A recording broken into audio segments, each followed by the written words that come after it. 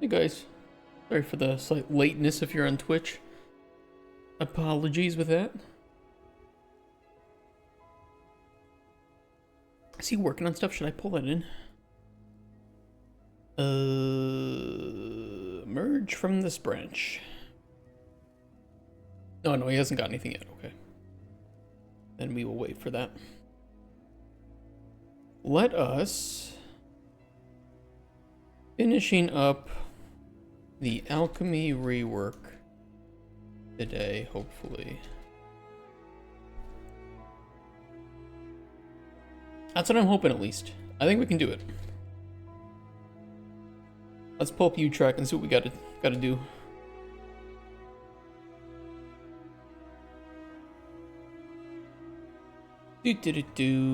We need to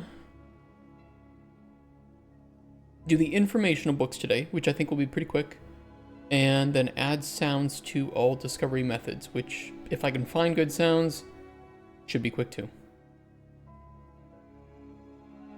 Put that over here and this here. Please put it below. That's better. Yeah, I feel pretty confident we can do that. There are a few other things related to alchemy that I'd like to touch up on, but they're not related to hidden effects or effect discovery, so I could add a new feature card, but we'll see. We can talk about what those are once I jump in.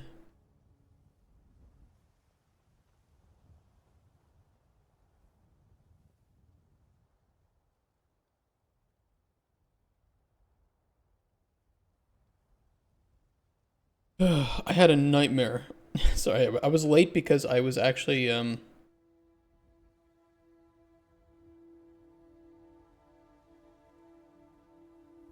was getting all the stuff set up with the Steamworks to add my personal account to the organization as well. That way I have access to Cauldron Chronicles on my personal account, which is pretty nice. And I should probably do the same thing for the other developers as well. Okay. Informational books. Let me see what we do for the fishing book. We kind of just hard-coded a bit, so it's gonna be too crazy. Almost absent. How you doing? I was also getting the fishing back up and working, which you will all be very thankful for. Speaking of, let's see how Microscape is going. I should have a lot of bars to make, as long as I have the energy to do it. Yes, we do. Let's go make some bars. Let's go make some bronze bars. It's gonna take all day to make these.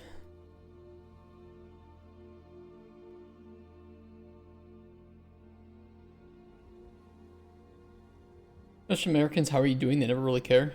I would actually argue that Americans do kind of care. The people that don't care are the Japanese. I don't think Americans don't fake niceness with regards to that, or at least in the Midwest we don't. I think it should start. Yeah.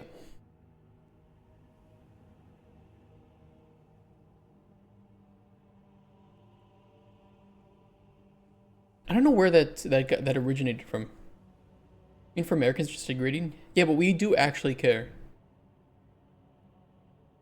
I've never seen. I've lived in there for like 20 years. Not once was that ever like asked of me, and the person didn't actually want to hear how I was doing.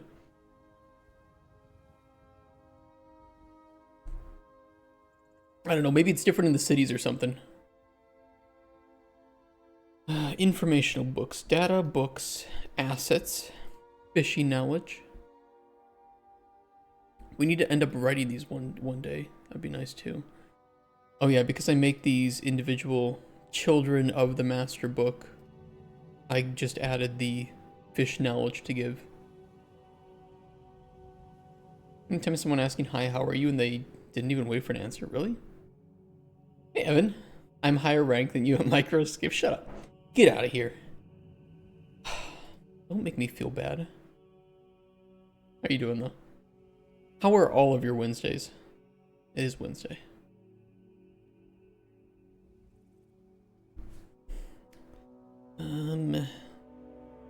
Ingredient knowledge. Evan, thank you for the follow. How are you doing? And today we are finishing up the Alchemy rework. Hopefully. I hope there aren't any bugs. You're good? I'm good too. I'm good too. I'm feeling okay. I'm feeling excited to finally finish this.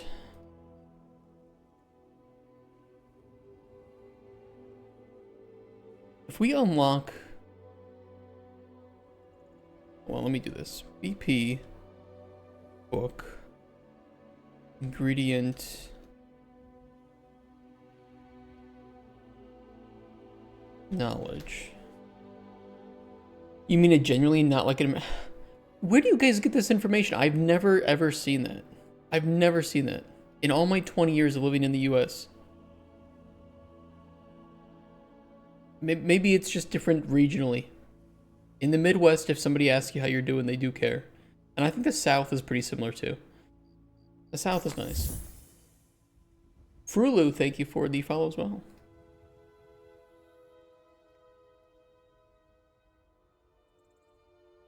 The ingredient knowledge.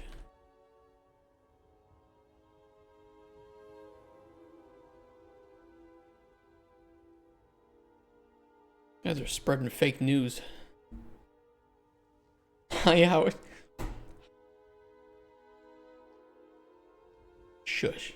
I'm doing well, though. I'm feeling good today. Book.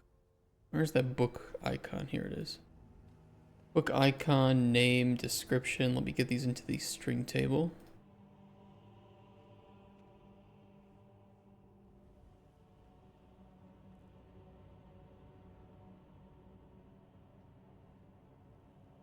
We have to write these up too. We need to schedule some time to actually write these books.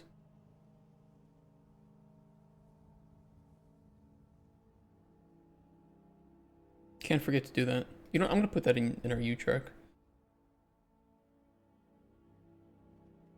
New card. Kind of a task. Well, it's a lot of books to write up. We do have to write a lot of books. It could be more of like an epic. In our case. Which, by the way, you guys can keep track of our game by typing !progress into our chat. It is an anonymized version of UTrack to protect the privacy of the people in it, primarily like their emails. But you can keep track of what we're doing and what we're working on and prioritizing. And you can even read our knowledge base too, which is pretty nice. Which we are slowly expanding.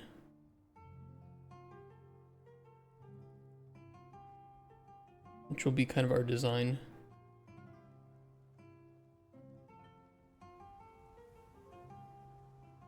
Do we want to add a new swim lane for this?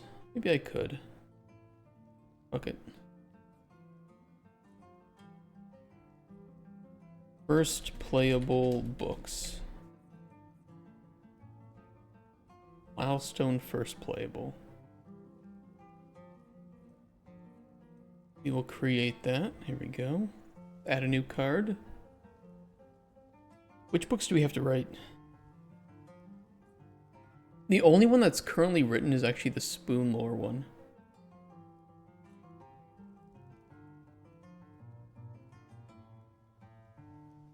We do have a lot to write. Oh boy, okay. Let's start with the first one then. I don't know if Goblin Lore is necessarily going to make it into the game.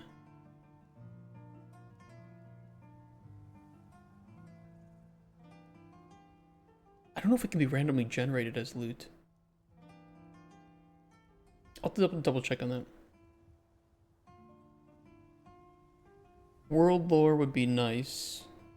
Well, that's kind of related to the Sunblight. Okay, the most important ones to write would be the fishing knowledge. Fishing knowledge book.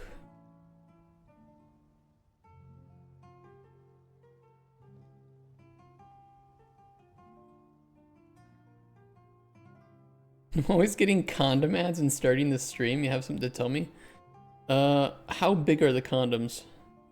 And I'll tell you if it's accurate or not.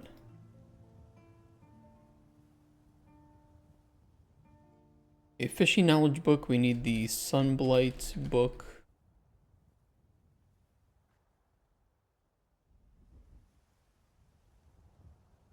The Worn Adventurer's Journal.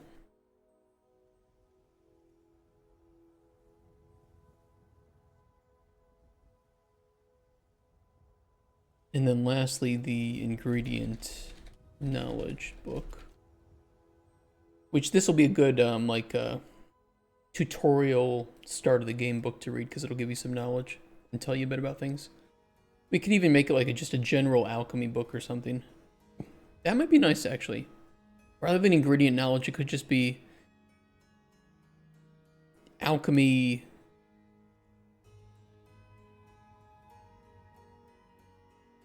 General alchemy. I don't know. Whatever we name it. It doesn't matter.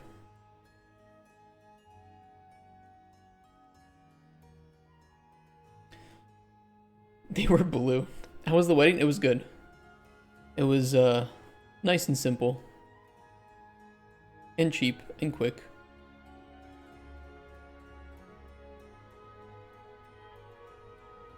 Hotspur and I argued about politics. And people were afraid that we were like angry at each other, but we just like passionately talk about stuff. It's really, really funny to see. You're like, is everything okay? I'm like, what do you mean? We were just talking.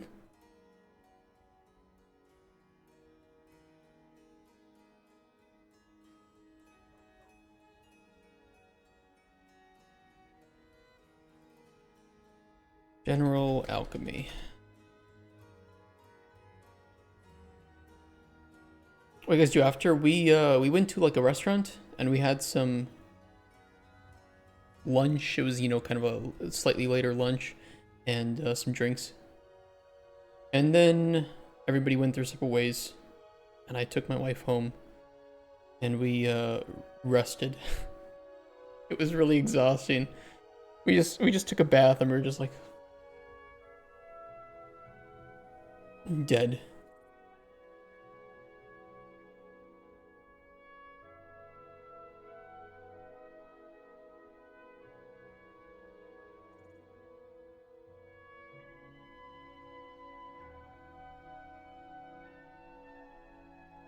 I'll change the goal. Finish up the alchemy rework today, starting with the informational book for discovery. There you go. Updated. Which you guys can type !goal to get the current stream goal. I'm trying to do that each day so that you guys don't have to come in and wonder what we're up to.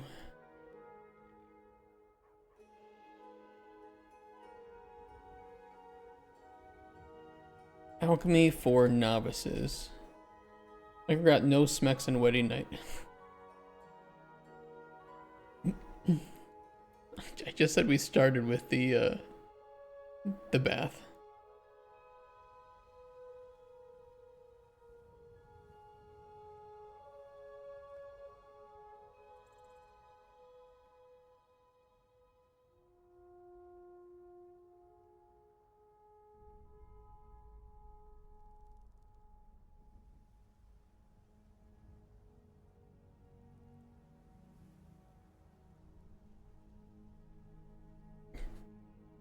Work.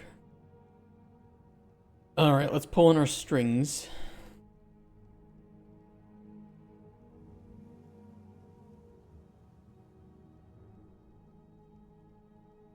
And throw these in.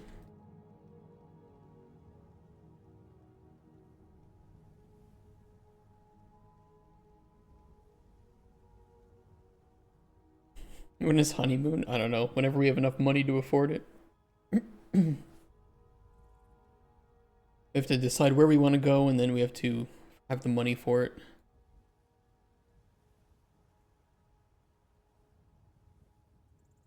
Okay, I don't need this. Get our... not that. Taco Bell wedding in Vegas. Well, first we have to determine if I am able to leave the country while applying for a residency permit. Which means we need to talk to a lawyer for that, so. We have a few hoops that we have to jump through here.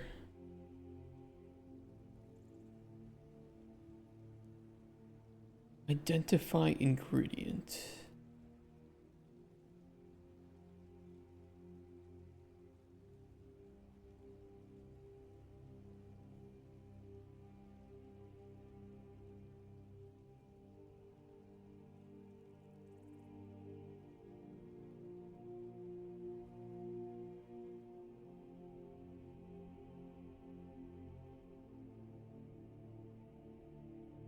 I mean, I could force update the ingredient knowledge.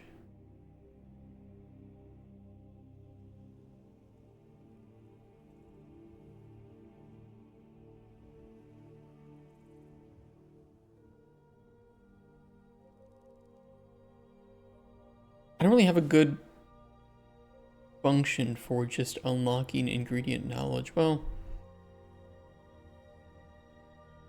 I could make an array and store it in the book. Just an array of bytes anyway, so it's not really like it's a lot of data.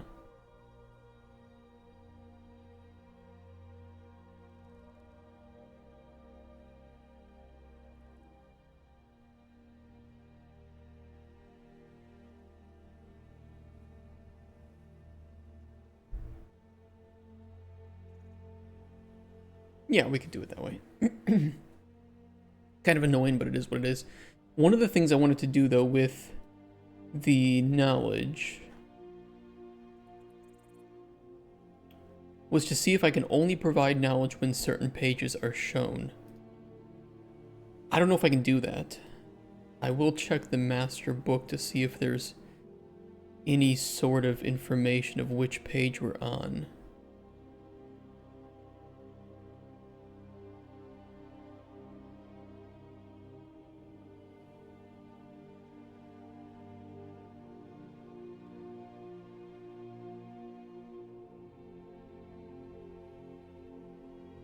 We do set... add to forward queue.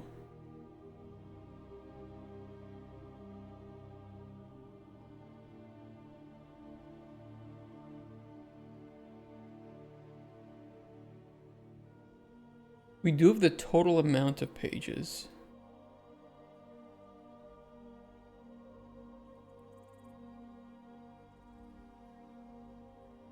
Yeah, we don't really store the current page that the player is on.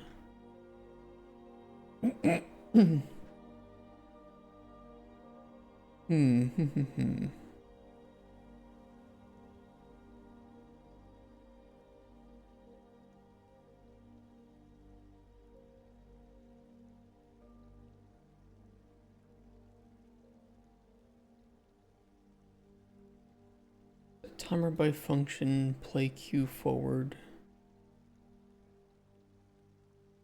Where's play queue forward? Here it is.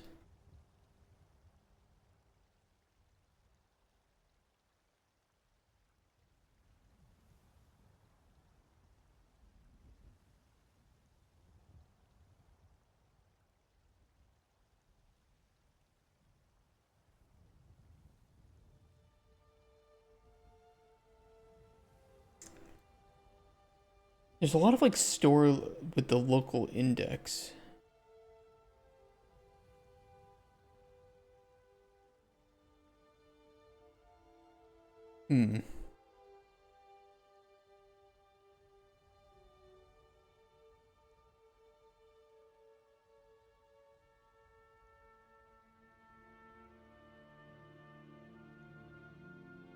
Turn to page will turn to a specific index in the page array. When is page array initialized?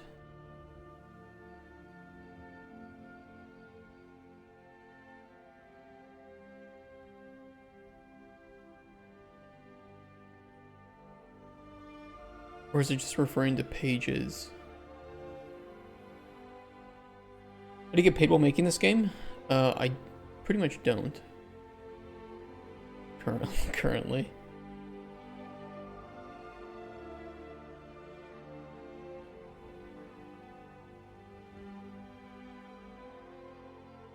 Soon? Yeah, hopefully soon.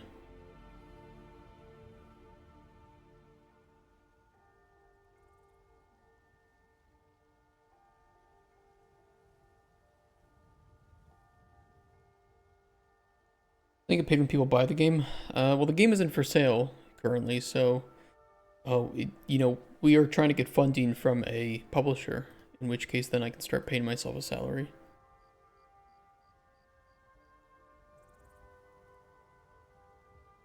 Well, we don't have that yet.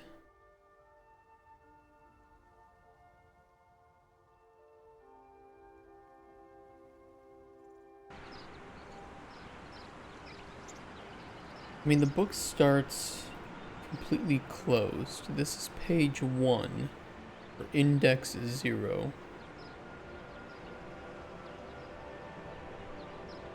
And then 1, 2, 3, 4, 5, 6, 7, 8, 9.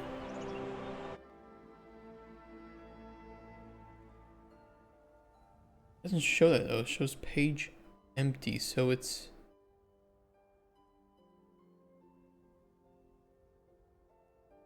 front and back of the pages in this case. How is the spoon lore set up then? 1, 2, 3, 4, 5, 6. Oh yeah, because the page does have the widget front and then widget back. That's right, I remember now. How long do you think it would take to game design a game like Oblivion? To design a game like Oblivion? What, both high level and low level? Like if I had to combine how much time a designer would spend, one designer would spend making the game. I mean, it's kind of like, do all this stuff you do. I mean, even including like doing some of the programming work like I'm doing, or just if I was on a team as a game designer and I had other programmers and artists. Because really, game designers are working from start till finish of the game. While some other teams might move over to new projects too, near like the end of the project in like beta and polishing phases, game designers are there the whole time. You were solo, solo making a game like Oblivion? At least 10 years.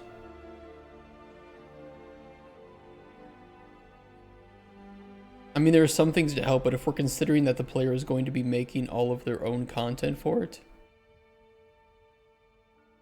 I don't know.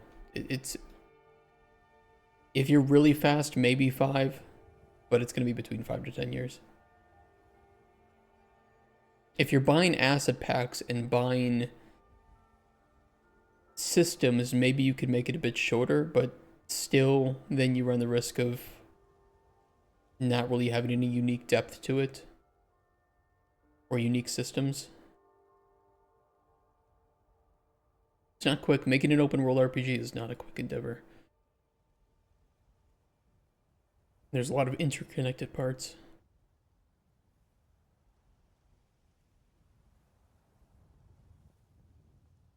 I'd like to print this.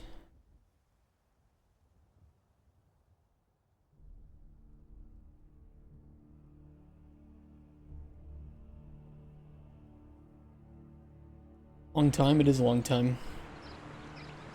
And I wouldn't really recommend spending, you know, 10 years as a solo developer working on one game. Because you will have to cut corners, you will have to make systems pretty quickly, and by the time that it gets out, imagine what RPG games will look and feel like 10 years from now. And that's what you'll have to compete with. So it just kind of isn't, it just isn't smart to do something like that, if you ask me.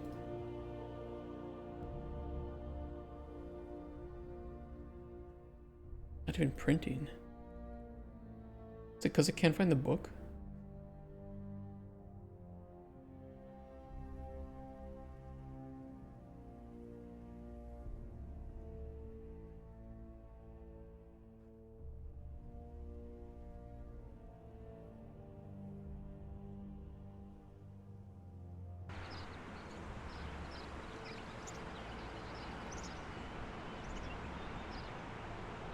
Yeah, why isn't that printing? That should print to screen. Book visible. Book visible false?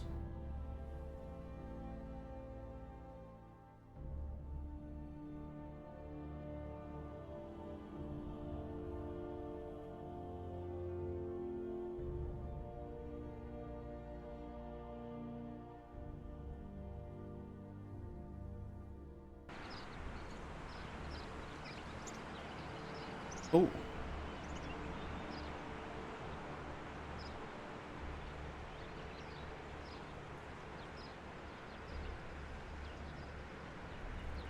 Yeah, it's not saving the index down here.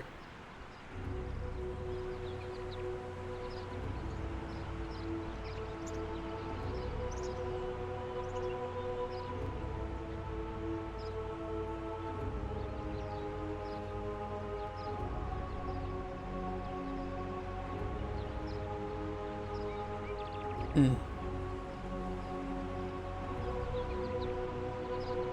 Oh no, it says front cover index 0. So index is stored.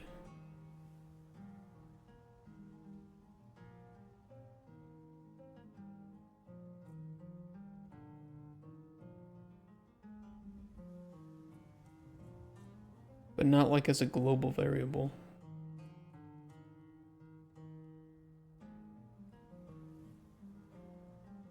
What the fuck did they do here? What is this spaghetti?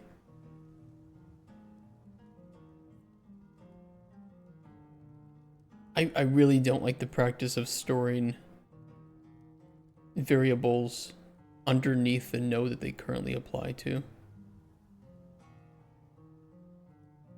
Only because it just kind of creates that weird spaghetti and backwards.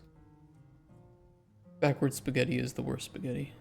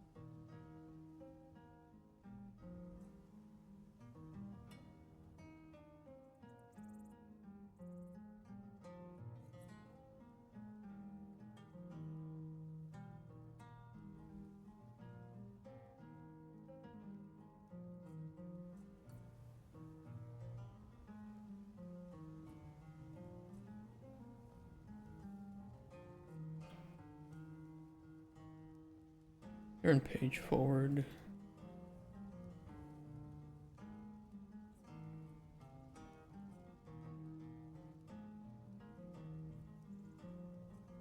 BP master page.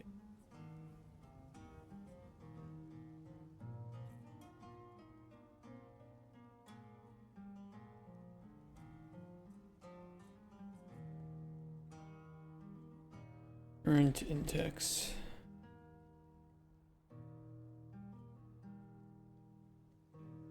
We'll just do current page index would be nice. Hey, get the name Microraptor? A friend suggested it. And I liked it. We wanted something that was fun and not too serious. It didn't sound like corporate or something.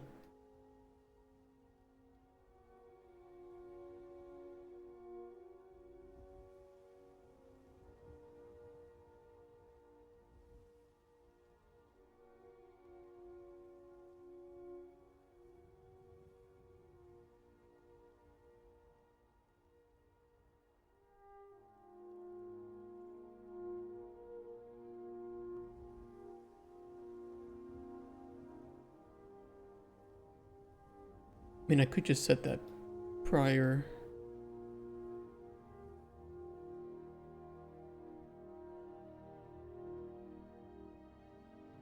We'll print this and see what it said.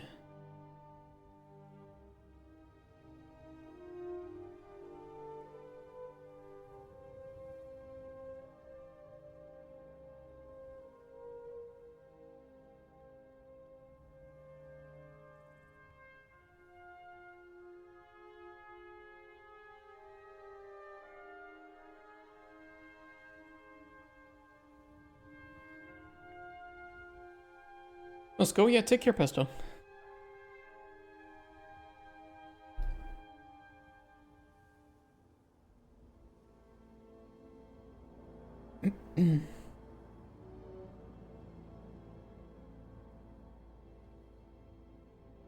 Let me tick. Do we have a check for if the player is actually reading this right now?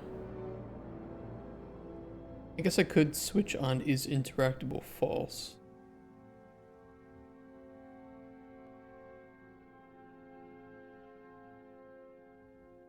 Just only print the one that is currently being read. Fitness gram pacer test.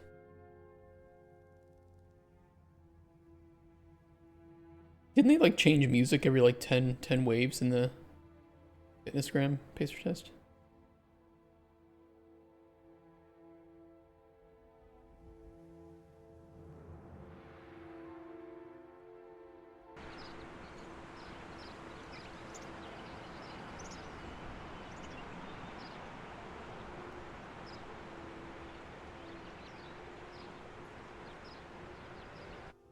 Yeah, we need to make sure to update the page index too when we go to previous page.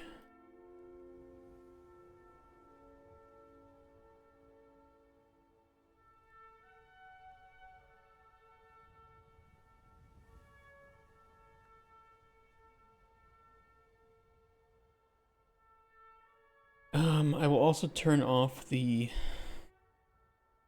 debugging for that.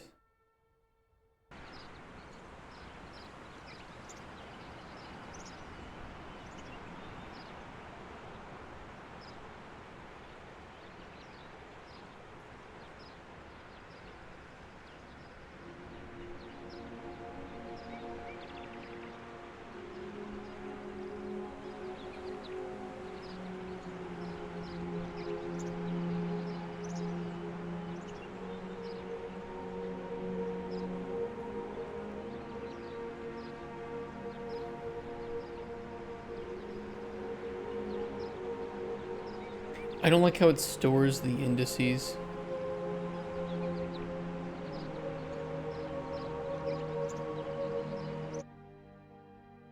I really don't like that.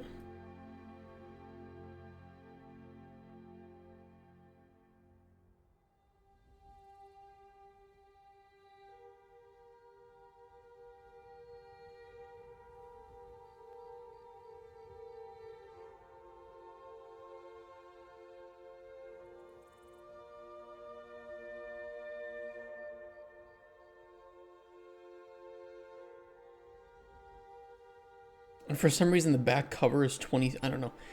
Very weird.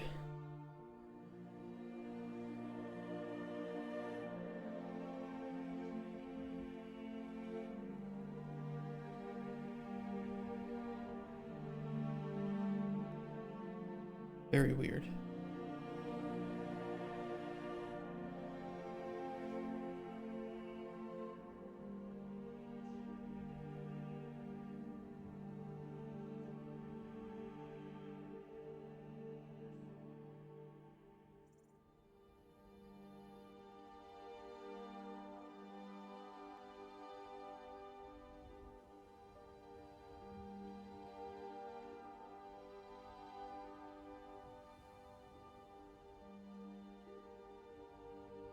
Turn to page specific index.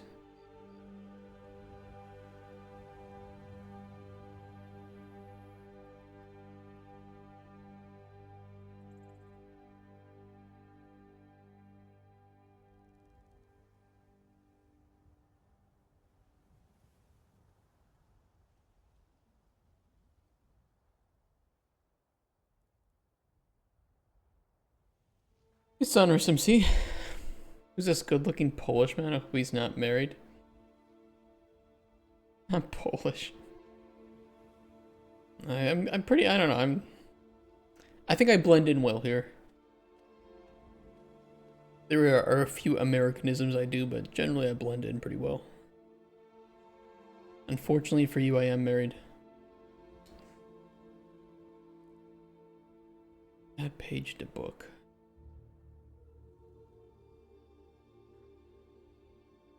I mean, we don't store the current page, do we?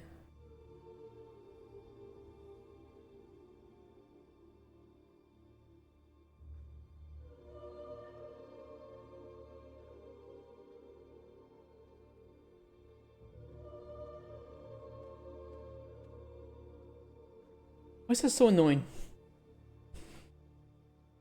Making some fan art? Oh, it's crazy. Oh, it's Serene. Changed my name to Cut Down and... What? You have like 5 million accounts, Serene. Are you like some...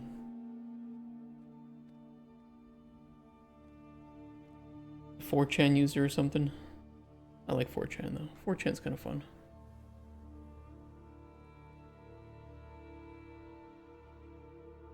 Chan is the Wild West. By the way, if you see spaghetti, don't blame me. I did not make this.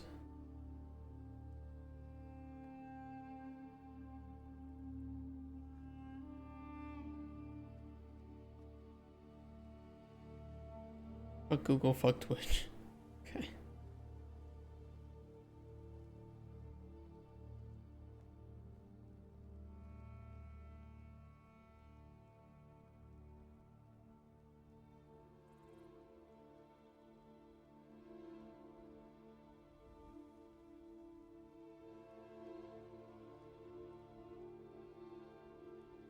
Man, I could try adding this to play queue backward.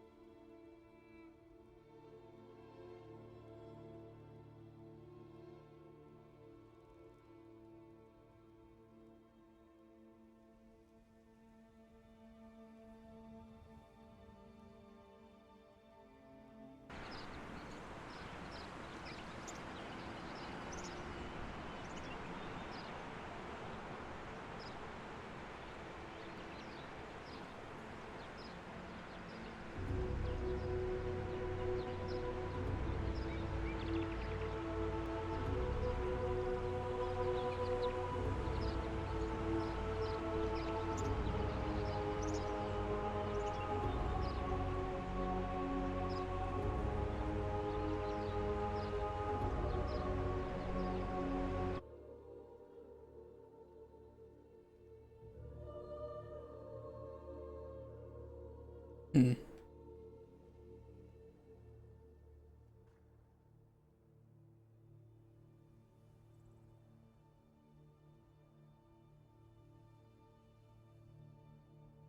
How'd wedding go? It went well. Quick and cheap.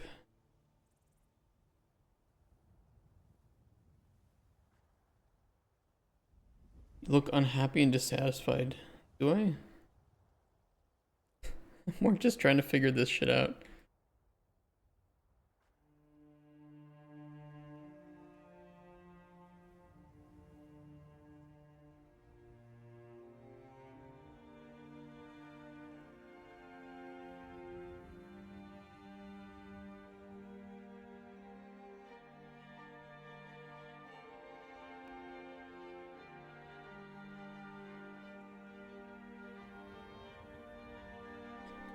Okay, let me read this more carefully because this is just kind of pissing me off.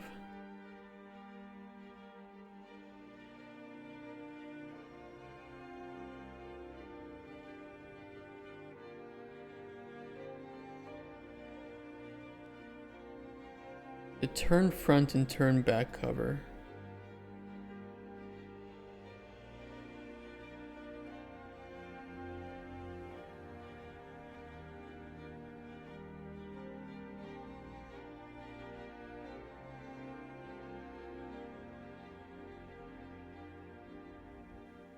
Can I, in this case, I'll just kind of try to get it working first before we go crazy with it.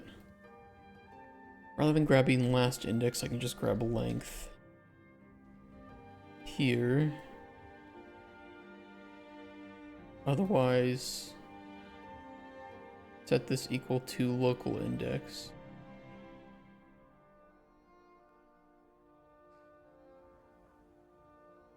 Or play cube backwards. Thank you for the follow. Serene.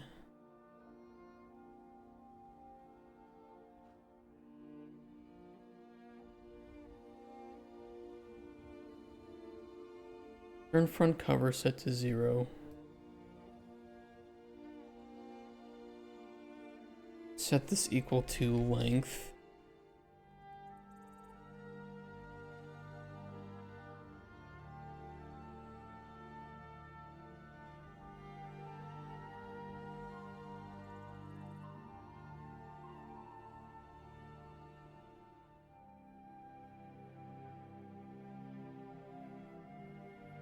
We'll see if this works.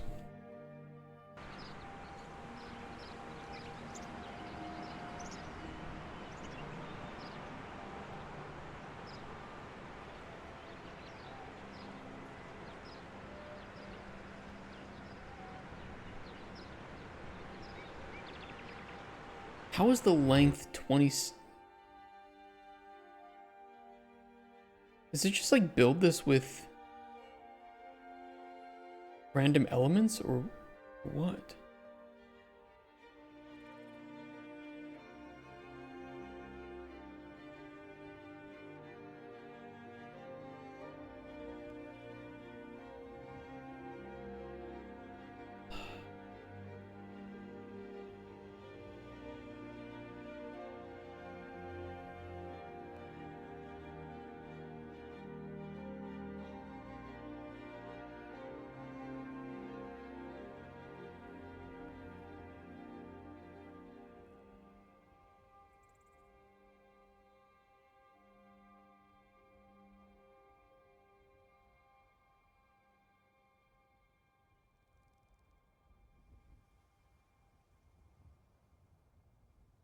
Oh, not there. That's not the right one. Not the right one.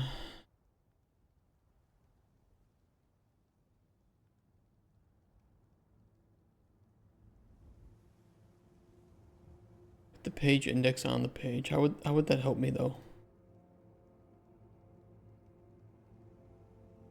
Especially since there are 2 pages that are usually visible in some cases, so I need to do this mathematically rather than visually.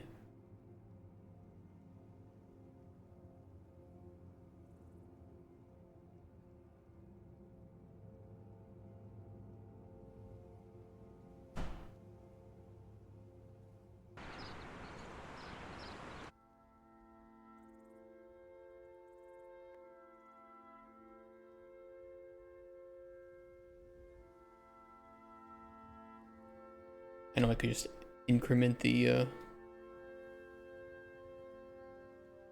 integer.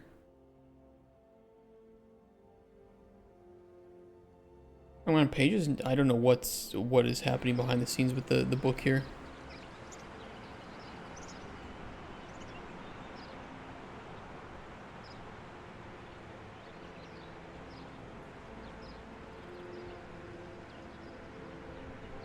It's just like not firing that or something.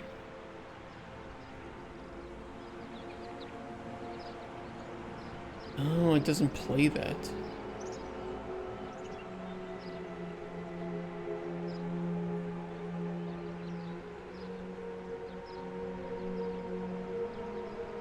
Is this the right one?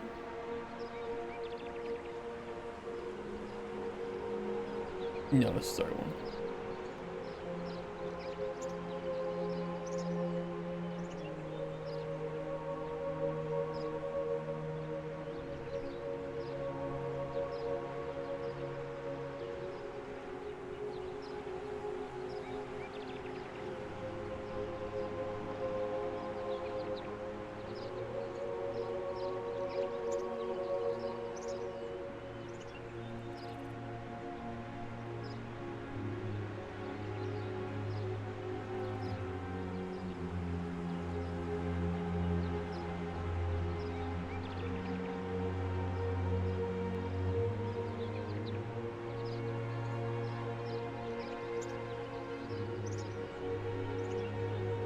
Is it actually going down this path? Oh, it is, okay.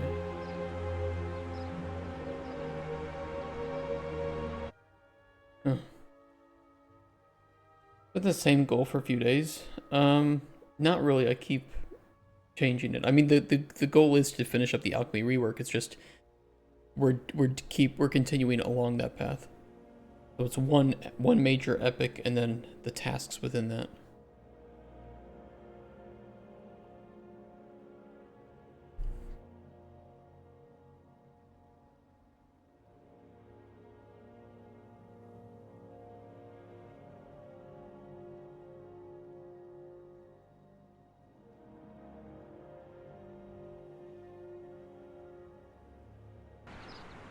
What I'd really like to know is why...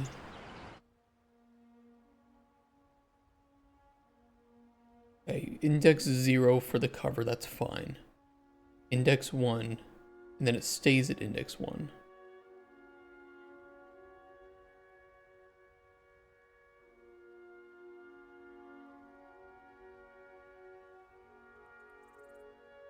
What I'd like to do is be 0, 1, 2, 3, 4, because then I can just do a little bit of easy math to determine which pages are actually visible.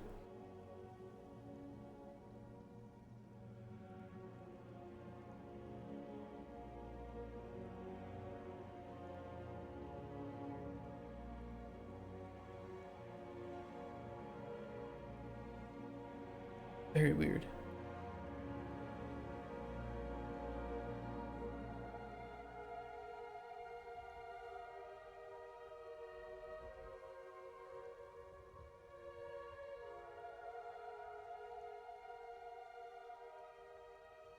It's a pre-made asset, yeah. Can you believe that they don't have a default stored variable for the the proper index of the current page you're on? I mean, the animations work well. The whole thing does work well. It's just it doesn't have this. I also did a couple of modifications to the moving into the player's view. It's very weird. And the way that it's calculating the index is really weird too, because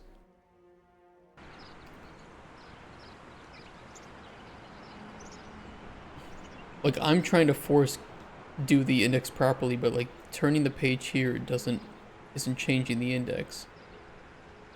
The back index is considered 27, but then if I go backwards from that, it's considered 25. It's just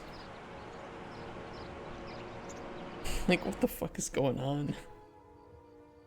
What are they actually doing to make this work?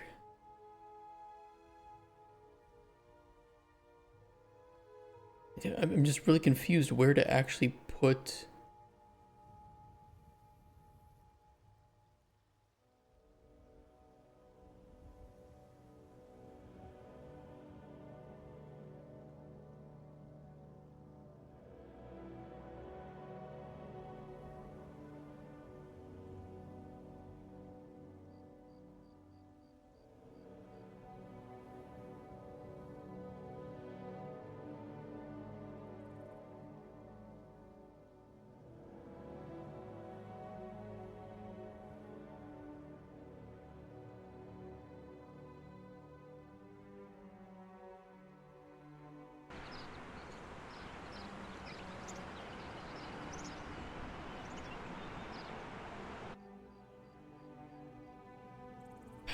How is the last index considered 26 of this? I feel like they're filling it up with like dummies or something.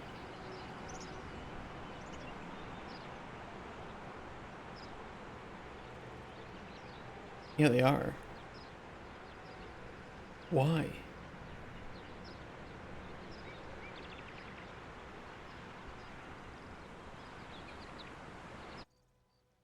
Because that's so...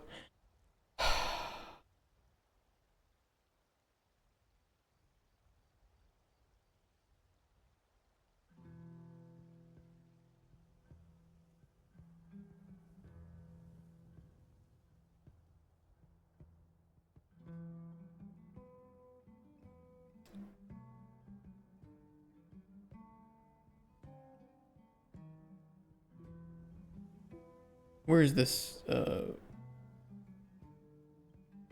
Where is this? Show me the references.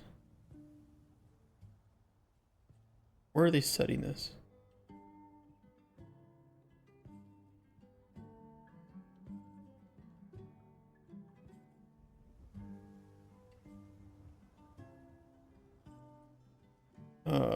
Is it being set anywhere?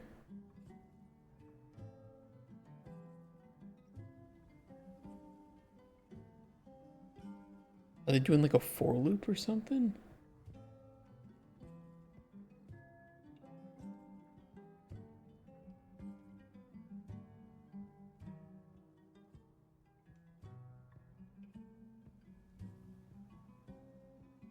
Total amount of pages.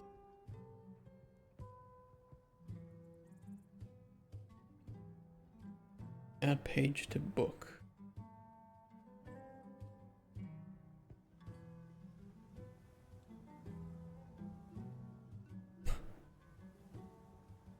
You guys are the weirdest group of people. I love it.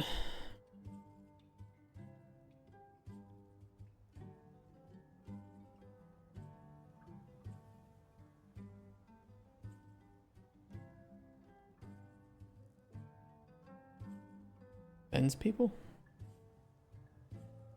Would it?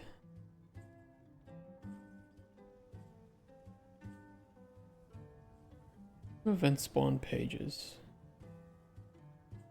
It's getting the length of the pages array, which, you know, for the default book here is it's only 5 elements.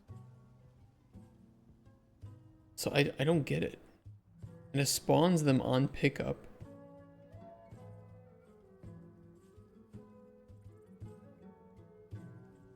I don't see how it's actually making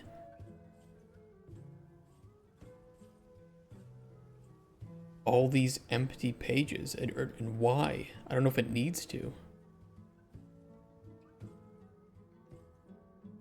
Do like a validation check?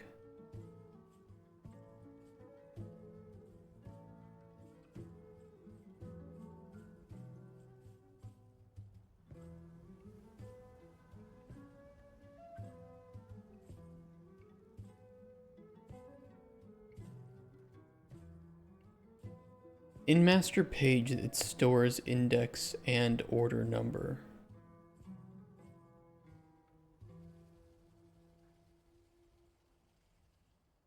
But nowhere do we actually store the current page.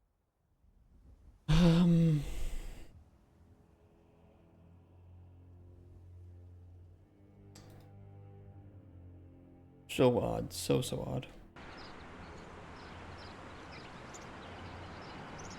It's already set here. Okay.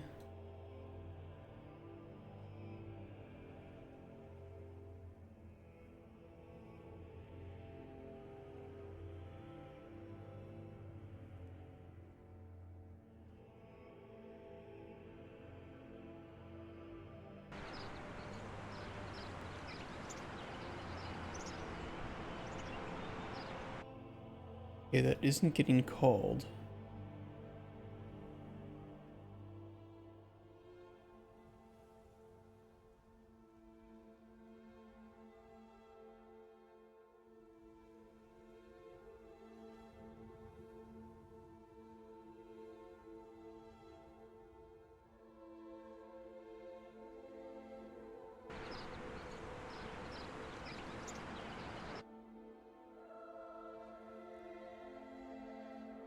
Are we doing it down here or something?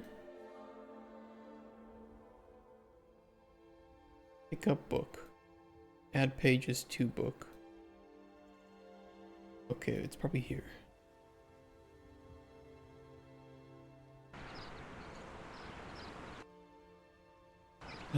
Let's see.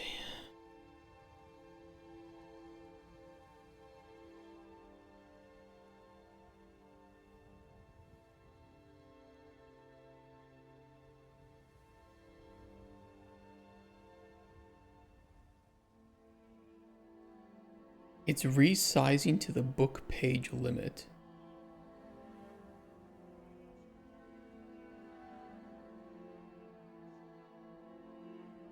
What happens if...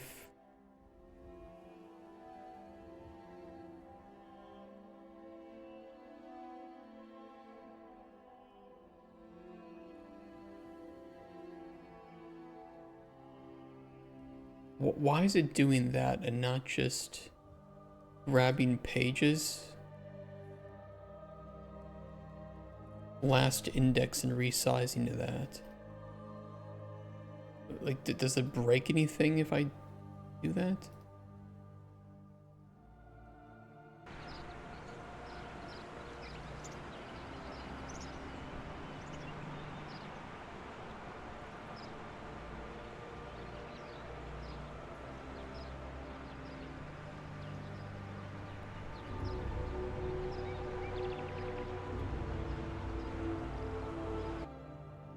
It kind of does.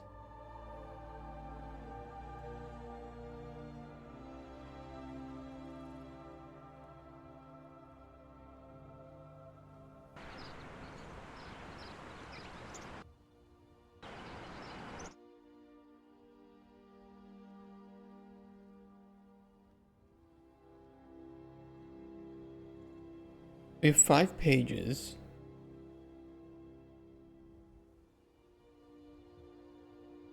Oh, I shouldn't have done last index. That's a length. Resize doesn't take the...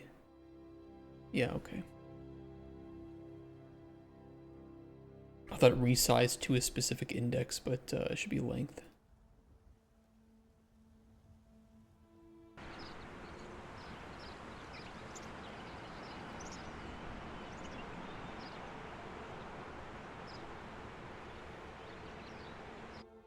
And then it's only like, it's only 3 of them.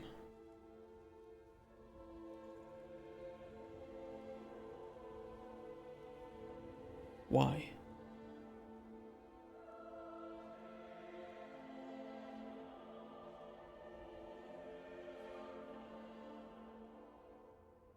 I mean, I could always reverse loop through the page arrays after this is done to clean up invalid references.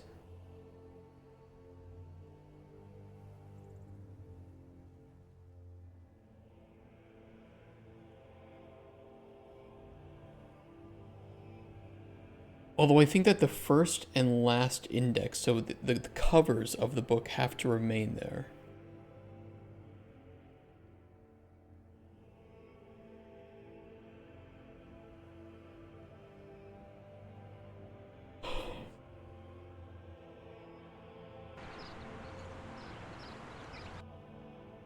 What is this?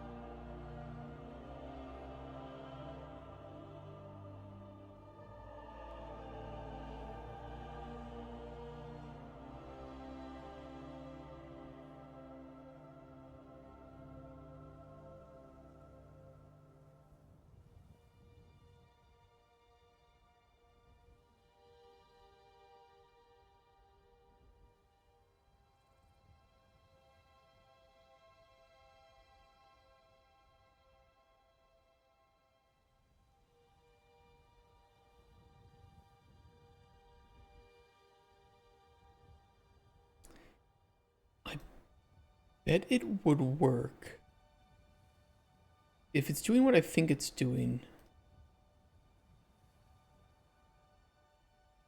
Just add 2 from the length of pages.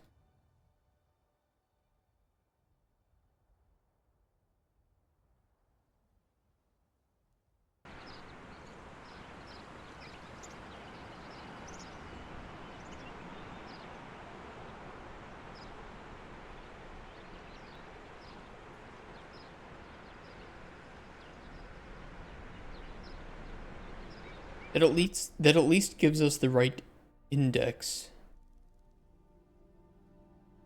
Because pages +2 for the front and back cover.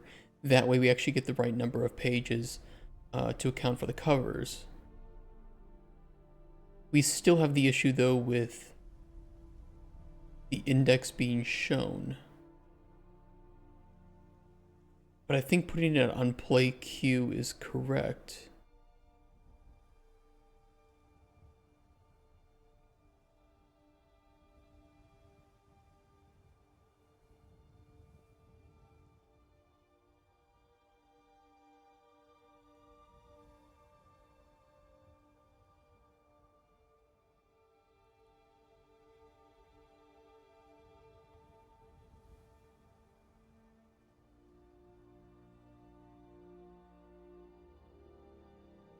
Queue clock.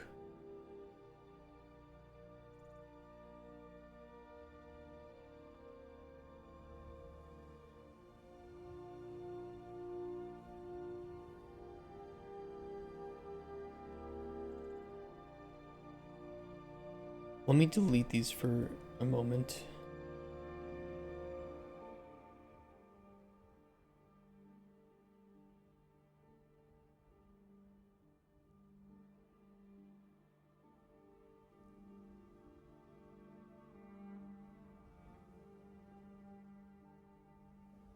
What was the issue with putting the current page index here?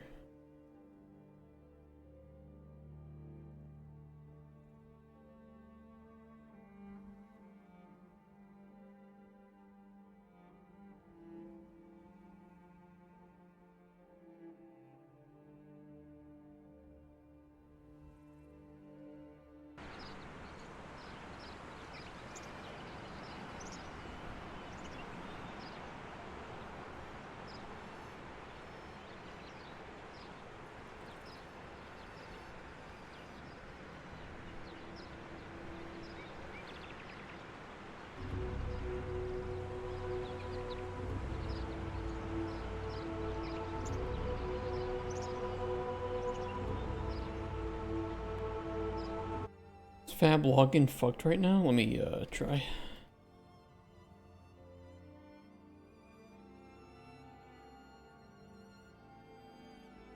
Log me in. Ooh, free content. I forgot about this. What do we got for the rest of the month? Gaia. Sci-fi modular military hover vehicles. Western desert town.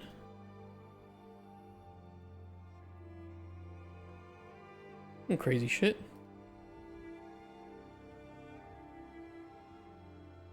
Very high detail buildings. Pretty cool.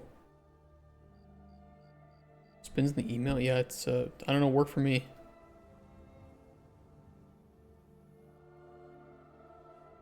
Modular hover vehicles. Okay. Maybe I'll find a use for that. Western desert town with construction tool.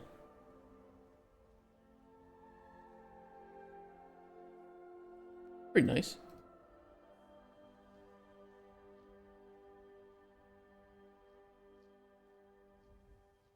Some good props.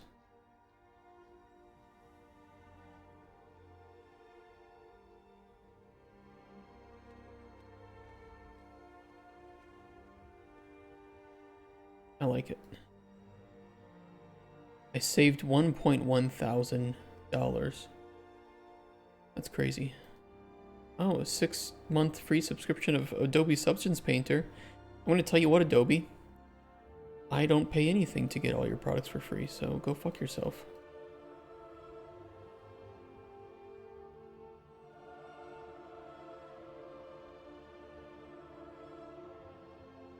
Cyber Hub Railway Station. Pretty cool.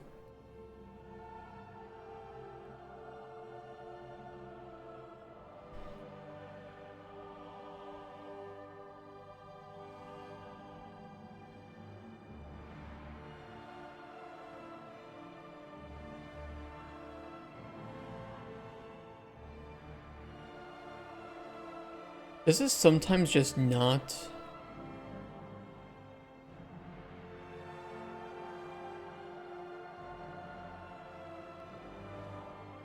add the proper...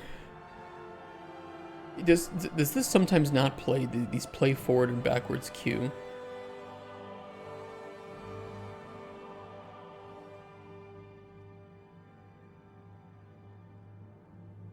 Because I would want to know why flipping the, page forward and backward, the same page, doesn't update the index in some way.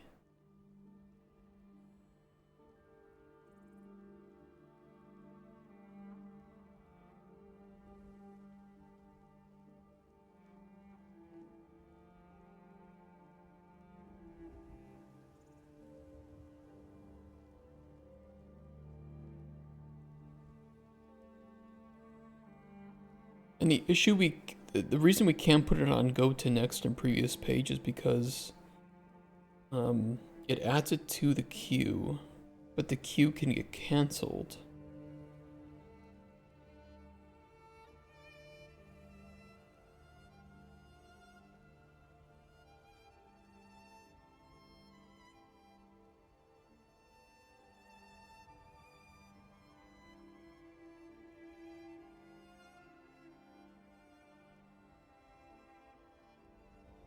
Page queue added.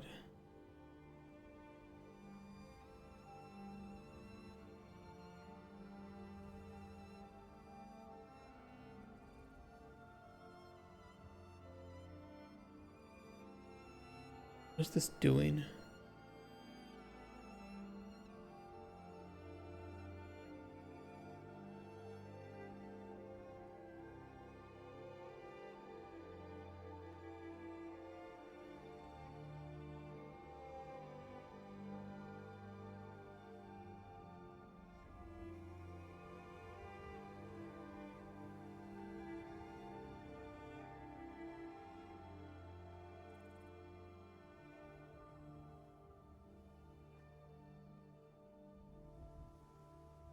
Hmm.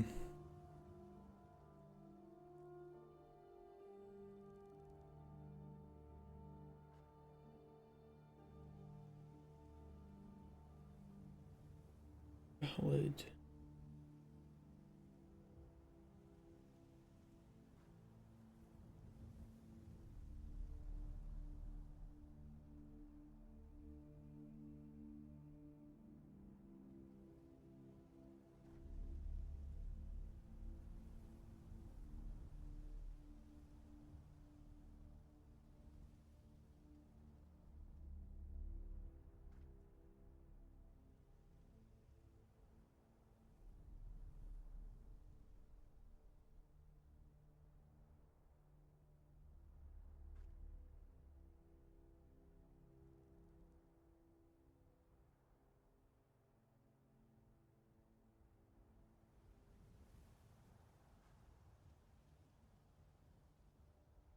Hmm.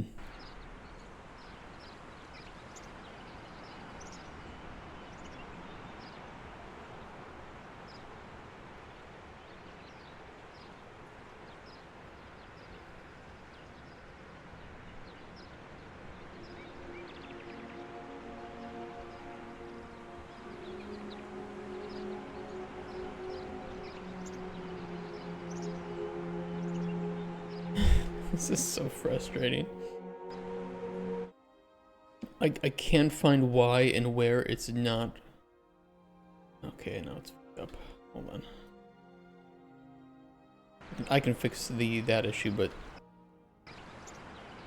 this is completely different.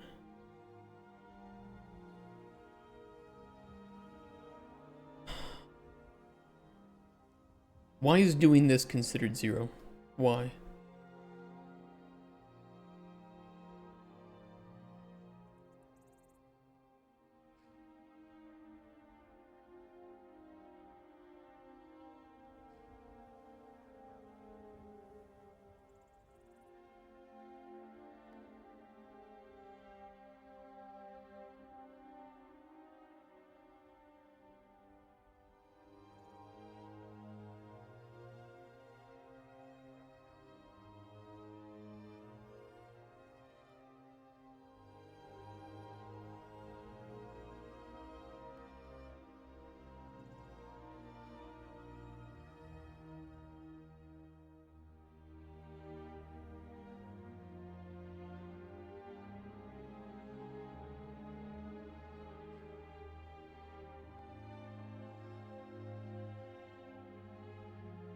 And what if rather than just setting it, we just increment and decrement?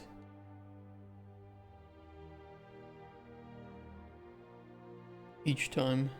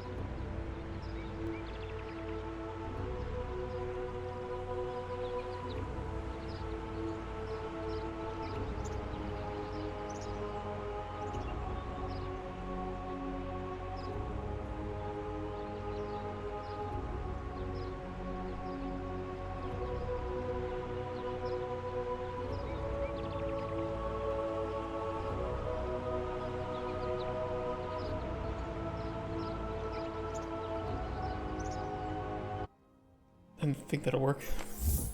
Evan, thank you for the raid, man. With 73 people. How are you guys doing? Evan Mo raided my stream with 73 viewers. Hi guys, happy Wednesday. Tricky lady, welcome, welcome. Like the name. How is everybody today? Thank you so much, Evan, for the raid. I really appreciate that.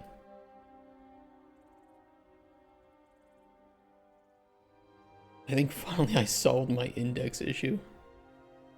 This is what you guys gotta be careful with. You buy assets, you don't have to know how to debug and modify them. I love Microscape. How you doing, Casper? Pixel Pals. I like that. Ask me how I want to do my escape. I say micro, please. Jesus Christ. You'll fit in very well here. Horrible jokes like that. Alright, let's set it up so that when the player picks up the book, we reset the index. Let's do it right here. And when the player puts it down, we do the same thing too.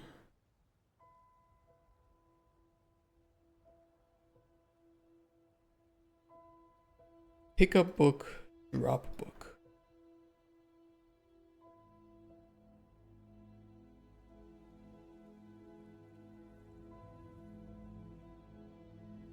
Out of safety. Abundance of safety. With this, we can now do the math required. Since every game, or since every book is going to have that front and back page, we know index 0 is showing nothing. 1 is showing the first page, and then we have the second and third and fourth. I like my games the way I like my reproductive organs.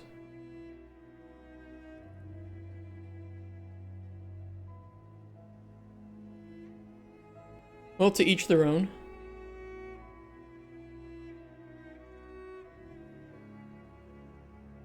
Okay, beautiful. Resetting that back to 0.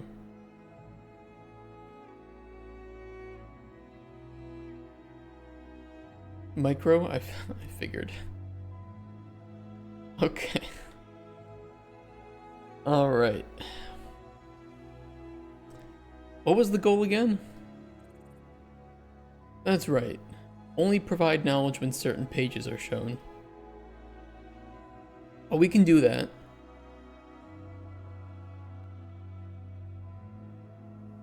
We need... what?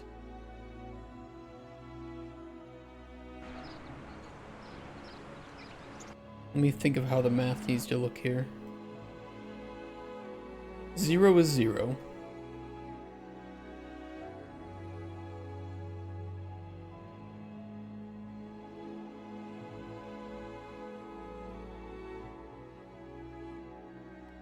Oh, sorry, 1 equals 1 and 2.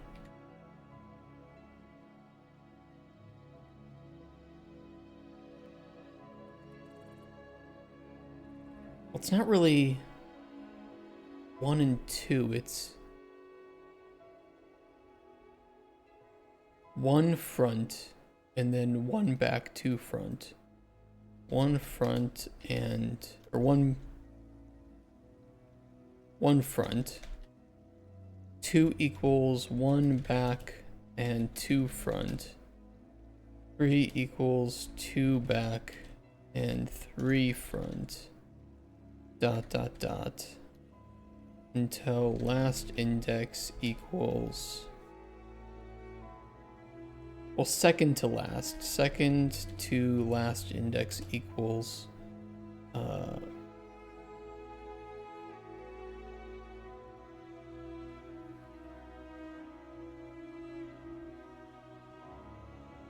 wait, this would be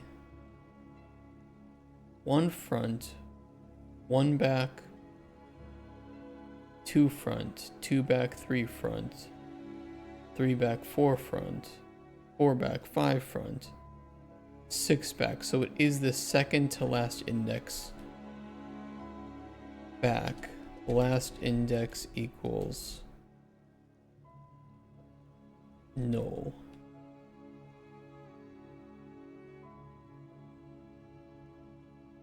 Okay, and that's how the math should work when I'm calculating which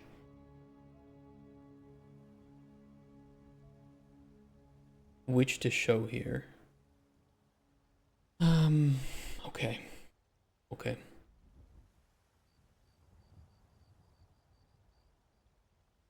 Advertise to the micro penis crowd. Do you have a small dick? Well, we have the perfect game for you.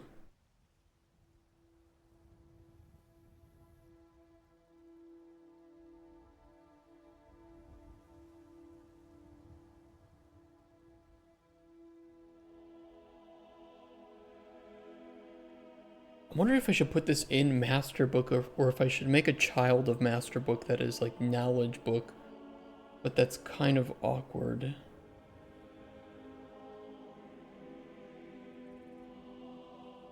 That's just how I'm doing. Feel like a wreck. Ooh, 35 and single. I think it's my face. I made tofu salad for my sandwich, but I can't be asked making bread right now, so I think I need a shower, but I don't want to. And I got a headache just by waking up. How are you?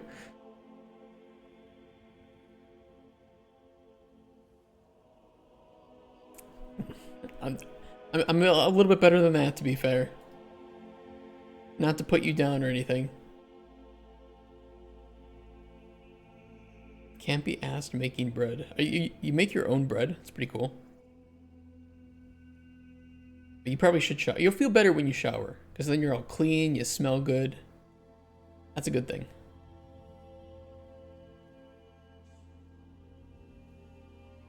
I need to pee. I need to pee, and then I'll do this. I'll figure out how I want to do this.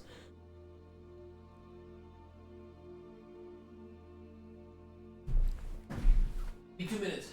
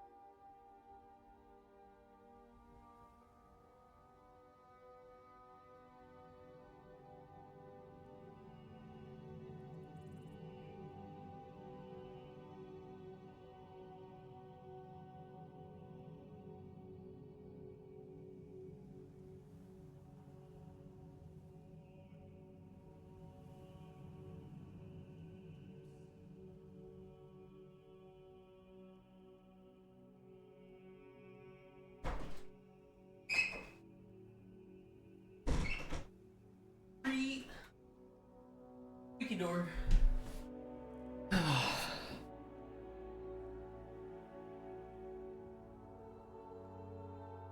Hey, Briggins. Proud wife. Only I'm not married and don't like anything traditionally done. Yeah, I think if women want to be traditional wives, that's cool with them. The power of freedom, right?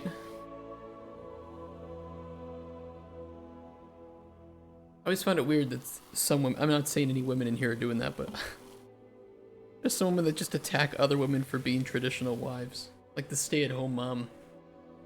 Always seemed weird to me. I think one of the coolest things about my mom was that she was a stay-at-home mom. I spent a lot of time with her. Make everything from scratch, besides for babies because I'm single. That's crazy though. It's pretty cool that you make your own bread. What kind of bread do you make? Is it just like some white bread, some wheat bread, rye maybe? I love rye bread. Okay. Well, we can always check if the index is 0 or last. That's easy to do. And then we take the index and we can grab the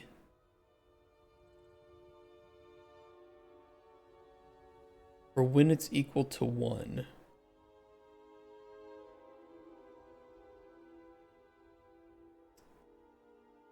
Yeah, we'll just do some branching to make it easy on ourselves.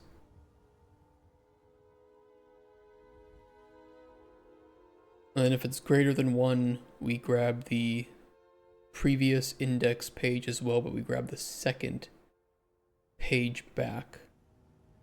What I could do then is either on master page or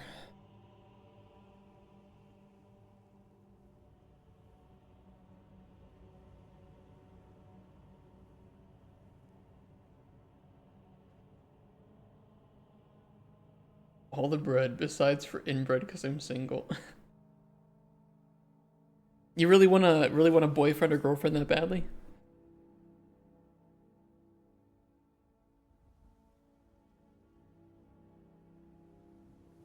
I learned how to caramelize my coffee creamer recently. Caramelize your coffee creamer? How do you do that?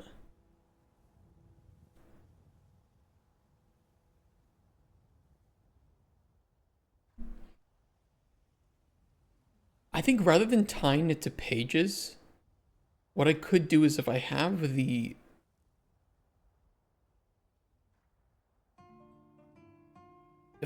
math here, what I could then just do is index 0, so the index that I'm grabbing that I just put on the book equals null. 1 equals 0, so the first index of, I know it looks weird, but if in programming terms, if I make an array of knowledge and I store that in the book, because that'll be really easy for me, then 1 equals show the first index. The second index should show 1 and 2. 3 should show 3 and 4.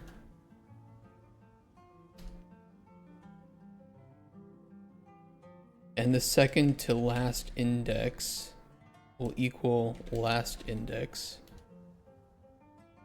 And last index equals null. This looks like the insane math of a lunatic, but it's it makes sense.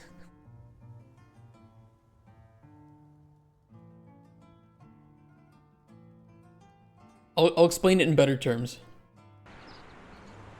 So if I want the pages that the players read to unlock the knowledge for that page, this is index 0, right, for the book. So there's nothing here. There's no information to glean. When I turn the page, that's index 1, but we only have one page visible, the front of page 1. So that should be the first index of knowledge to unlock. Index 2, when we turn the page, is now the back side of page 1 and the front of page 2, which is index 1 and 2 of the knowledge array. If that makes sense. Yeah.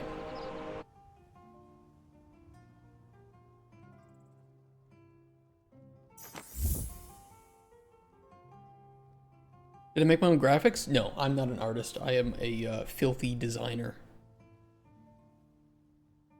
But we will be replacing everything in the game here with proper handmade, unique assets once we get funding for our game. Did it in a rice cooker? You guys are crazy. Oh, the powder can you boil with water. That's crazy. Is it whole wheat bread mixed to which I only need to add water? To be honest, it's not that hard. It's just that I need to pop it in the oven for 30 minutes to 1 hour. That sounds really easy. Whole wheat bread mix? Do you have like a mix? Do you make your own mix or do you buy the mix? I'd love to know your recipe for making bread because it sounds fun. Plus, it would make my apartment smell great, so can't complain with that. Index 0 is null. 1 is 0. 2 is 1 and 2. Yeah.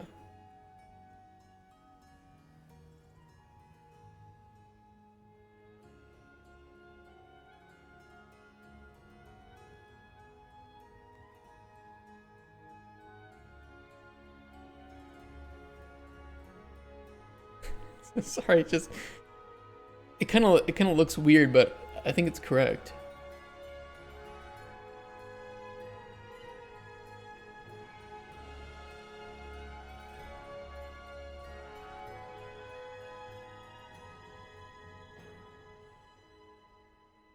Oop, that's not right.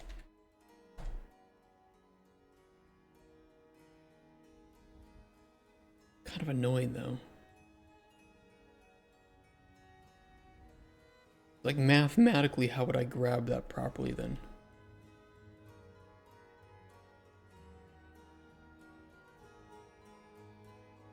Like here, if it's greater than 1, grab index and index minus 1, but I can't do that here because now it's index plus 1, and then index plus 1 plus 2.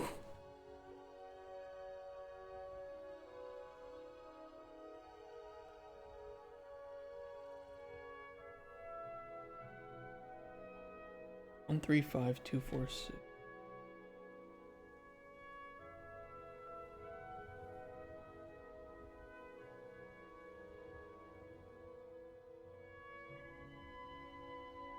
I'm almost using, so I want to store the knowledge of that is unlocked as an array, right? And using the index of the book, whenever I flip a page, I'm switching the index plus 1 or minus 1, incrementing or decrementing. And this here, the 0, 1, 2, 3, 4 here, is whenever I flip a page. When we start on 0, so when you pick up the book, we're on 0. There's no information because there's no page visible. When you flip, we only have the front of page 1 visible. So that's the first index of the array. And then when you flip it, you have the back of page 1 and the front of page 2, which would then be index 1 and 2 of the knowledge array. And then so on and so forth. So mathematically, I'm wondering how I can get that equated. 0 and the last index stuff, that's easy, right? Because that is the easiest, and even doing index 1 is easy. But then what would be a mathematical formula for continuing this sequence of numbers? Grabbing 1 and 2 from 2, 3 and 4 from 3, 5 and 6 from 4. What's a pre-made mix? I should look into doing that. I'd love to make my own bread. Although I'm trying to lose weight, so I don't know if I should make my own bread. I'm trying to stay away from bread. The ladder page is index minus 1 times 2. For everything after...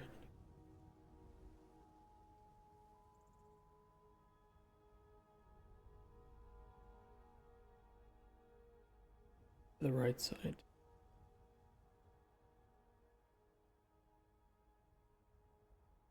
I don't think it's index minus 1. Oh, index minus 1 times 2.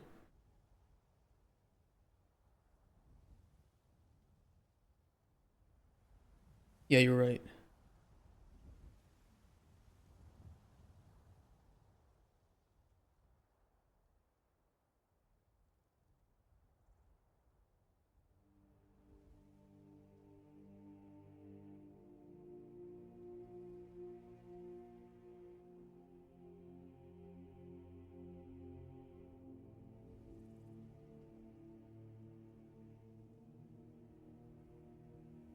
Yeah, index -1 times 2 works for that second number after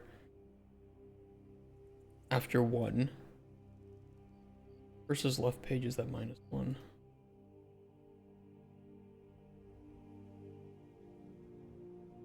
That's true. Yeah, and then we do the safeguards for out of range or for the last. Thank you for that. Yeah, that is very accurate there.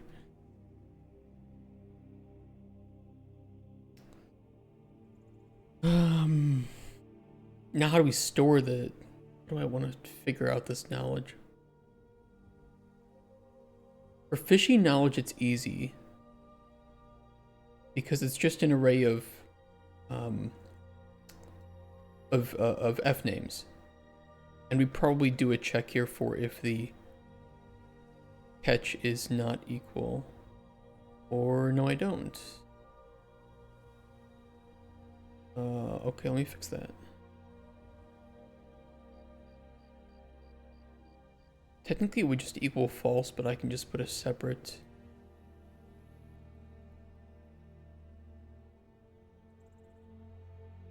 A separate check here for that.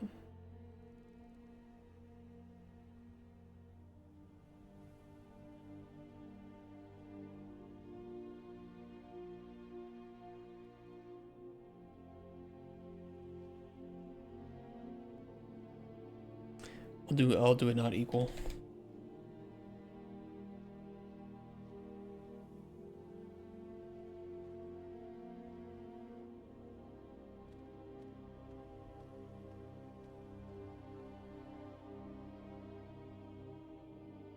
Oop.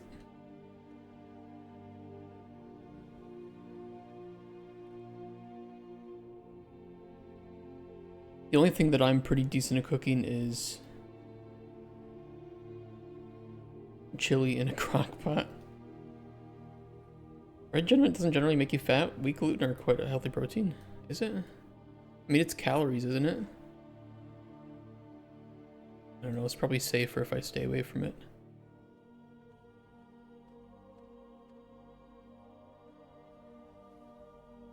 Everything. Well, you know, I kind of drink some alcohol too, and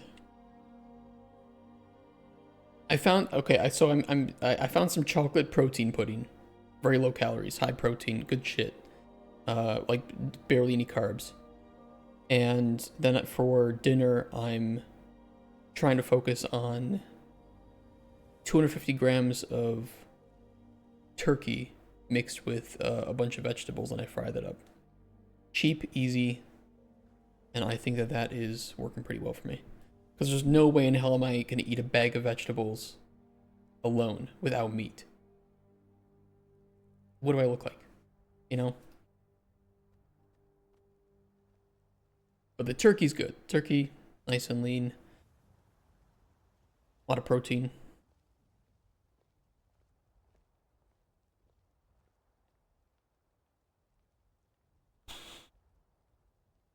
Okay, in this case then I could store the fishing knowledge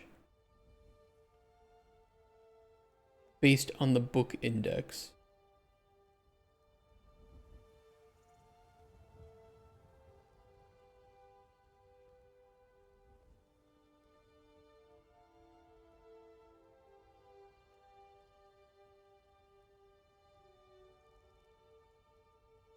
And we could run like some custom page turn logic or something here.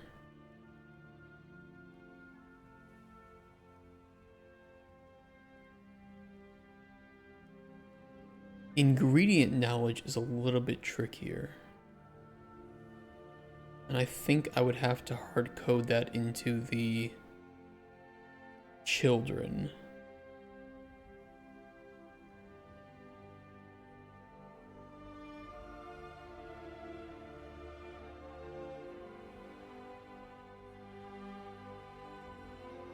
Could always make a function for these. And just throw them in here. That could work.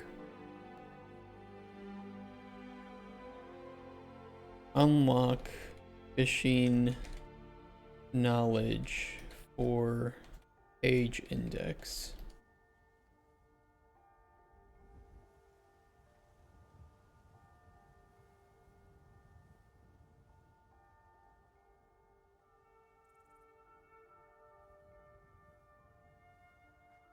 Get book knowledge indices for page index.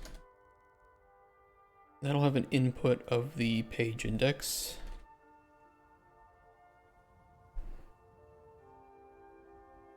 I mean, I could either just do 2 separate integers, or yeah, I'll just do fuck it.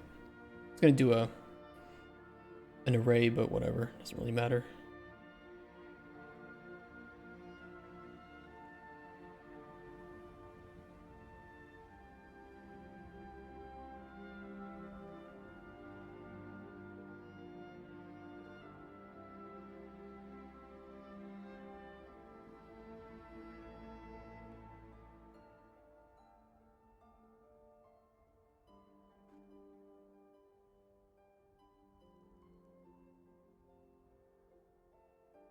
Look at you guys being all healthy. Make me jealous.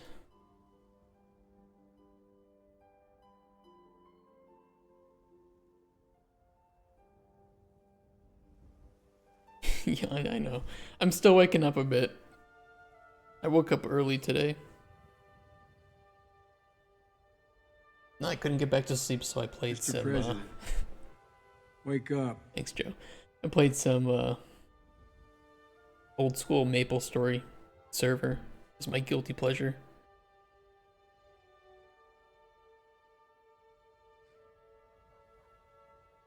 $11 a.m. here in Belgium.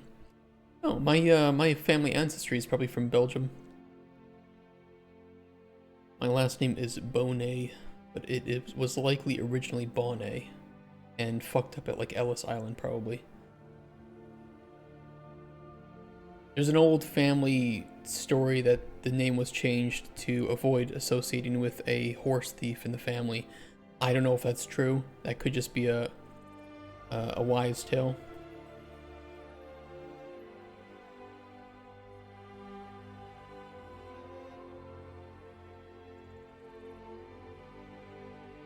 We'll return -1 if that index is null or not relevant. In this case, then it would be null and 0. We always want to return to. Oh no, we're related? That's not your last name, is it? Your family name? That'd be crazy if it was.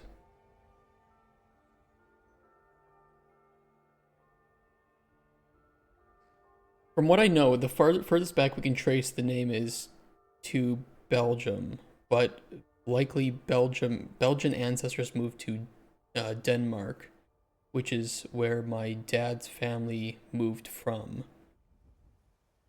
Then over to Moselle. Is it Moselle? Is that how you pronounce that?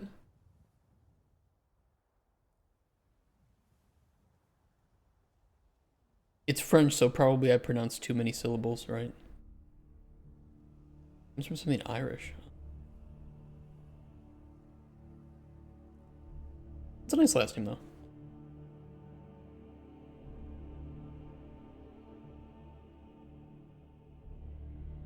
Okay, if page index is equal to... We also need to bring in the last index as well.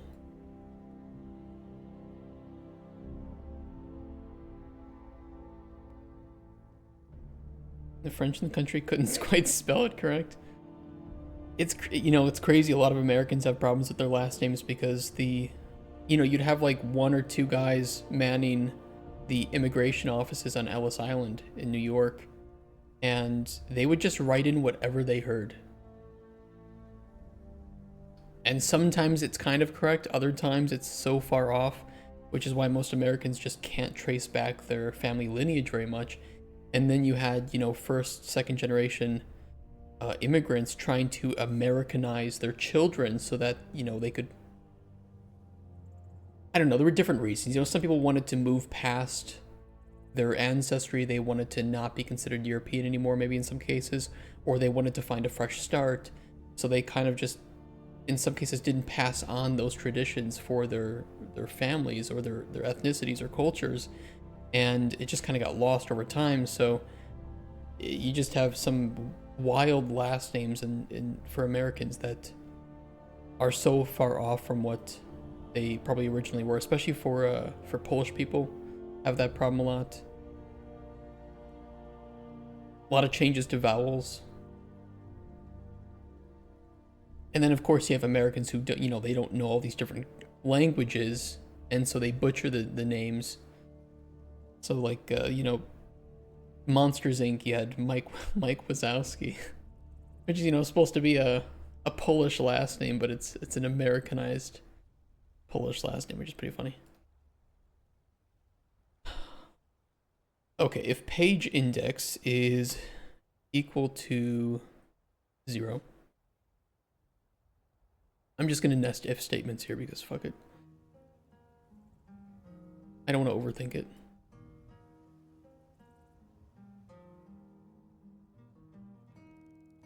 Send back -1.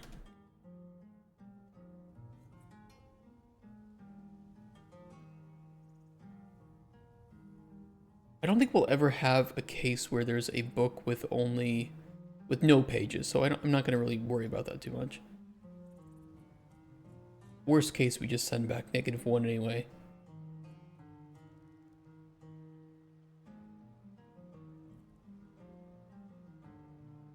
Zero, 1.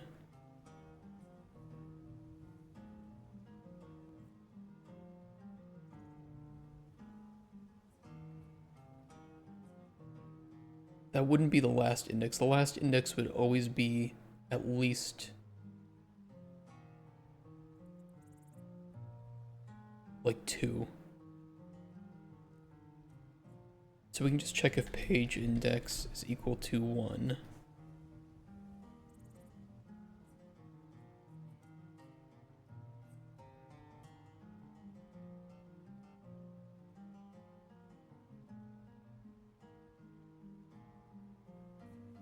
Native Belgian, from a highly Catholic upper family, so I do actually share DNA with most other Belgians. We were very strong at tracking which families we weren't related to yet back in 1600s. Oh. Yeah, I've always wanted to find out if there are some like church records in Belgium that I could look to see if I can trace back family further. I don't know how common of a last name, you know, because this is my last name, if this was changed from Bonnet, I don't know how common this is as a family name in Belgium. And the only person I could find related to this name was like really from long ago, was this like old painter. This was in the 1800s, so I don't know.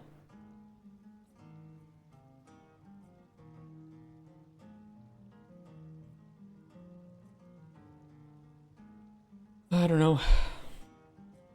You don't have any Danish or Scandinavian blood to a family that moved to Canada. Oh, okay, that's pretty cool. You're 2% Scandinavian. 2%. One person way back in your family line saw a Scandinavian woman and was like, damn, bro, she hot.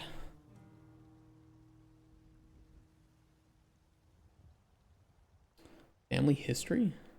Oh.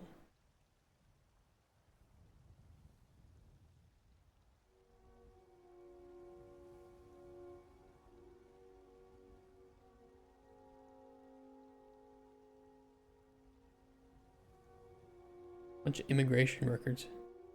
Probably have to sign in though, wouldn't I?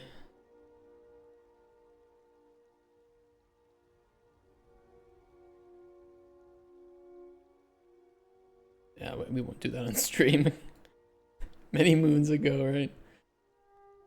You have to ask your grandparents who her grandparents were. I don't know.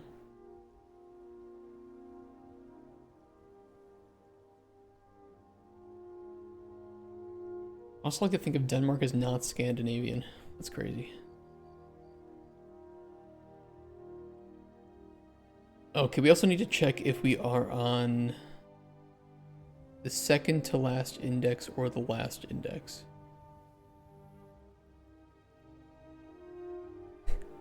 I'm just gonna fuck it. I don't even care. Page index, last index. I'm sure there's some fancy math I could do to not have to do a whole bunch of branches, but I'm just gonna do it.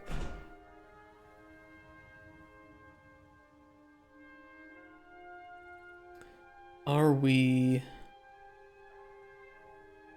on the last index?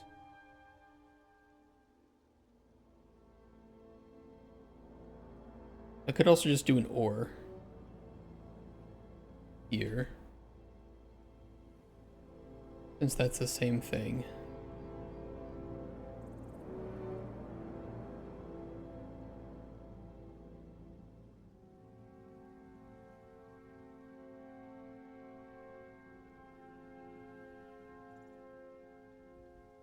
We're 0.8% African, so I can use the N word. Is that all it requires? As long as you have any African?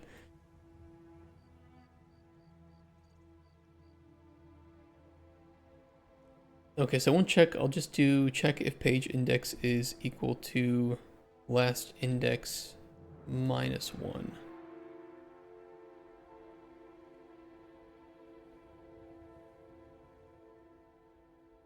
Which, if true, we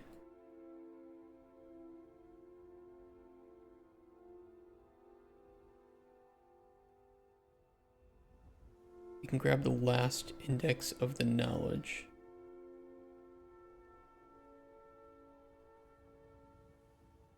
How do we know what that would be?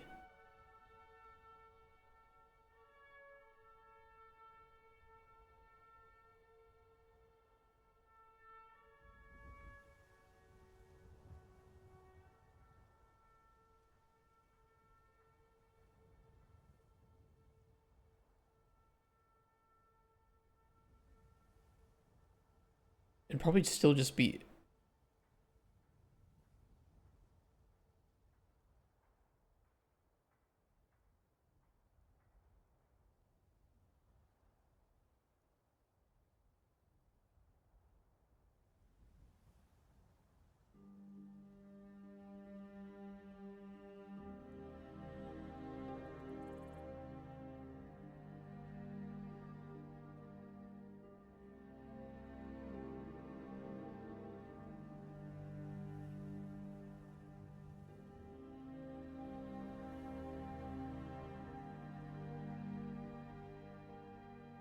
page index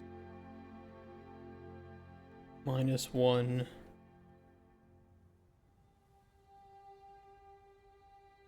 times 2 minus 1, I think.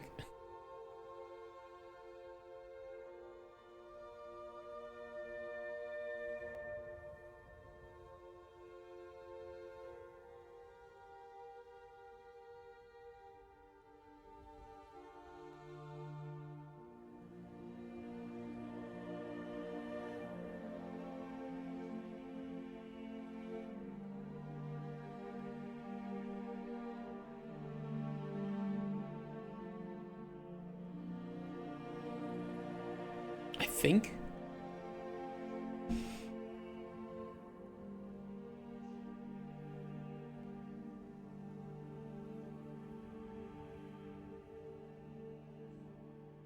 We'll see.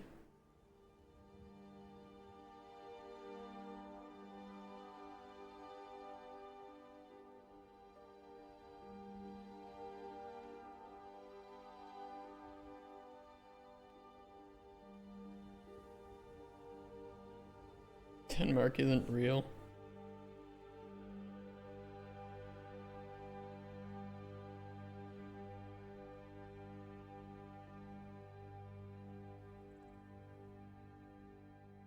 Unlock fishing knowledge for page index. We would need still the inputs of the first and last index, or page index and last index.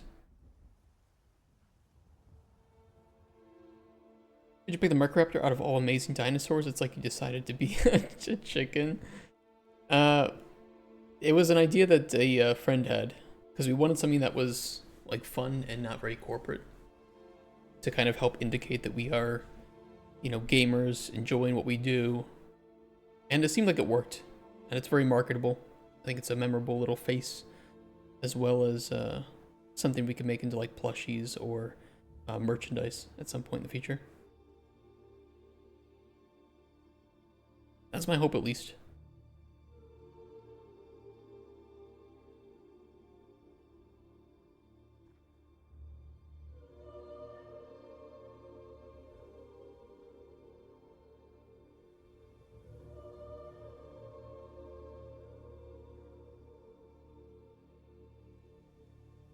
Fish knowledge.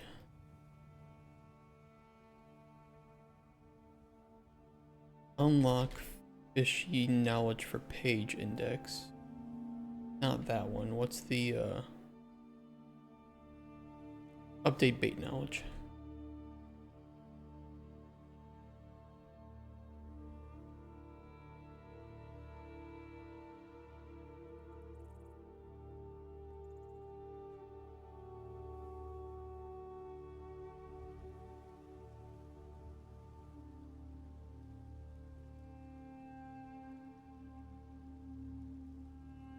And I can just do a quick for loop.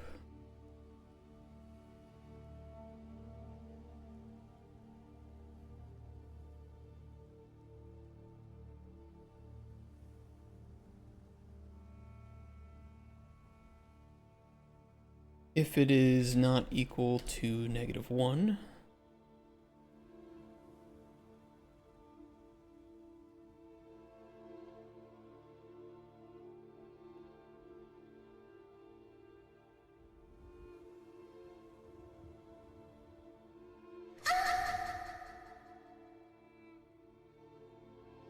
who's moaning? You shouldn't use my stream for those purposes.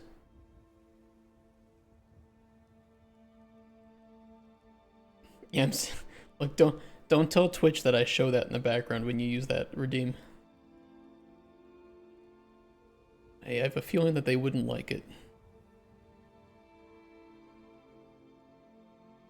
They're you know, all of Twitch staff, they're all closet gooners. They don't want to admit it. So they'll ban you if you do any gooning, but then they just go and goon themselves.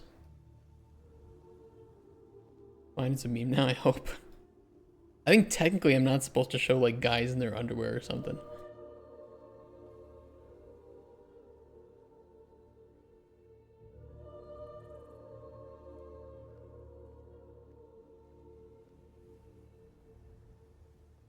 I think this will work, and then we can reconfigure this for custom interaction logic. On master book,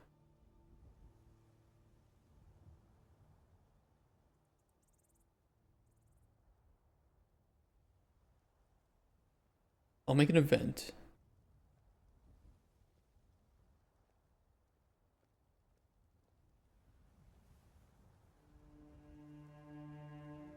Or let me think here.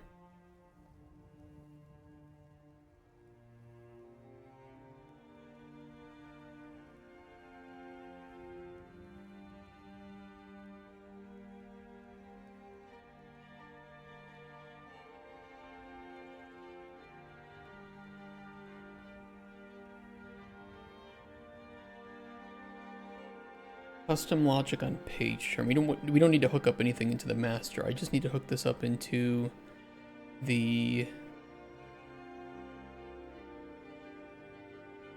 add to forward queue, or not this one, the play forward and backwards queue. Once we change the current page index, this can be run.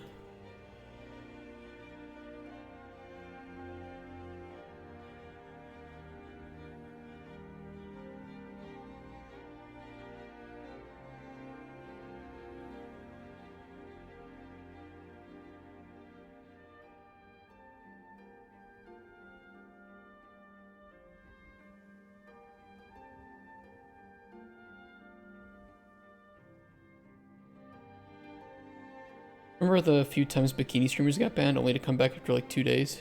Yeah, but the problem is that I am not a hot woman. And I don't make Twitch like any money. So they're not gonna unban me after 2 days.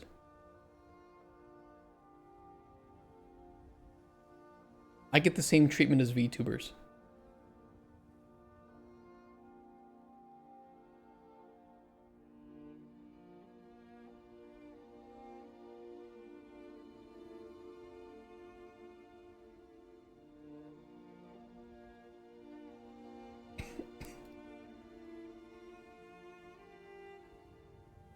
Okay, then book fishing knowledge. I can do custom logic on page turn. Do a quick call to parent.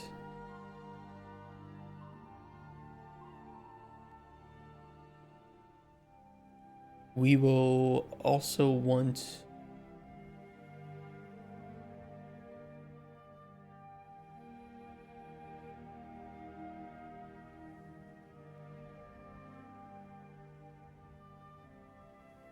current page index,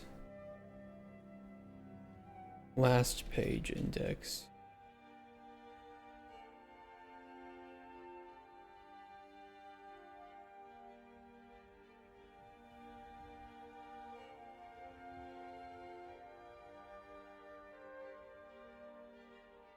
Not this. Fucked up for a second.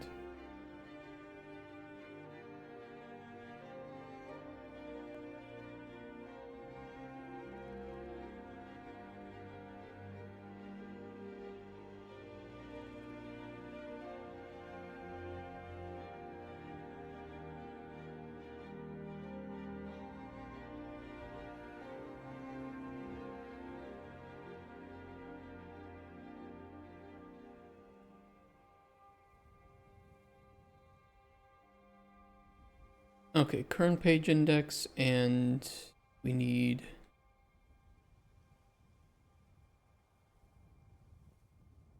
that plugged in.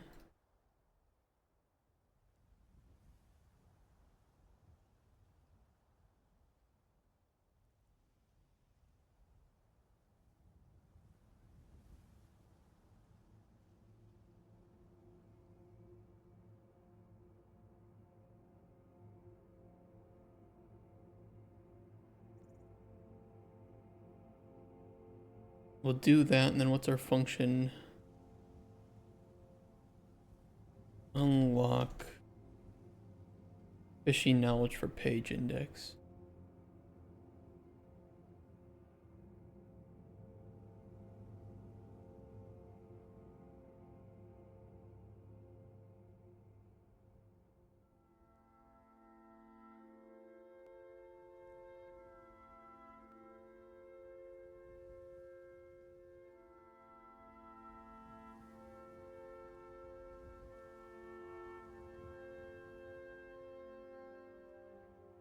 So what this should do, I will print off this info.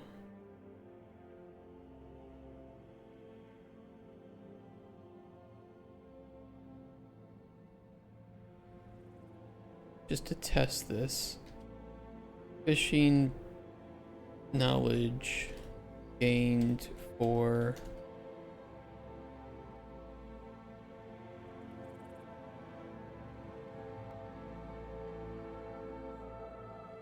and we can go test this.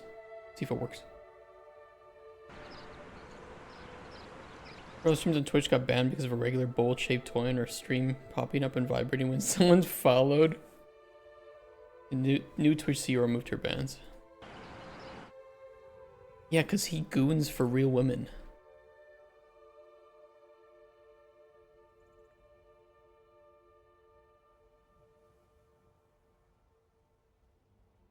Twitch is way too selective about how they apply bans.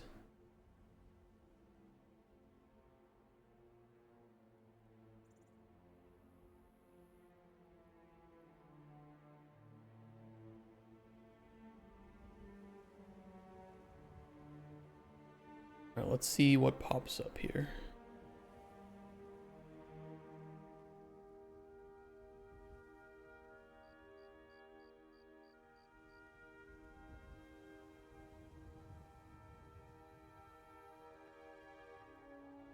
Showing new knowledge gained for none, but it should be...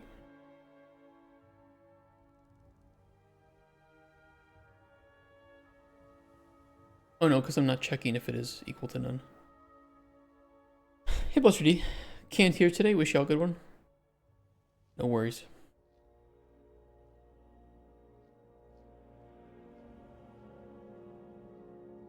Do a not equal check. Although I swear I put that not equal check here.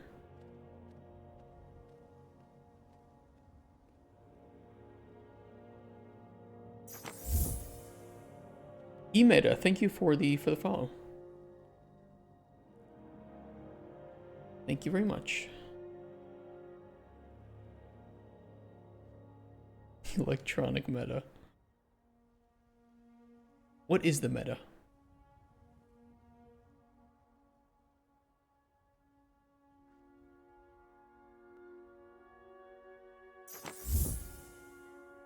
And Brygans, thank you as well for the follow. Thank you for helping us reach 710 followers. It's nice to have you guys around here. You guys are super chill, super cool.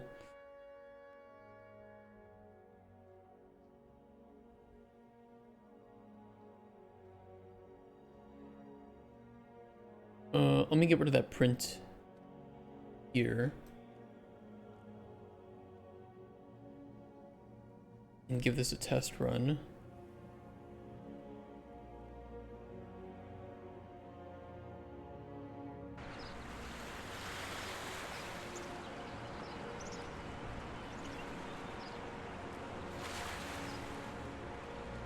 Fishing knowledge gained for river bream, firefin trout carp, and then nothing after that.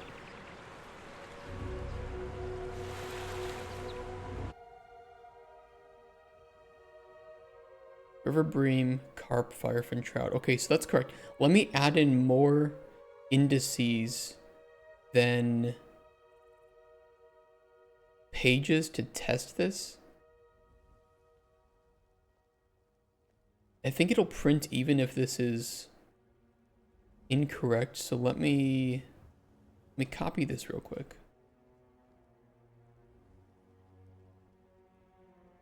And I'm just gonna type in page 1, page 2, or page 1 front, page 2 back. I don't think these will give me errors or anything. Page 2 front. Adding a whole bunch of shit here.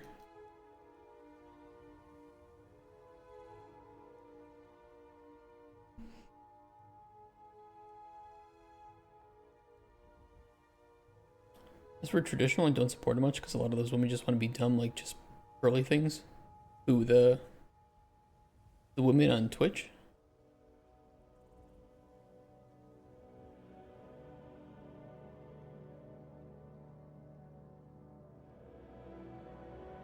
Oops, page 3 back.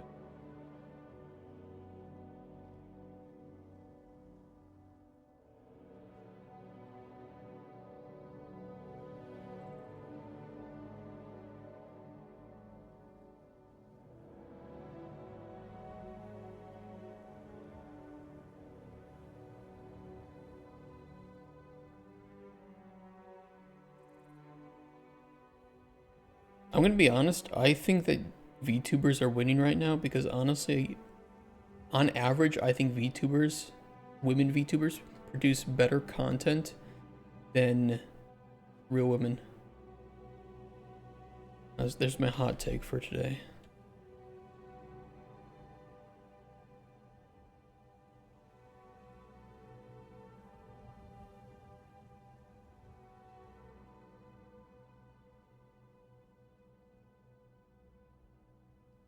And it's not that there aren't exceptions to that, but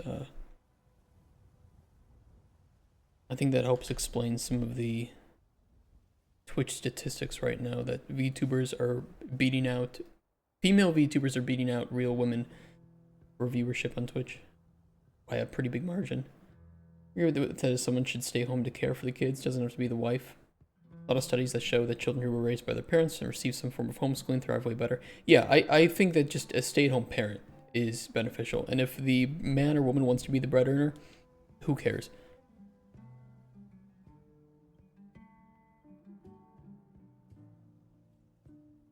And that's what, that's why I say, like, okay, I could have the money, I could have the space for a kid, and we don't have either right now. But if I don't have the time for a kid, what's the point in having one? If I can't be there to raise it, to spend time with it, to educate it, to play games with it, to force it to be my artist.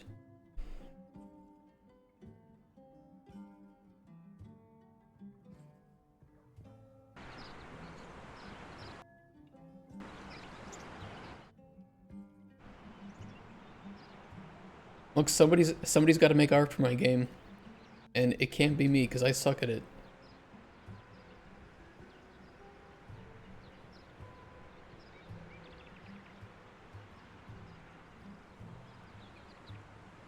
I will groom my child to be an artist. You know what? I don't think groom is the right word here. Don't clip that out of context.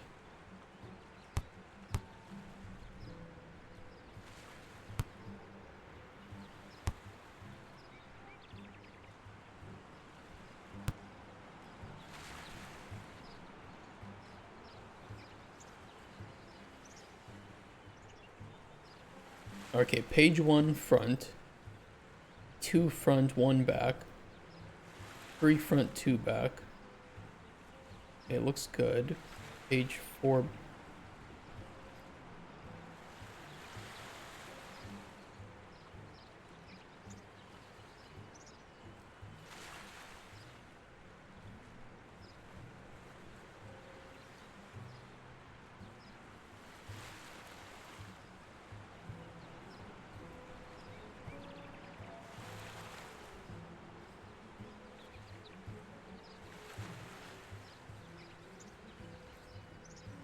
Oh, you know what we need to do is I think we need to do last index plus 2.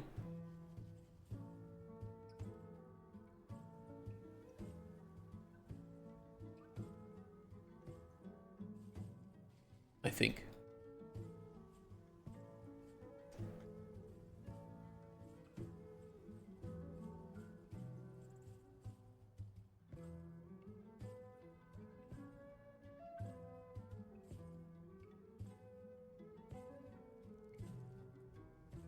Watch my cousin's kids all the time. I'm very jealous that I don't have any kids. Oh yeah?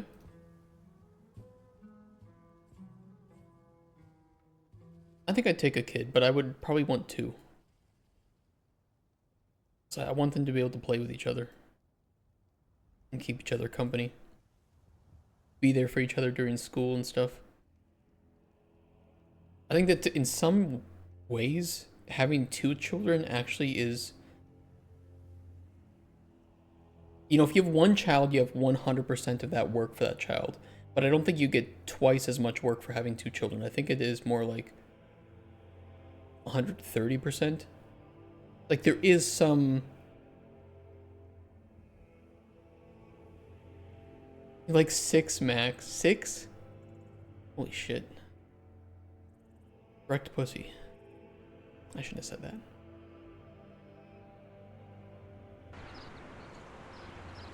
Ignore that.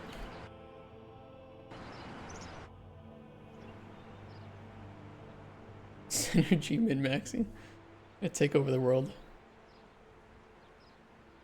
6 is a lot of kids to have.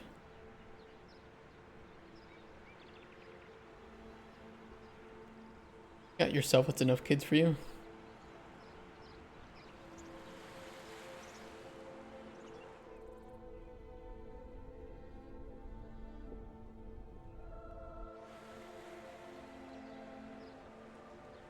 In one go. You want to have 6 tuplets?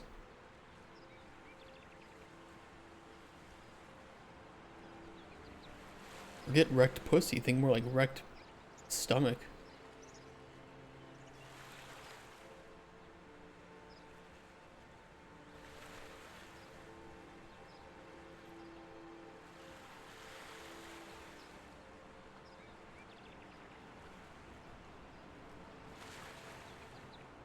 That should just be page 5 back, not 6.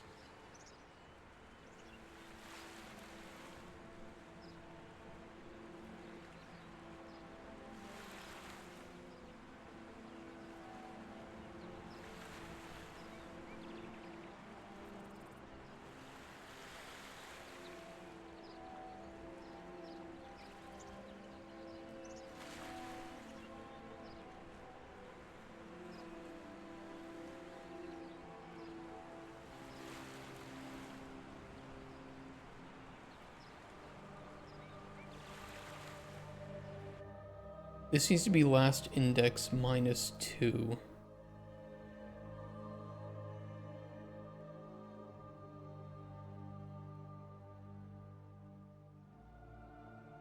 A page index would equal...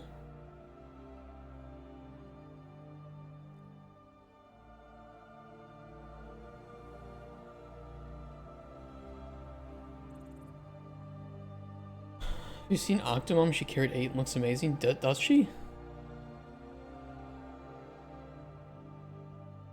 This kid's a one go must be enough. I mean, you have to keep care of like 6 babies at once. 6 babies. At least space, you know, if you, I understand you only want to be pregnant once, but if you space them apart, then you can have like the older children take care of the younger children, right? You can offload that work on them and say that it's necessary to growing up. I'll be fine, okay. Hey Hero, how you doing, man? Yeah, we got rated by Evan MMO.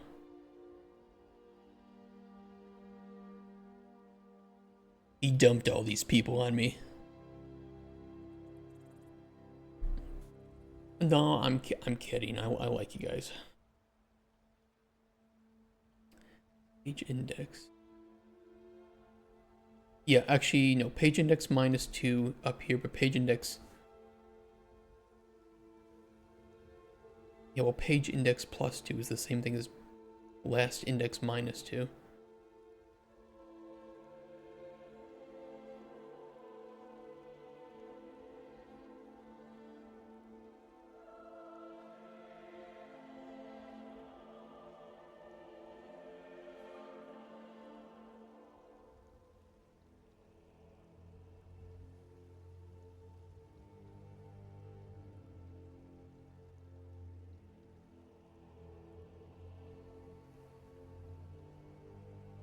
We'll see if that works. Imagine going to the park with 6 kids. SUV, then what, a stroller train? Oh yeah, you'd have to have a stroller train, you're right. Yeah, no, you're right.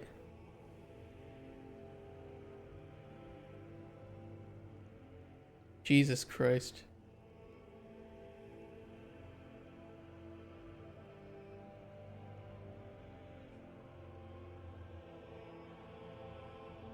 Would you rather this or a new GPU? Might as well just stay at home. Lock him in the basement. Reasons to love. It's eco-friendly. Wow.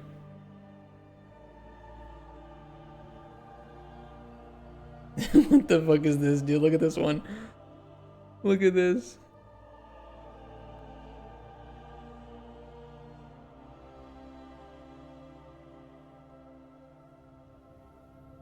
Wait, is this like one fat kid in the back? Oh no, it's 2. I thought there was just like one super fat kid, you know, taking up like 2 seats like an airplane.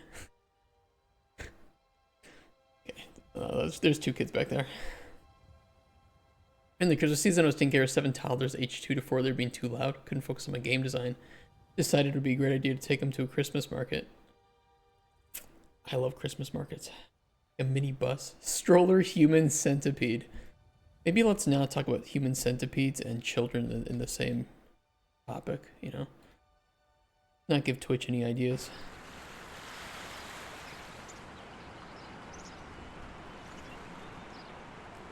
Page 1 front, 1 back, 2 front, 2 back, 3 front, 3 back, 4 front, 4 back, 5 front.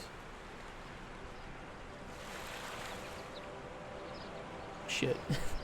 It's supposed to be 5 back. Okay, hold on.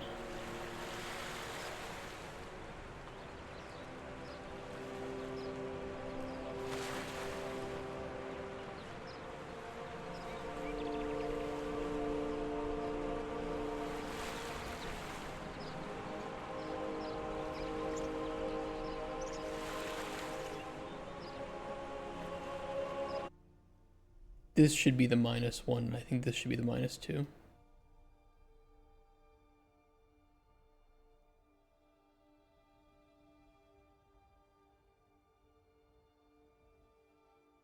Something that level we talked about? Yeah, I'll let's talk about that level, and I can tell you what I'm looking for. It should be really easy. We have most of the the foliage in here anyway, so it should be pretty chill at the very least. Big family shaming. You can afford to have a big family these days. Who can afford anything these days?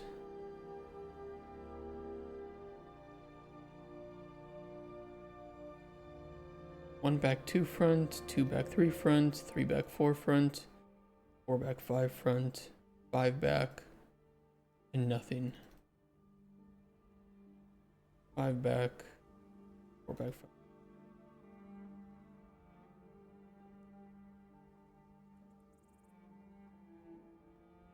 Okay, it is working.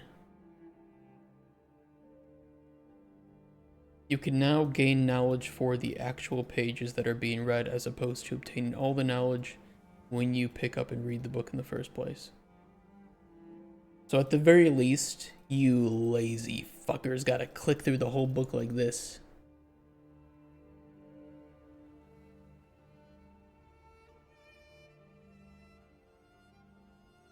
It's okay, I do this. I do the same thing for games. I want to talk about it quickly during a call. Me now I have evening shifts, unfortunately, so we can try to sit down at some point before the weekend. Yeah, tell me on Discord what hours you have available. Hey, True Neighbor. Yellow, how was the wedding? It was good. It was really cheap and chill. And fast. Parents in their 40s was an unwanted surprise. Got dumped with my grandparents. Oh shit. Half brothers are 30 plus years older than me. That's crazy. Are your half brothers good to you though? They take care of you, protect you, as men should.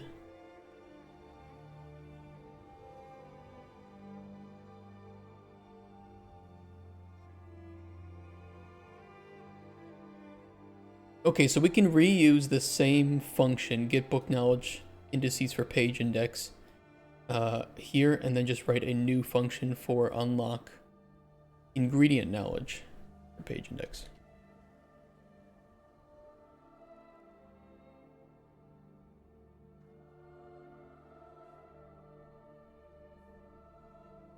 And we'll want 4 indices here. It's gonna look kind of awkward. Unless we want to make a structure. I'll make a structure.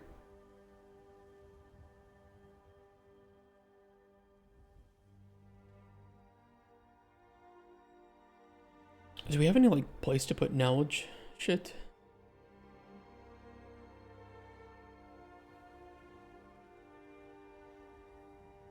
Thought I... Ingredient knowledge.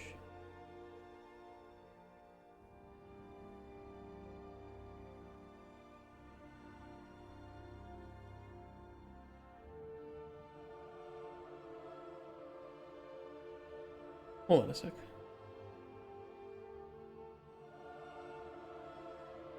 How do we store it in the... Oh, I stored it as a map. You know what? Actually, a map would work really well here. This is true.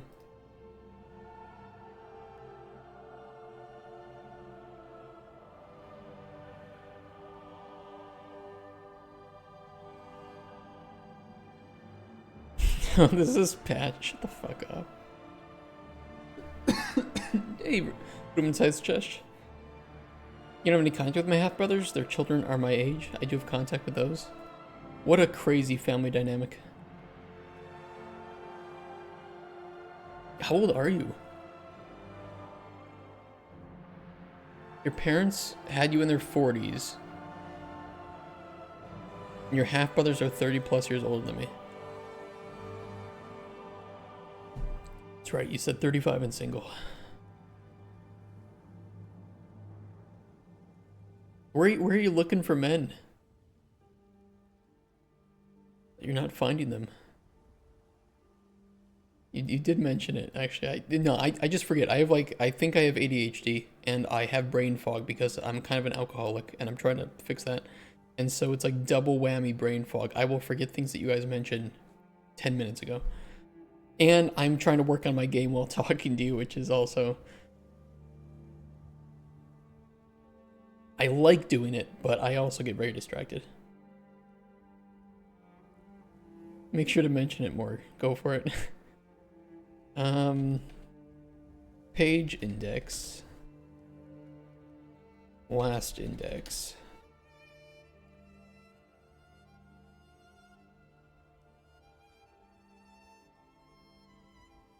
Get book knowledge indices for page index. I don't think I can get at a certain index, right? I'd have to grab a key.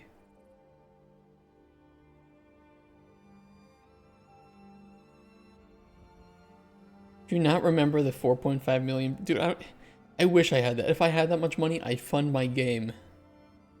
And then I could buy you a few beers off of the profits. Assuming we make profit. Give key for value and value for key. Yeah, I kind of wish... just wish I could grab. I don't know how maps are stored behind the scenes, but I really wish that they were... I could just grab at an index. I hate that.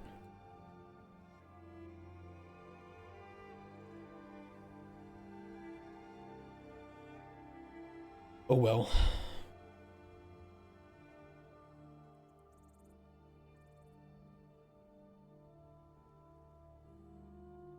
That would defeat the purpose of a map. Well, it would make my life easier.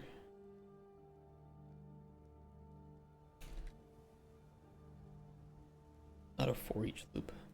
Do a for loop.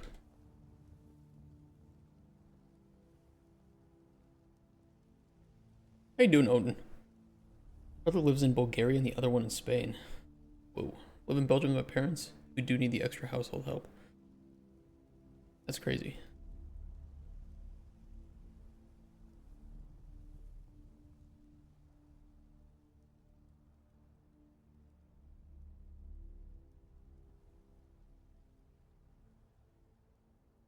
The crate still has bugs.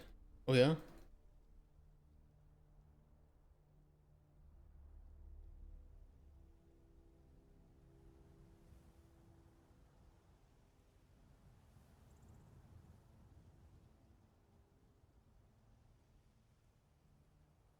If it is not equal, -1, or we could just do greater than 0. Whatever.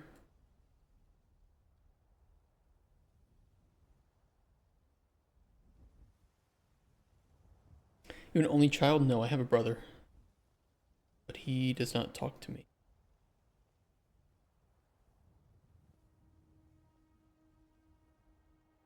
Bug I can't even think of a fix for. What is the bug? Why not? I am too centrist for him. Politically.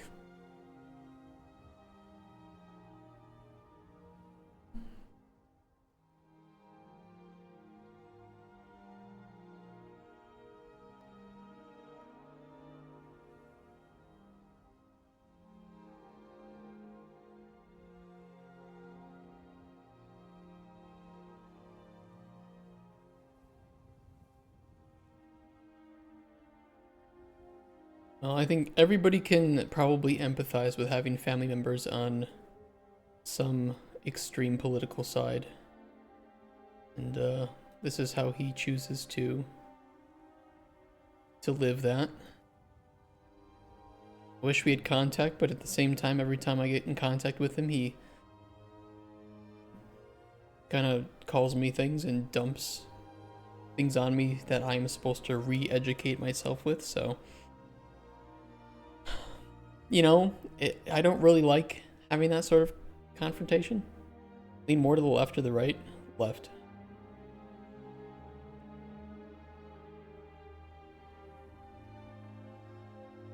I'm going to be honest, I know quite a few people on both sides of the extreme, at least in the US, and people on the left side of the extreme in the US are more likely to just not talk to you if you don't agree with them, and people on the far side of the right will still talk to you, but just will not agree with you in any way. I wonder if it's related to like personality or something. I don't know. Brother does the same. My experience, both extremes seem the same. That's fair. It could just be individual experience. I mean, I will say this: both extremes act in similar ways. But for the people that I know that are more extreme on the right, they will still talk to me. They just will never agree with me. Happens everywhere, I think so. Yeah, I think it's just human nature, right? Just tribalism. Okay, get a copy of that at the index. We'll grab the values as well.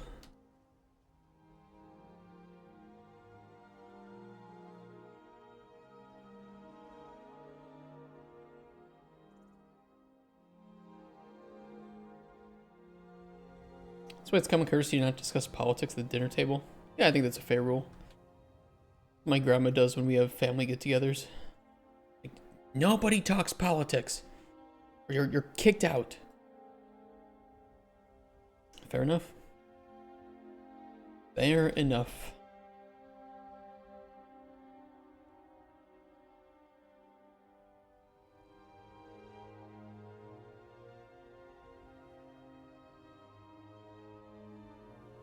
She doesn't say it angrily like that though, because she's a grandma, so she, you know, she's a saint. She's an angel.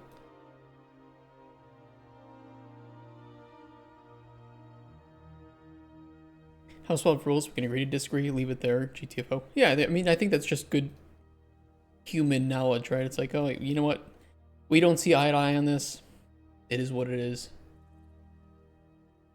I think in a lot of cases, people may not see eye to eye on the solution, but they want the same outcome, right? I think whether you're right leaning or left leaning, I think we can all agree that paying too much money for medications is not a good thing. And we might have different ideas of how to accomplish fixing that, but we want the same outcome. Which is why the word compromise was invented and the idea of compromise. But of course, you know, 2025, compromise isn't a thing anymore, so rabble, rabble, yell, yell, yell, never accomplish anything.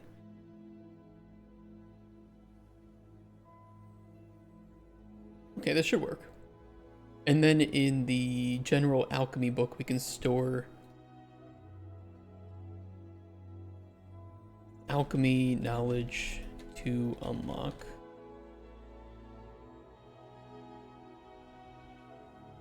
As a map.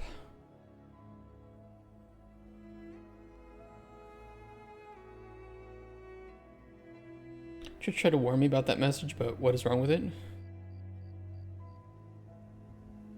Why does Twitch do that? Maybe it was like the GTFO. Did it pop up saying like, hey, do you want to send this? This might cause some, you know, bad feelings in chat if you use this language. Naughty, naughty.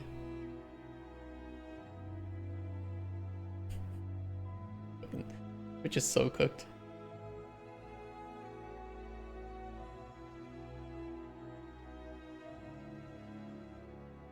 I learned so much new slang due to Twitch warning me.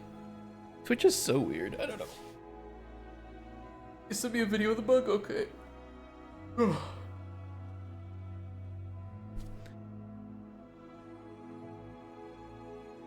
Where'd you send it?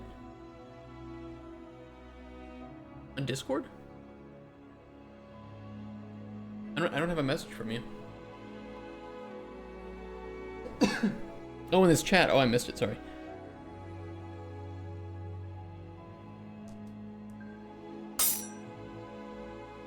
Very loud.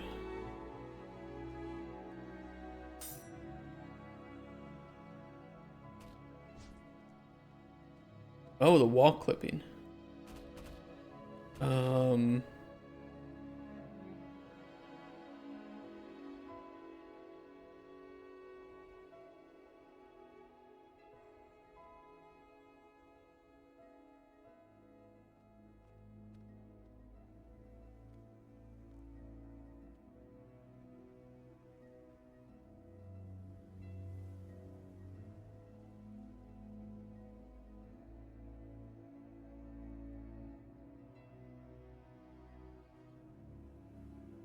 Yeah, that's a good way to ask it, True Nightmare.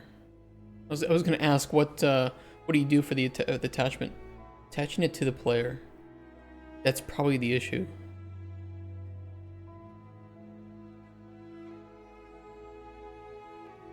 I do not know how to set up a physical grab component though. Maybe True Nightmare does.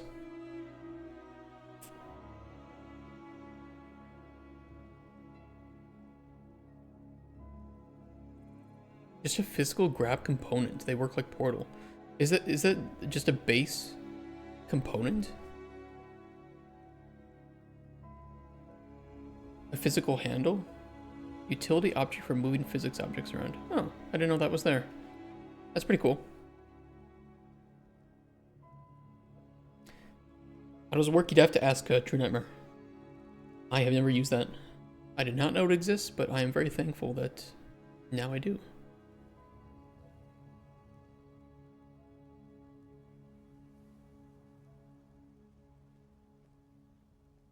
Okay, update ingredient.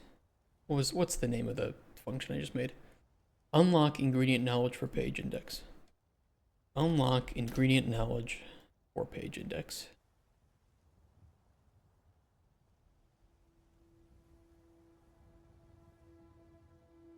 I do not yet know how many pages we want in this book. I just need the functionality working, and then we have a separate task for getting this made. This one here. We'll do that at some point in the future. I remember, but there's a video on how to grab stuff like Portal, and that is the component I used. Okay. Need to rework my grab and throw mechanics to that. Hopefully it's an easy fix. I don't know if you're using like a parent class for grabbable, but maybe it could just be as easy as throwing the component on that parent class. You are using a parent class, right?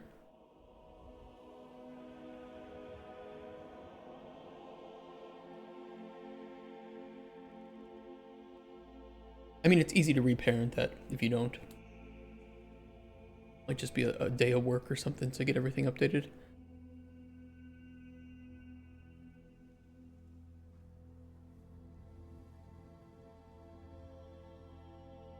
Okay, we don't need this anymore. These are okay. I'm going to throw these in the knowledge category, which has grown quite big. We have a lot of functions in our function library.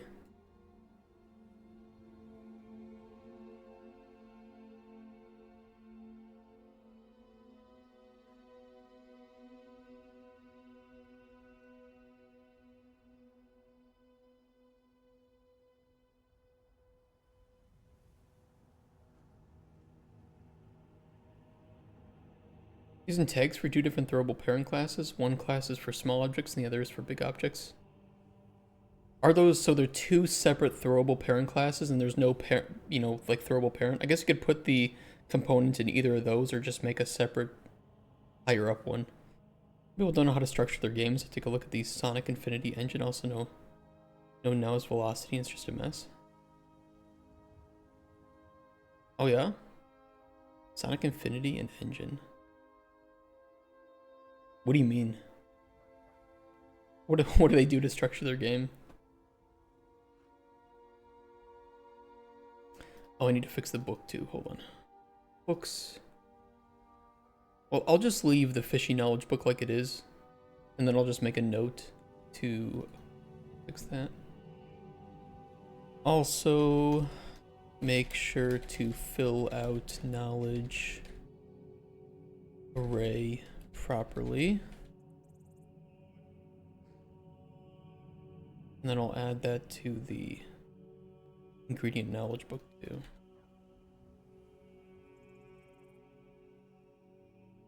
Okay. Oh, the plus is part of the name?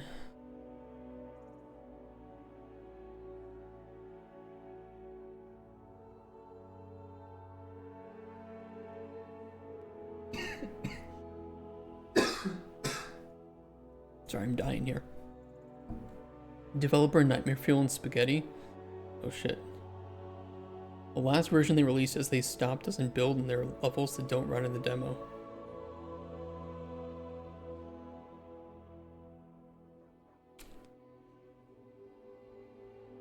Is it on Steam?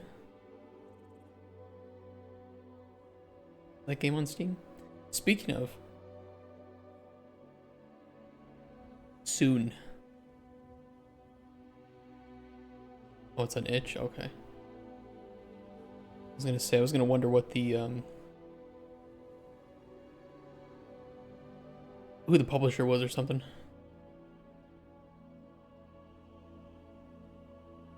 Want me to link you? I mean, if you can show me some of the spaghetti would be pretty funny, but otherwise, I don't know if there's much I can look at. I was just gonna see if there was a publisher for it, because I was like, who the fuck would publish that? Did this running tomorrow? Because I did not realize it's 5:52 a.m. How long was I awake for? Hey, don't burn yourself out. It's never worth it.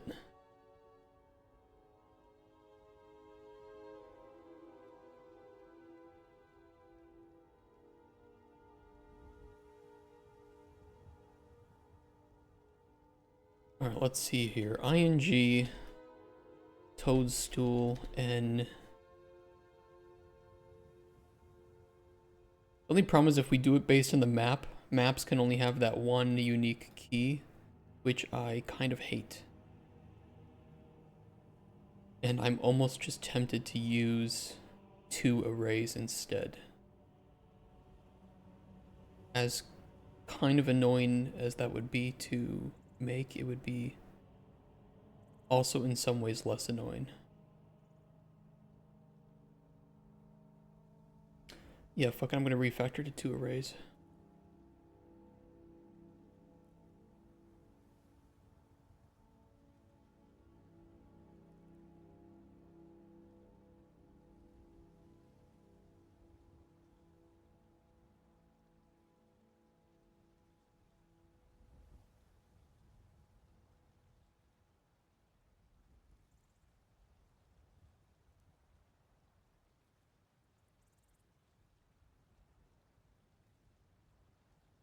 I kind of hate maps in some ways, to be really honest.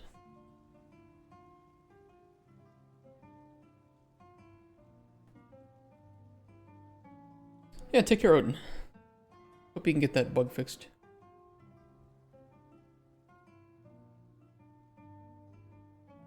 Oop.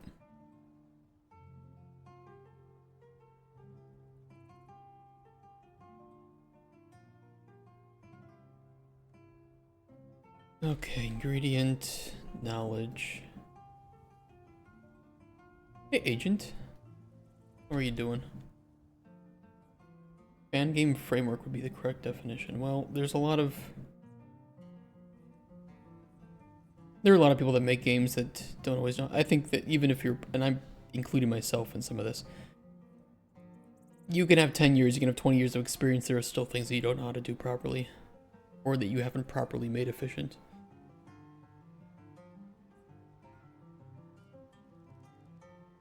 You are always creating debt.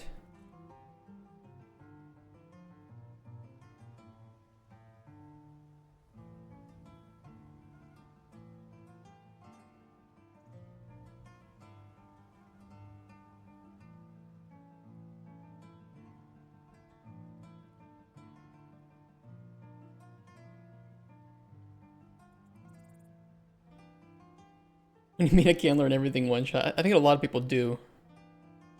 You know, not to name any names, but if you jump into an overscoped game for your first project, the likelihood, 99.99% of the time, is you will never make it. That doesn't mean you won't learn anything doing it, but it ain't gonna get finished.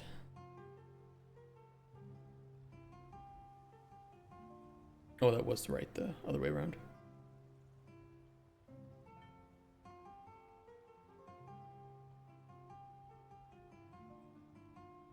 First game was text-based adventure where the buttons updated to actions you could do. Second was a top-down zombie shooter. What's your side job? I don't have a side job. I am a professional, if you want to call it that, game developer. I've been in the industry for a little over 10 years. Over 11, actually. I don't know my start date. I think it is closer to 11 or over 11.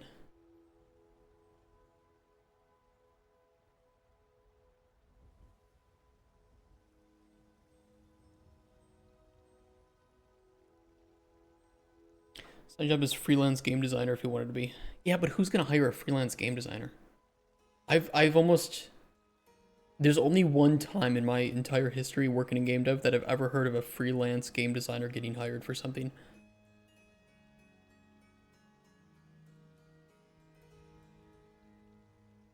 I've heard of those roles, I don't get them. I think we mentioned it yesterday.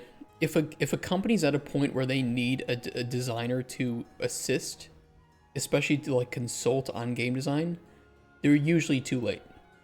Like it's unfixable at that point. I mean, you could be a freelance game designer, I suppose, to help out with helping with, you know, I don't know, just some minor tasks. But then you compete with the fact that most people who are hired for roles in game development are like inside recommendations, which is why networking is so important. I don't really think that you're going to get cold calls as a game designer for assisting.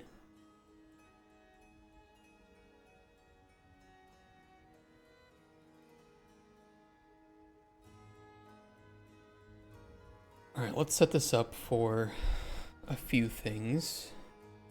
ING, toadstool, N, ING, mint, D.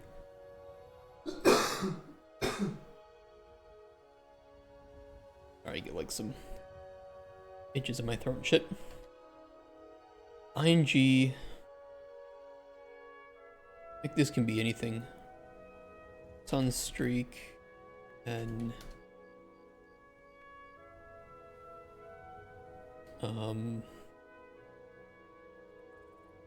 blue crystal, ground, and let's do bullet fermented.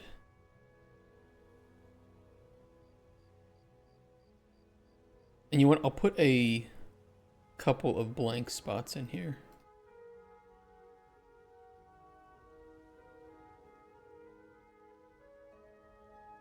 So we have 8 elements in the array.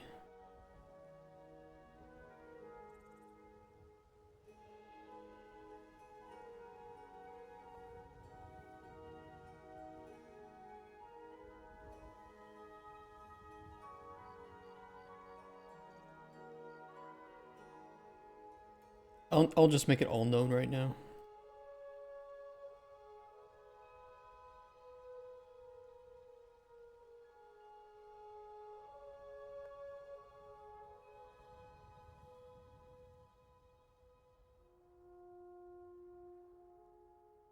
Back in 20 for showering. Shit, I take longer showers than you.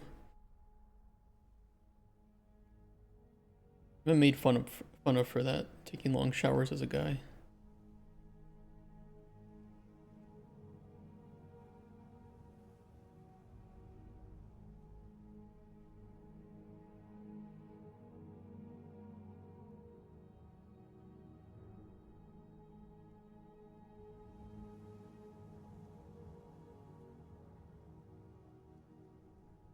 Yeah, we could print this.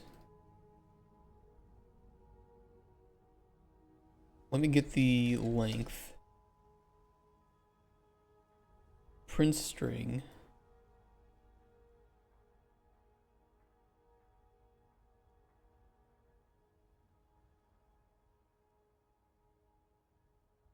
Learned number of new things. New pieces of knowledge or ingredient. And then get our current ingredient ID. Shower in 5, but I need to wash my hair. Damn. So quick.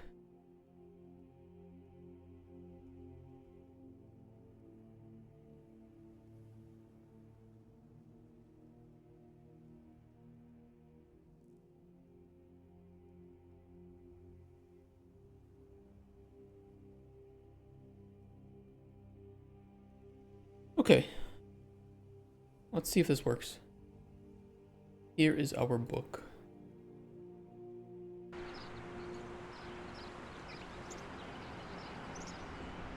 Nine new pieces of knowledge for ingredient ing toadstool N. Let me go find a toadstool to test this. Oh. That's weird.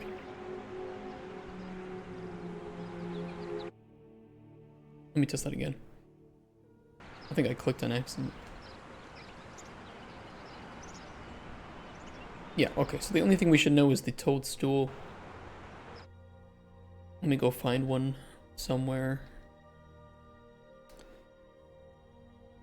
Where do I have a toadstool? I think there's some over here.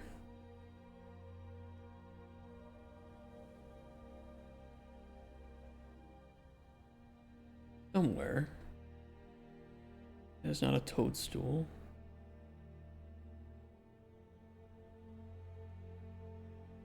Here's some. We should know everything about it. Yes, indeed. So then what I can do is I can write a page.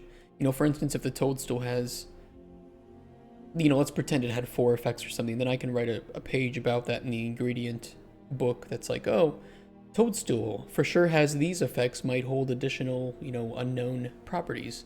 And then it can teach you those 2 things.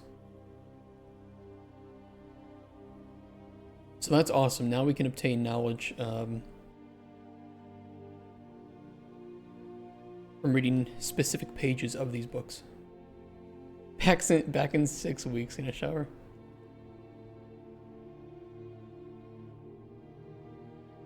Okay.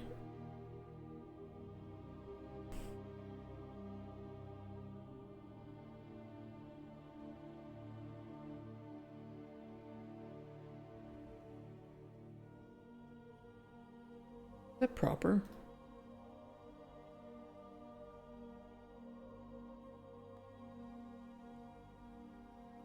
Let me see. Toadstool N.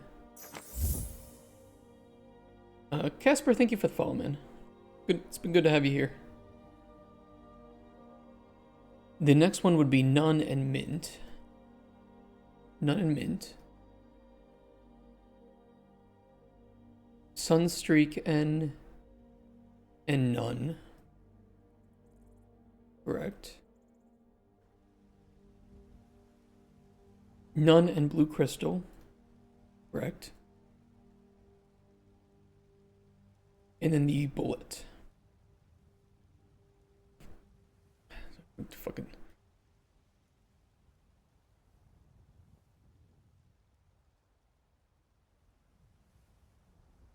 Yeah, and then there's nothing after that, which wouldn't unlock anything.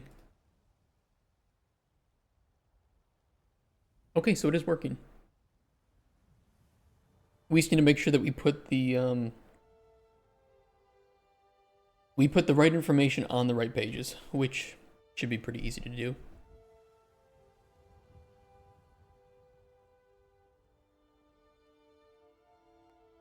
Did want to do a check here though.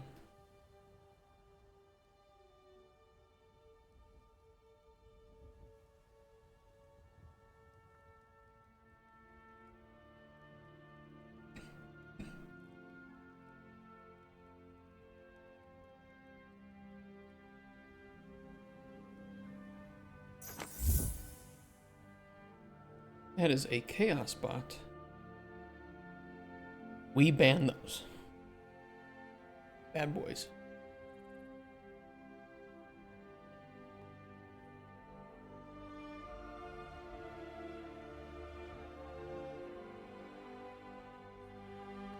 Oh, True Nightmare, you sent me some of the shit. What the fuck is this? Hold on, I'll open this up. What the fuck am I looking at?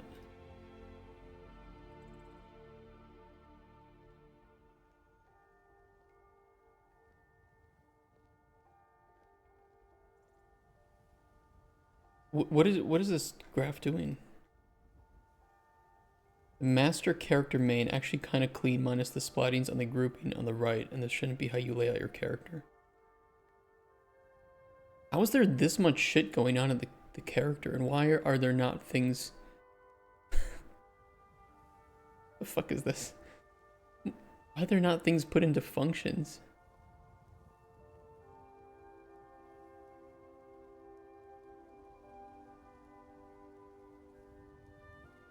Overlap capsule event? Why didn't they just make an enum?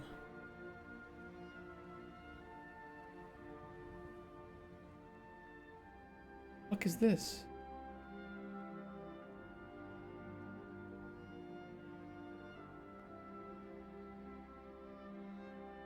I mean, look, I write some bad blueprints once in a while too. I mean, some things like math nodes, right? There's some times where you can't avoid the spaghetti. Switch nodes, math nodes. You know, the best you can do is like push it down, you know, collapse the nodes or throw it into a macro or a function or whatever if you want to try to avoid it. But there's also just some stuff here that's so weird. Like, just make a function, put whatever the output is here into a local variable, and then just call what you need in different locations. Like, that's it. Like, it's really, all this spaghetti here is very easy to avoid. Very easy. Contain one node game. Yeah, but just put everything on event tick. This isn't too bad, except this could be dramatically better by utilizing a function, and this over here is a fucking mess that I'm surprised is even working.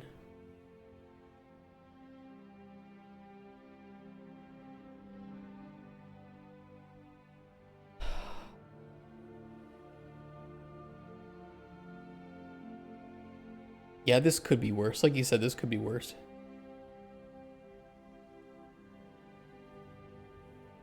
I mean, just so you know, you can also just make different graphs, which they've kind of done. It doesn't work? It doesn't compile? What do you know what fails to compile?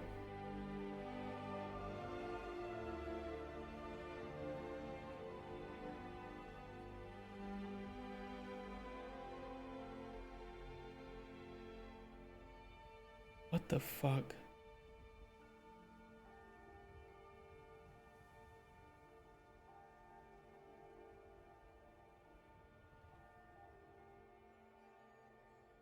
We need to try and reduce tick events. Yeah, no shit.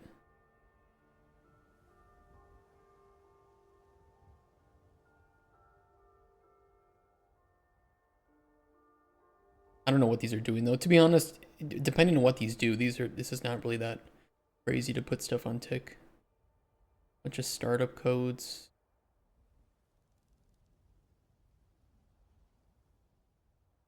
They're doing their sound effects in the character?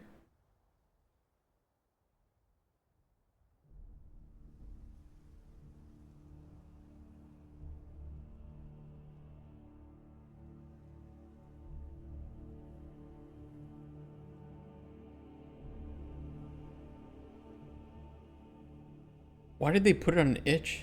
Did they say, we don't know how to finish this game? Please somebody help us?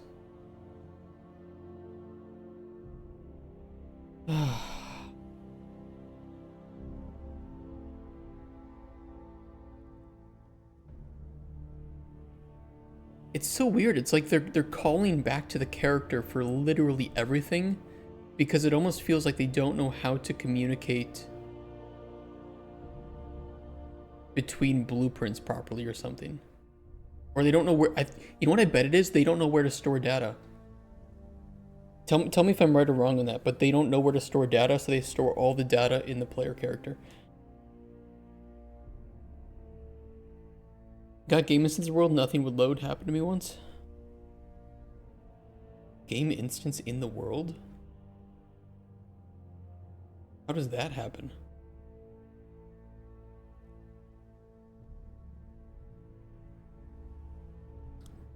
I bet they don't utilize a function library and they don't store things in the game instance or in any subsystem. I don't understand events. For some reason the player does the damage to itself rather than enemies. That's what I was thinking, like when the player hits, like, let's say an enemy, does the enemy do a callback or does it do an overlap event to see if you overlapped with an enemy? Or does it do like a hit event and then switch on, like, how do they even do it?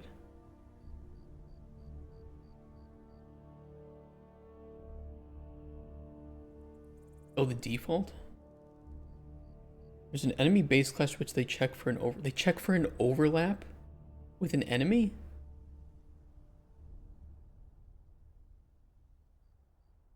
Oh yeah, cuz player damage. Oh shit, and so they're doing the check here. Probably to see if other actor is equal to, like, does implement interface or something.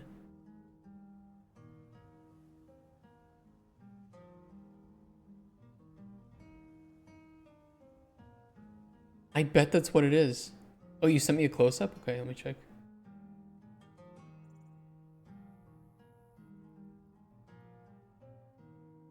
On component begin overlap.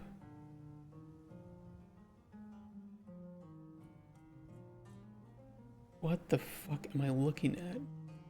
Component tags equals hitbox. Get combat actor.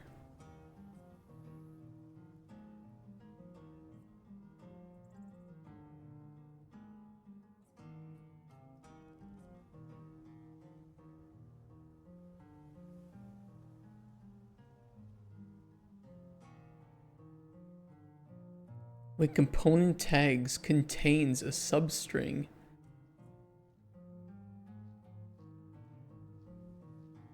What the fuck? It's like they didn't even try to think that there might be a better way. This is like my first game.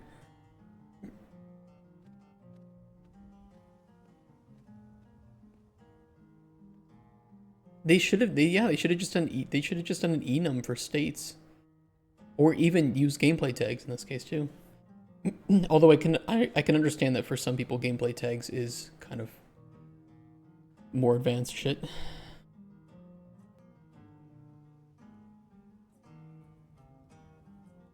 It's just some people will go to not write code, but it's like,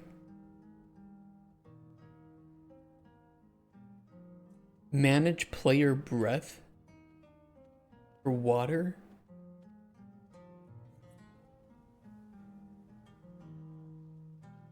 I mean, this isn't that bad. I would just, the spacing between nodes is really small, and that kind of makes it hard to read. This is at least more organized. But yeah, these should be just separate this out a bit. Give them some room to breathe. I think I have some screenshots from one of the first games that I worked on, which looks very similar to this, to be fair.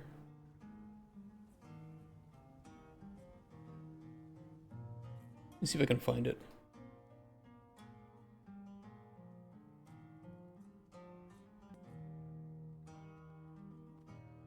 Or not. Sadly, I don't.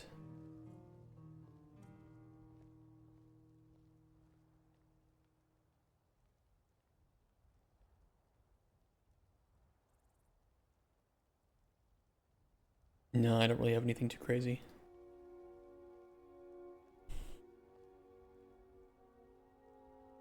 The blueprint level masterclass, which has to exist in every level.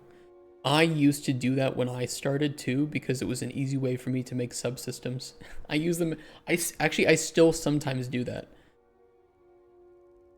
I have a couple up here. I have one for the ambient time of day, which handles the ambience, the spawn controller, and the wind controller.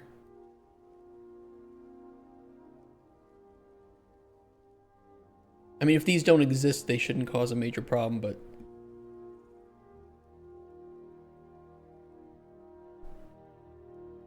You know, what's the better way to make subsystems in blueprints?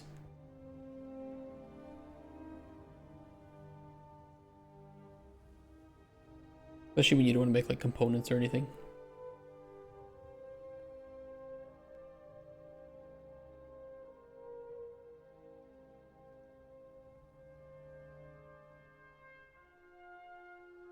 Okay, well this was working. This is working.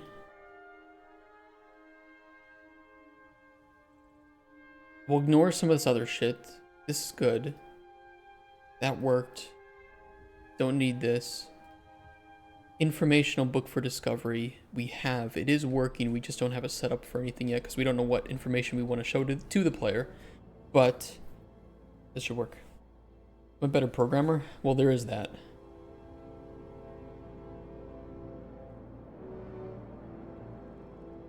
I'll tell you what, if you're getting into game dev, you likely need to specialize, and some people are just better at specializing into some things than others. Trust me, there's a lot of my programmer friends that I would not want designing games. Because they don't understand the first thing about design, but they're great programmers. That is a shit ton of startup code. What the fuck?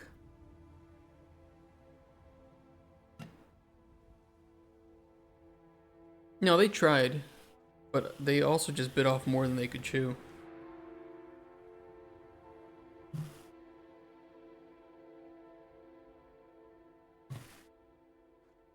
I mean, that's why in the tutorial, the blueprint tutorial that I made, I utilized the game instance and a function library. I think that those are really crucial. Like, and you can help avoid a lot of this shit by just learning how to properly store information, update information, and get information. Like, those three things are the backbone to, I would say, 80% of a game's development.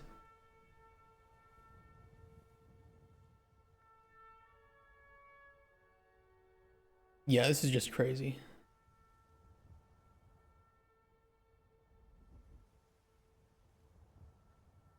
Where does where fails to compile? What's to do with music? I don't even know what they're doing. They're like music in different zones. We'll just... How difficult is this? I mean, is a zone a new level? In which case, just set up the music to play in that level.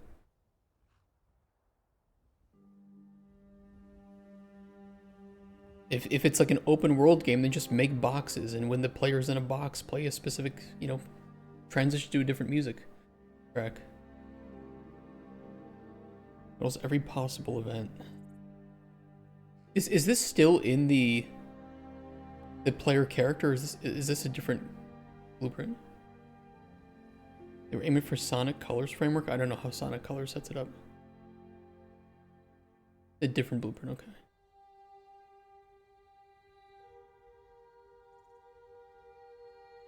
The required level blueprint.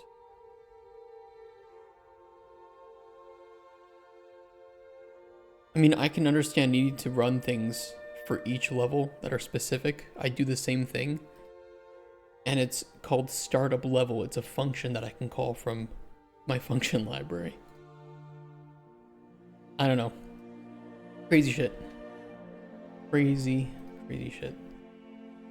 Okay, let me see. Alchemy rework. Informational books.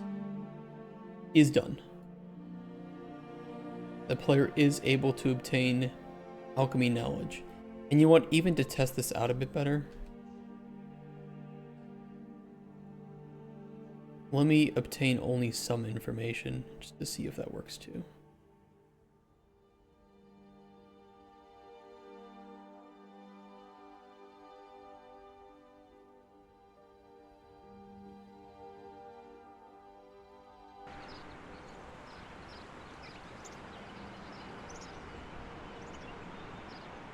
It says learn 5, so I think it is correct. I think this is meant to be the ultimate Sonic framework for Unreal Engine. It's meant to include full multiplayer, yet there's zero multiplayer code. Yeah, it's not gonna happen. If you want to make a framework, you need the most stable, usable code. And that just ain't it, Chief.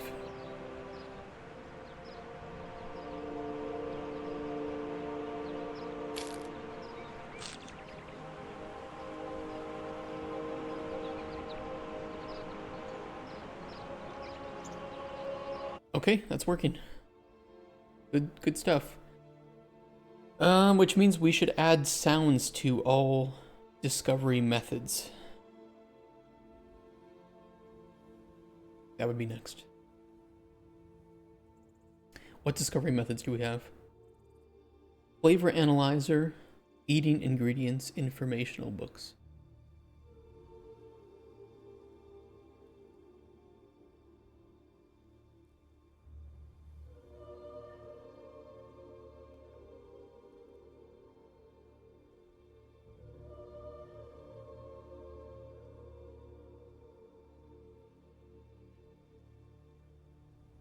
I'm interested to see how you add sounds. I've just done it myself and wonder if it's the same.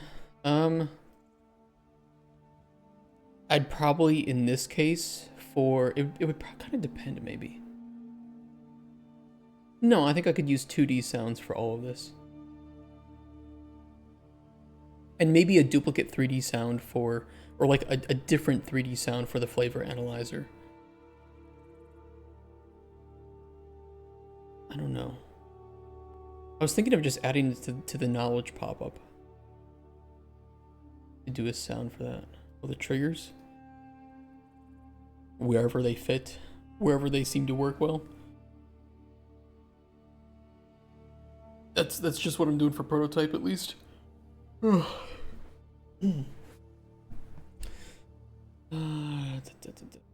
think. Well, I need an eating sound effect.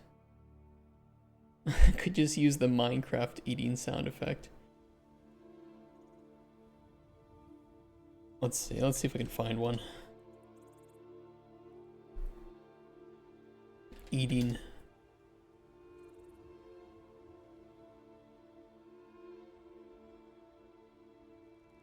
They're usually pretty loud. Eating chips. No. Eating sounds.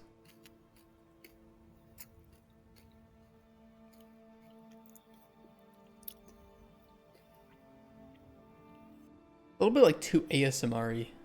I don't like that.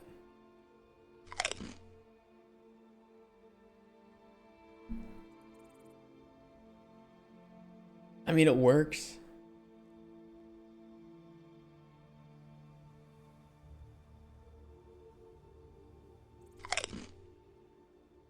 It works. It's fine. Go for it. The cat eating? Where's the cat eating?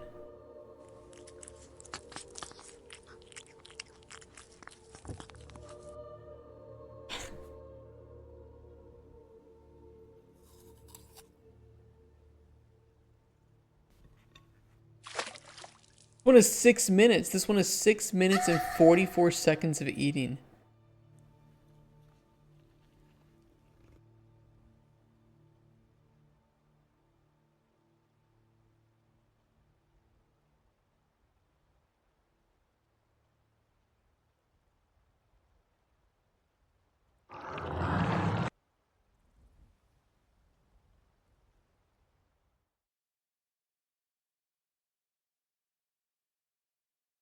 It's fucking spoopy, that one.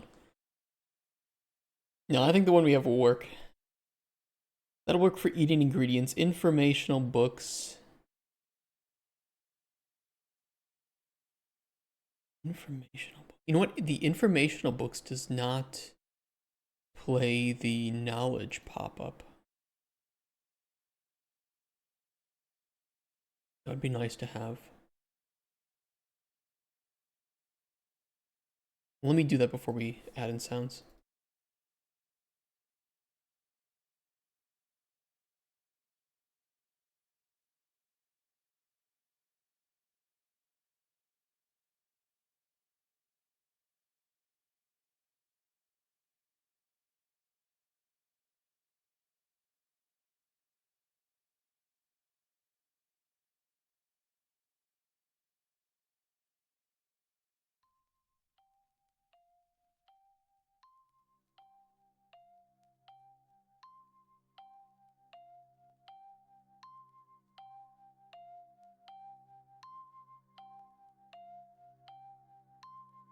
We'll fix the light spaghetti here.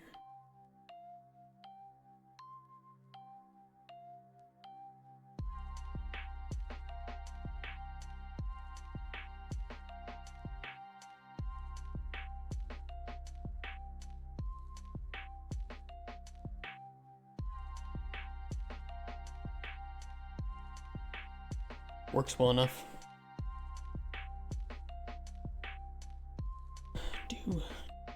Do.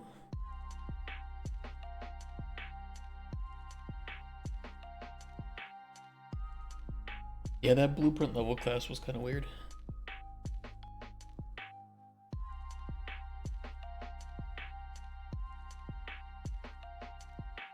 I'll say this, I think even experienced programmers might struggle to make a good game framework. I think that it requires like exceptional organizational ability, a lot of forethought, a lot of planning, and frequent refactoring to make it cleaner, better, and more efficient. I think what they just did was they bit off more than they could chew. Not only did they not know how to make a framework, but they just did not know even basic coding. Gas could help a lot, yeah. Gas would definitely be useful in that kind of game. Okay, that should show the ingredient knowledge slider for when the player learns knowledge. Should just be as easy as what I just did there, plugging it in. It will be a little bit spammy, so you do obtain quite a bit of info, unless we put it on different pages. I have considered condensing this a bit, but for now it is what it is. First thing is to get to work. Second thing will be improving it. I found so disappointed with the framework. I wonder what you would need for a Sonic framework. You do on my book system. Okay, I can. Some of it I made custom, but majority of it is just the interactive book. Here. Which is like 20 bucks or something.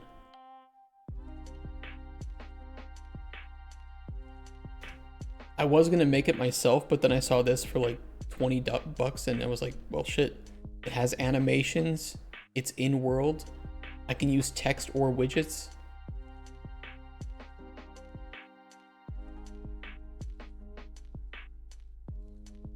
It's going up, yeah. You can pick up individual pages too, which get added to books. So I did some custom modifications to it. $250 for professional. I wonder what I bought. Well, I have the standard license right now. Because obviously I don't make $100,000.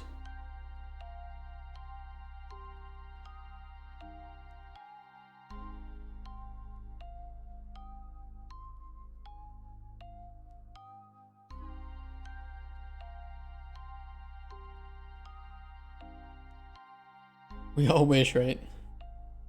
Okay, so that's popping up now. I could just do it on the knowledge pop-up itself every time that loot slider shows, which I guess would be pretty easy to do. And the flavor analyzer would work with that. I mean, it would work with everything, to be fair.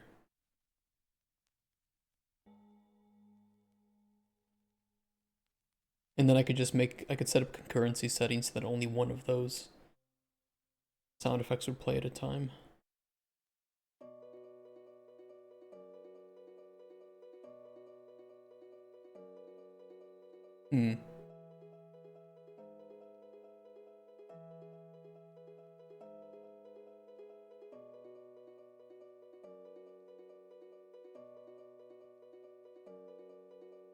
Yeah, I'm gonna tie it to the knowledge pop-up.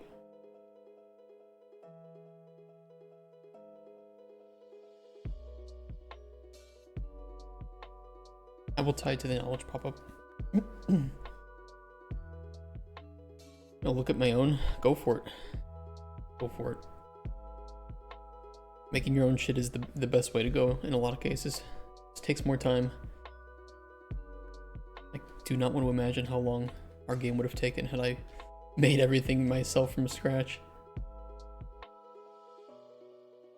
Hey, Synapse, cool game. Did you vibe code it on a weekend? How are you making money of this? Advertisement, does it run in browser? What's your AI tech stack? Those are a lot of questions. I do like the term vibe coding. You know, in some cases, yes. When you're prototyping a game, you do want to vibe it. Did I code it on a weekend? No, it was 202 days of development. Am I making money off of this? No, not currently. We are looking to publish it and obtain money that way. No ads. Fuck ads. Does it run in browser? No. And I don't use any AI at all. I know you were kind of memey though, but I figured I would legitimately answer your questions. We might have seen the same stupid tweets. Yeah, I just vibe coded this on the weekend with Grok. Why do you never rate other streamers when leaving us? Honestly, I'm really hungry. I have to pee, and I don't like dumping without being able to stay and talk a bit. Kinda sucks.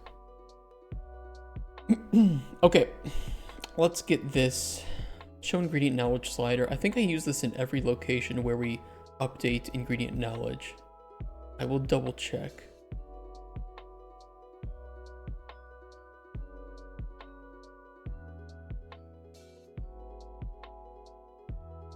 We must use this in every case.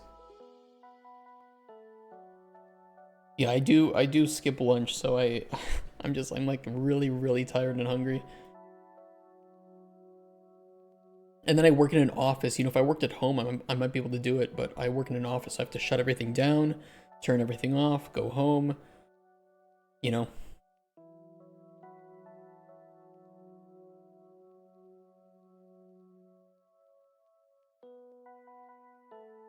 Update ingredient knowledge.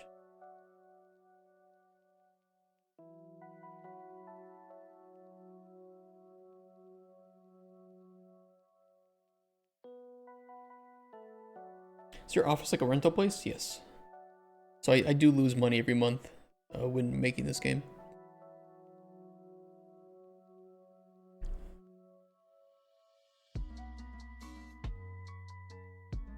One thing I haven't done is the book animation and page adding things. For 25 bucks, so it'll save you an awful lot of time.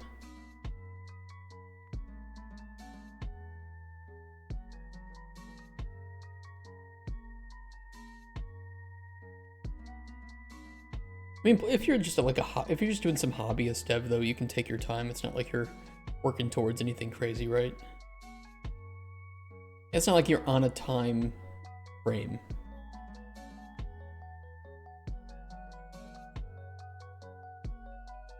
But I want to plug in this show on loot slider.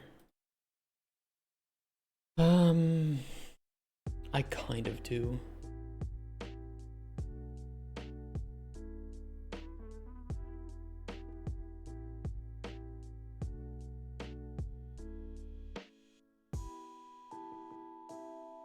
You can get a game out there, start either my freelance or studio journey. Then save time where you can.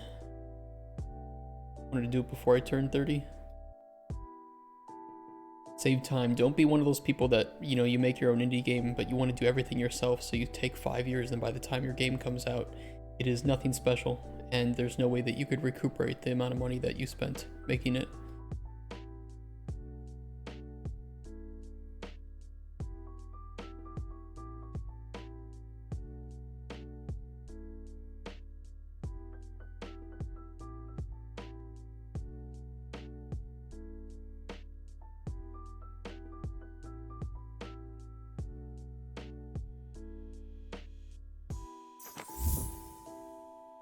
Mega Chubs.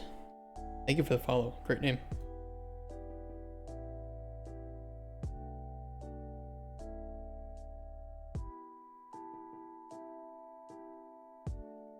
I'll default that to true.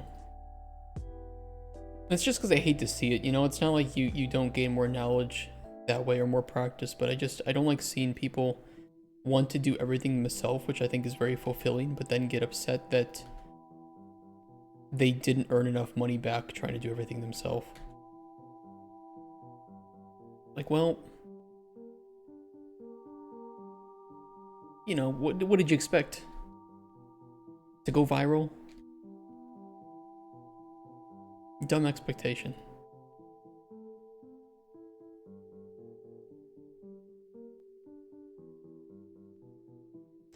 I want to focus on the story where I can, and when I can. When I've told people my ideas, I actually have had people go cry or smile, etc. depending.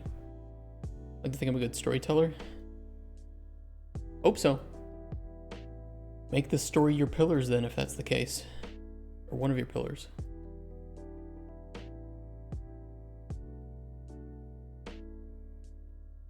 In which case, be the narrative designer and writer for the game and let other people handle the other aspects.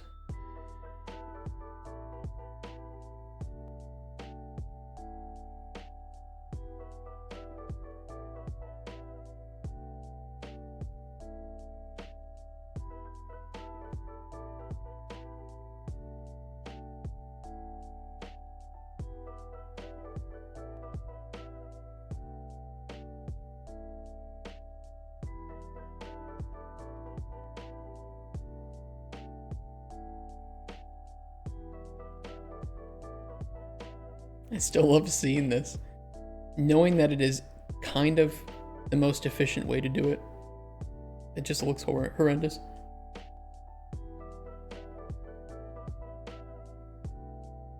Everything will be Stardew Valley. No, you will not be the next creator of Stardew Valley. And I mean that to like everybody, including myself. It's like, it's just not gonna happen. That's something I want to put down. It's actually really efficient. And probably the best way to do this. It just looks horrendous. But it does, it works, and it is. What does it do? It just sets the, it's updating ingredient knowledge with the maximum value of the enum. So it's like, it's a super, super fast byte check for like a dozen bytes. And that's it. Yeah.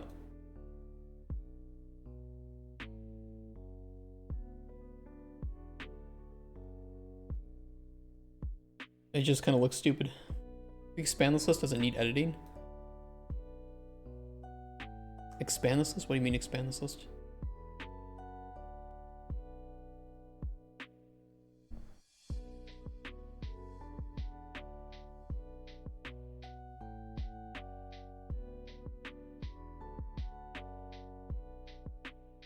New knowledge? No, so knowledge is either, it's in this specific order from lowest to highest byte. Unknown, known, invalid, and we take the maximum. So the only times where we'd have invalid is effects. So if an effect is invalid, it will override any potential obtainment of unknown or known.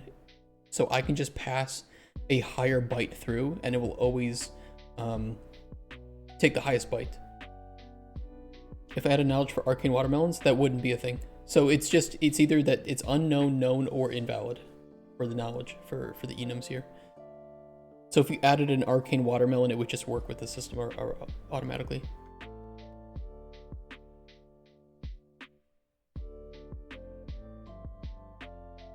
Yeah, this shouldn't need to be touched anywhere else.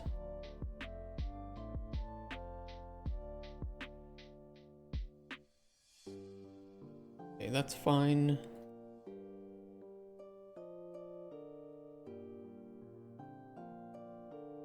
That can be deleted.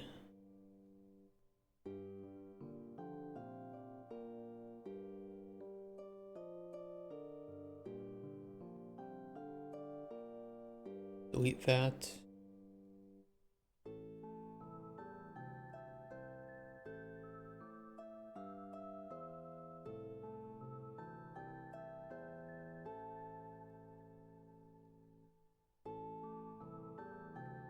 Yeah, and this is fine here.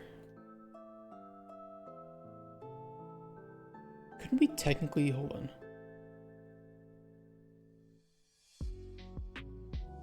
Oh, analyze random ingredient aspect is going to be calling that anyway.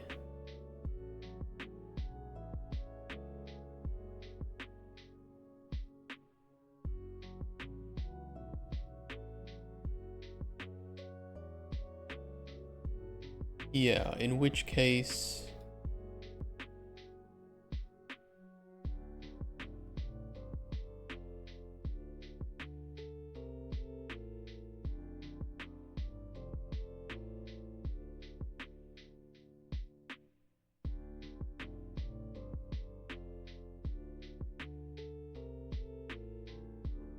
Plus, the way I do things in the prototype is not necessarily the way that the programmers will do things in the final game.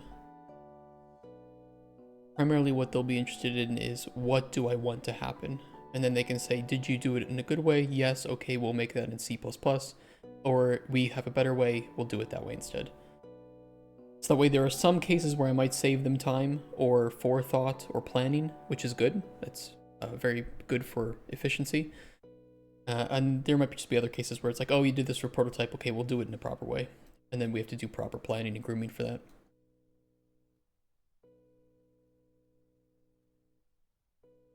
Prototypes should always just have the illusion of working the way that you want them to work, in as many cases as possible.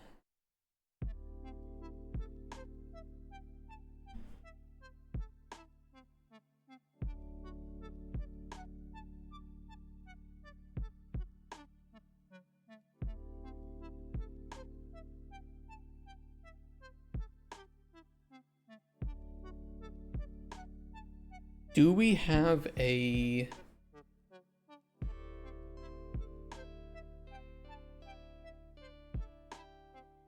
sound that we could use for this? Do we have any, like...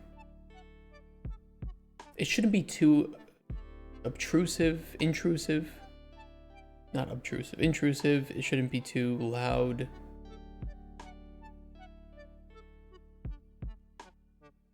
Small ding maybe, or scratchy notes on like a notebook might be nice. That should be on the lower end of the sound spectrum. Lower pitched, meaning that would be pretty nice. I don't know. Dropping notebook. Like a writing sound.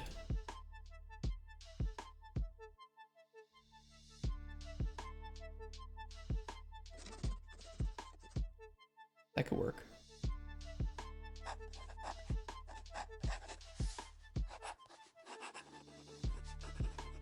I could cut that up. I think that would work pretty well.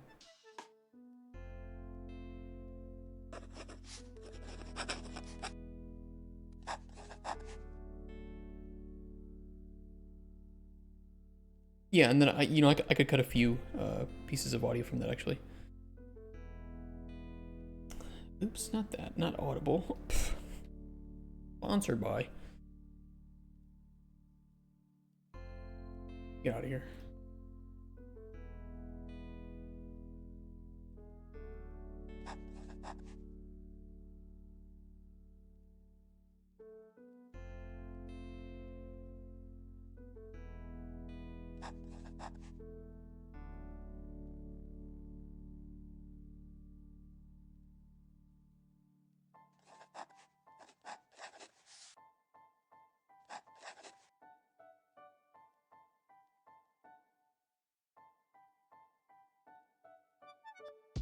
We'll get like 3.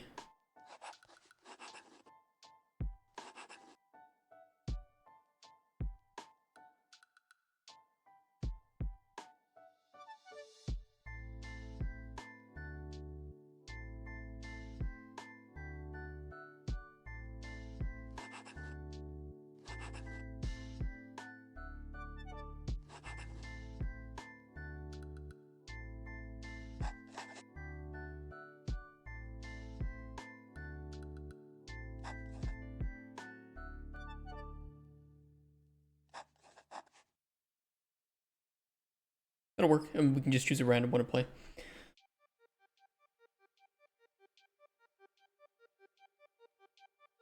Alright, export audio. Multiple files, tracks. Sounds miscellaneous. Knowledge.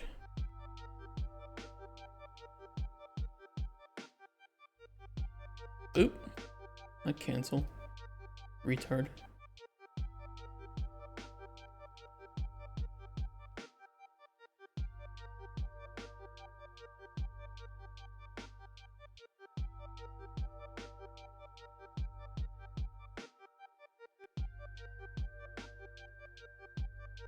Alright, where is my sound? Wave. New folder. Knowledge.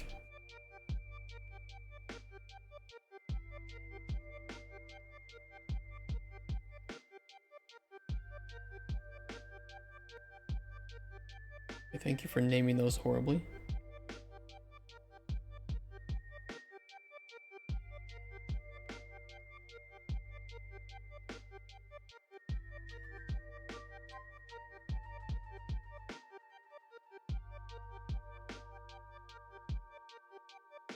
Oops.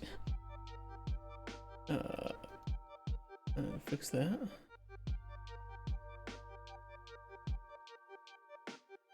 Okay. Let's see here. Knowledge, sound, use, new folder, knowledge.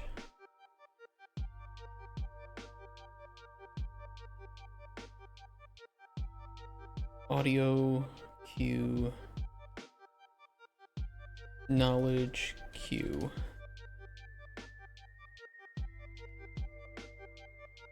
Class set to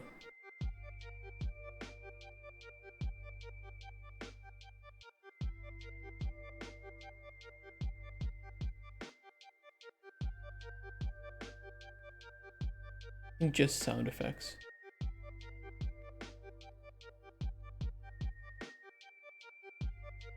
Yeah. And then we'll do a random.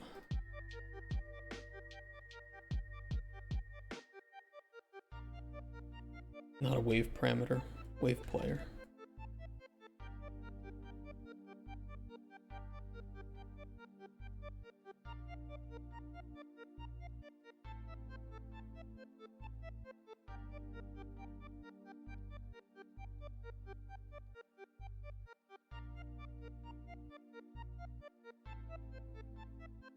Okay, let me see here.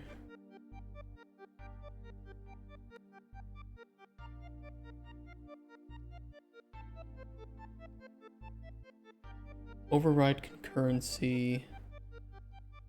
Max count 1.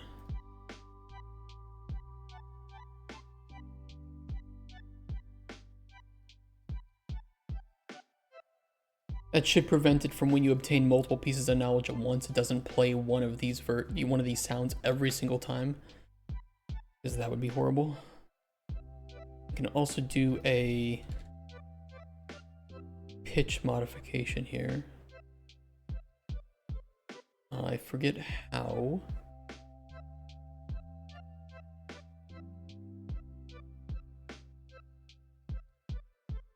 Actually, I know where I can do that. Right in here. Pitch multiplier. Random float in range between 0.08 and let's do 1.2.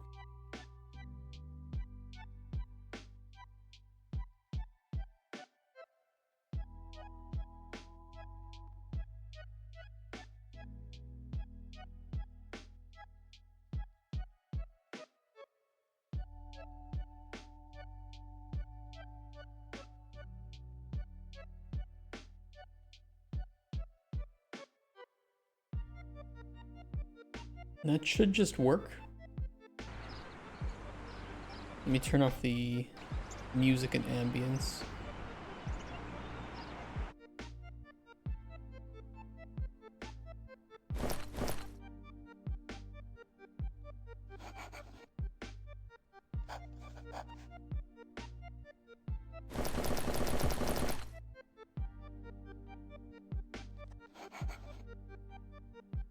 Okay, concurrency is working. Fantastic, and the sound itself is working too.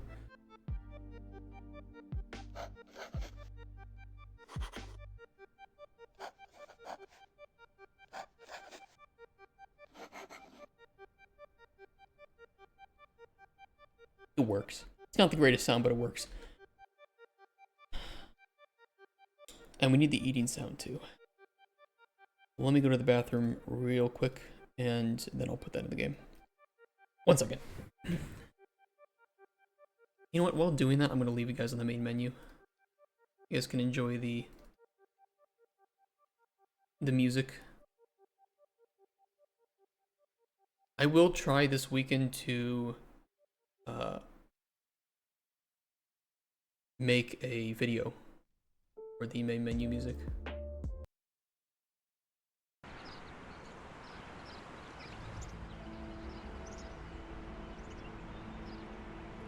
Go.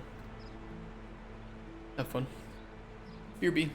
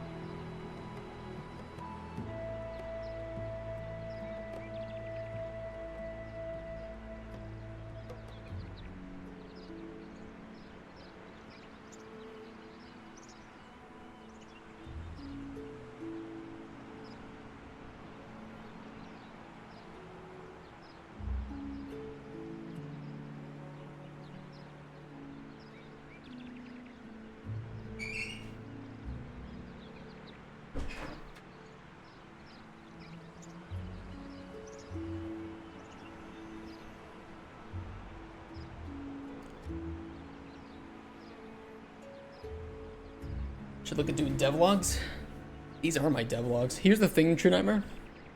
Doing devlogs in some cases might take me... It might just be a waste of time. I see. I want to do it. It could be nice. But I'd also rather just focus on making the game. I think that these are my devlogs. What I have wanted to do is take some time to make a video once per month showing the progress that we've made in that month on the game, which I think would be nice. They don't have to be too crazy or in-depth or well-produced, but something is better than nothing.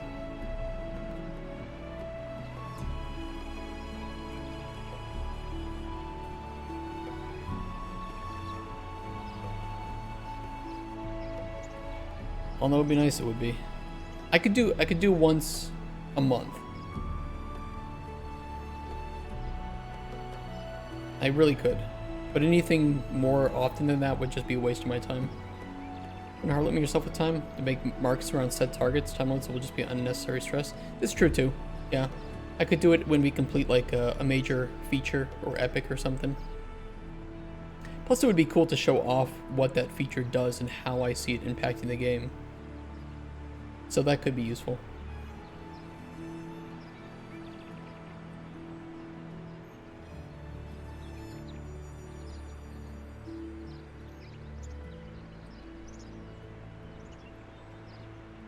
I would do it rather than force something out of, that is half ready. Yeah, that's a good point. I think doing it based on features and epics would be nice.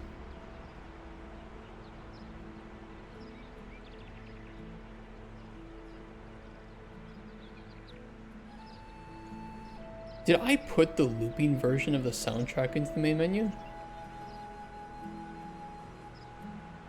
You know what I might have done? I might have put the looping sound version of it in, but I didn't tell it to loop. Like it is looping, but I think it's just replaying it from the start rather than letting it naturally progress. I don't know. One sick editing like an old COD montages.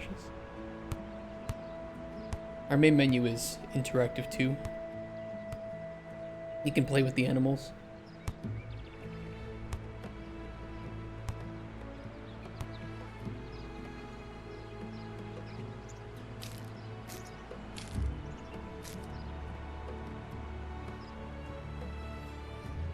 Need some more interactive things though on here.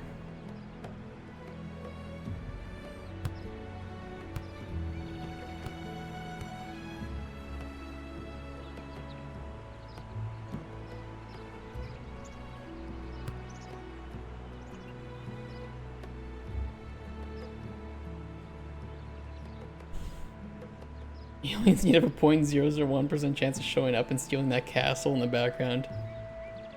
I did want to do something with the little tower back here. I need to clean up the cliffs too. I kind of left the background untouched.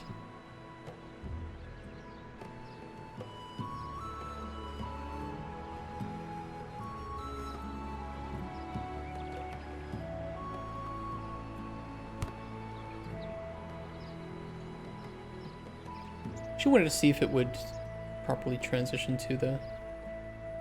Oh yeah, I can hear the... Okay, not working properly. Drain the lake and find Nessie sleeping.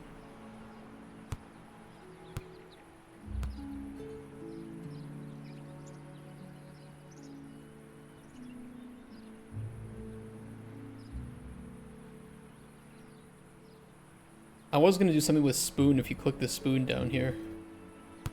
I just haven't done that yet.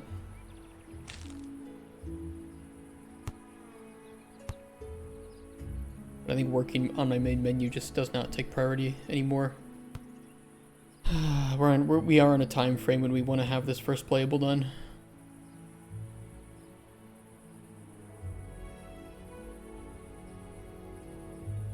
The nighttime does look nice though.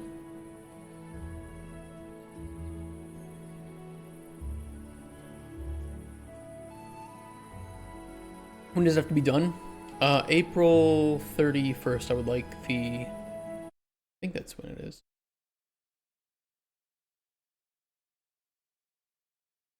Not 31st, April 30th.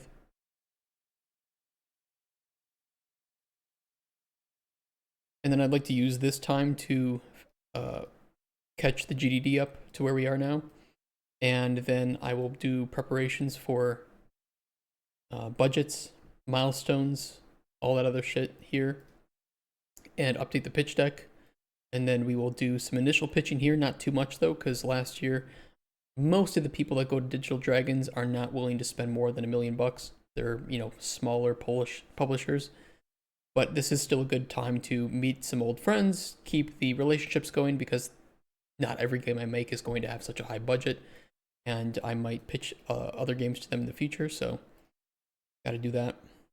And you know, you never know. There might be some other people that show up at Digital Dragons. Not a year right now. It looks promising. Well, if we count only development days, yeah, I'm not a year into development. But I think we started October 2023. I heard of Digital Dragons as a Polish event. Yeah. Yeah. It's a pretty good one if you have a small game.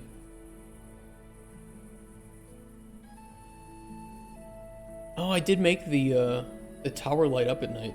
Forgot that I did that. That looks nice.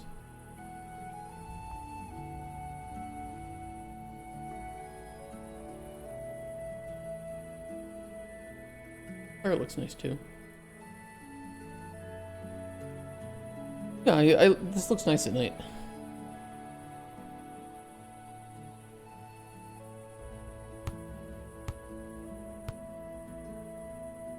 My original intention, but it would have been too expensive to do, was something like Octopath Traveler 2, where they have two versions of the main theme. One that plays during the daytime and then one that plays at nighttime. I don't know if you guys have ever heard that one before. It's really, really well done. They have a really cool main menu. Do you have a proof of concept before this? For the game? A little bit. But I kind of just jumped in. I thought it'd be a waste of time to spend too much time thinking about it.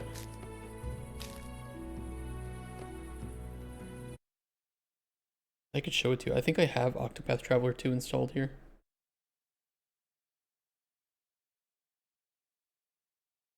No, but I can do it pretty quickly. By the way, if you guys haven't played Octopath Traveler, you should. Fantastic game.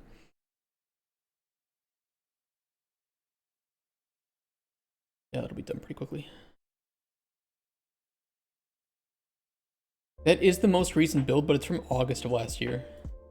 And I was waiting to get combat put into the game, which it's mostly ready right now to be put into a new build, but I also want to put the new build up on Steam, so I need to figure out how we do that.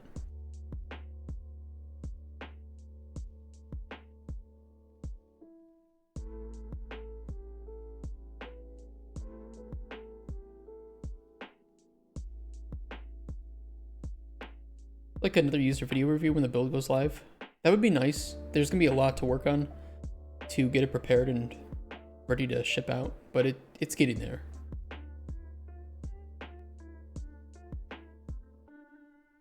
I will need to do quite a bit of work on the tutorial as well for the next build. We'll worry about that later. Goblo Sutra.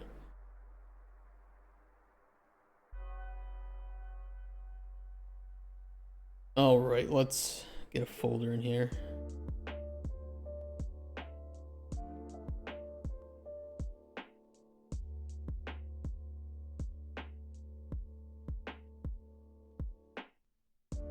That's weird. 18.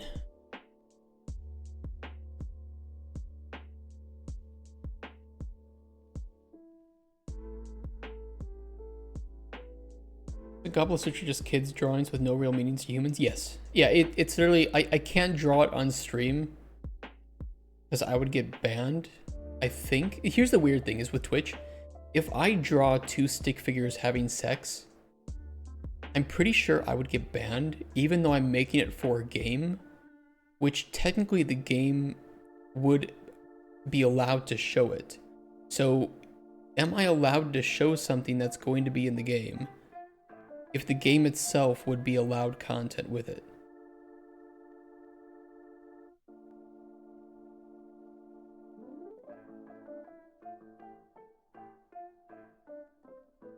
Like, what's the rules in this case?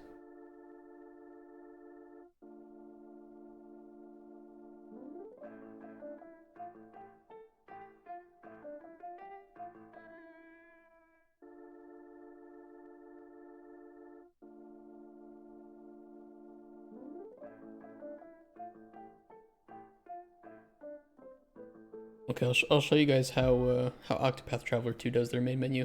I'm in love with it, but it'll probably be very loud when I start it up. So let me mute the stream. One sec.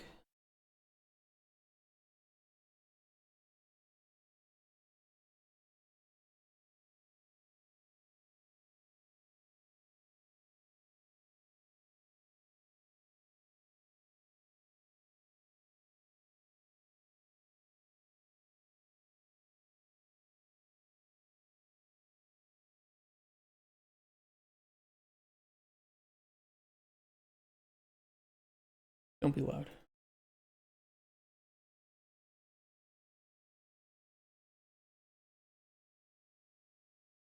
It's very loud.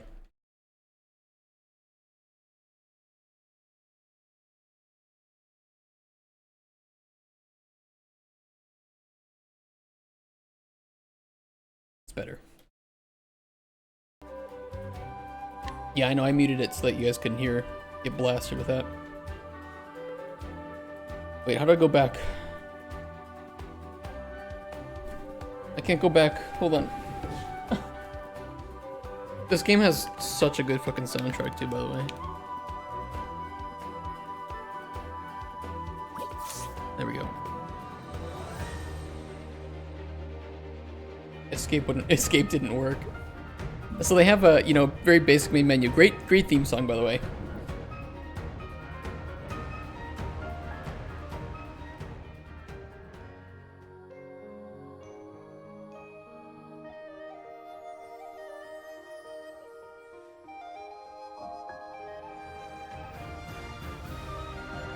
I love that. I think that's so fucking cool.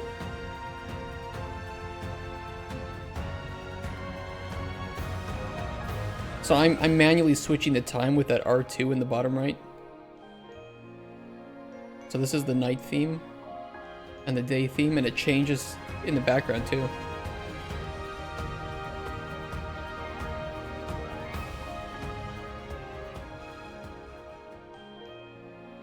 Isn't that cool? Yeah, I think it's one of the coolest things I've seen with the main menu like this. And then showing each of the characters and stuff. What is it about? It's a JRPG where you play as 8 different characters, all in part of a party, and discover their stories and then solve a main story too, right? Really well made. This is made in Unreal Engine. Tons of gameplay, tons of features, a lot of cool strategy, awesome battle system, and a fantastic soundtrack.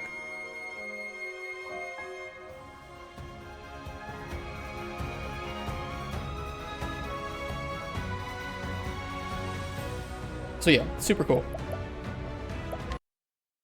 1000% recommend these games. And yeah, I think you can get them on the cheap during Steam sales. Maybe not the second one, but the first one for sure. Very, very good reviews, of course.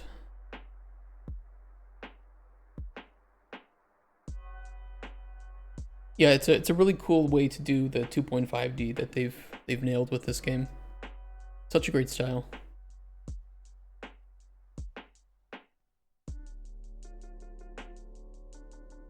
Very cinematic battling too.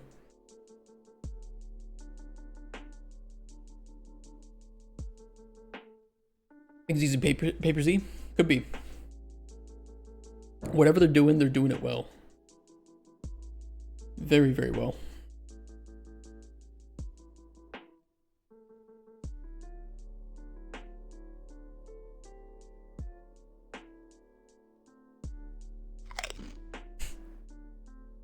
So fucking stupid. Alright, I'll do a concurrency override on that too.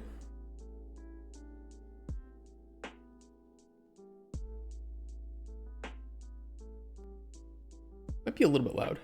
We'll see.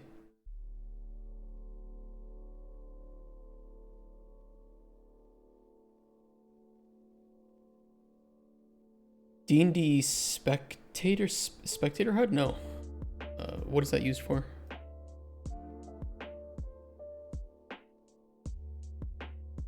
You mean the monster spectator or the spectating?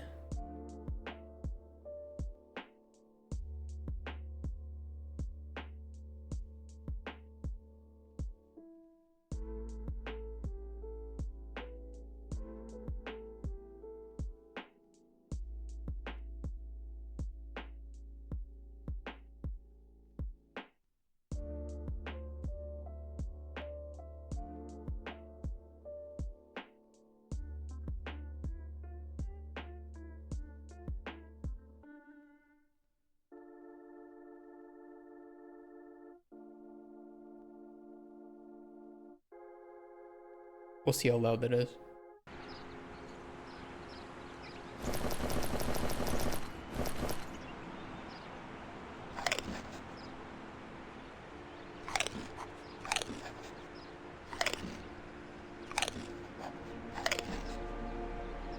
It works. It's kind of stupid, but it works.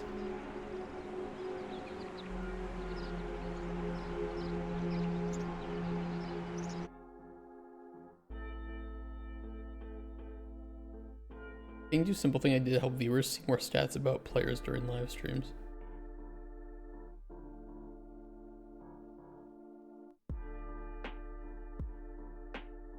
Are you doing live streams of the of your DM sessions? Is it this?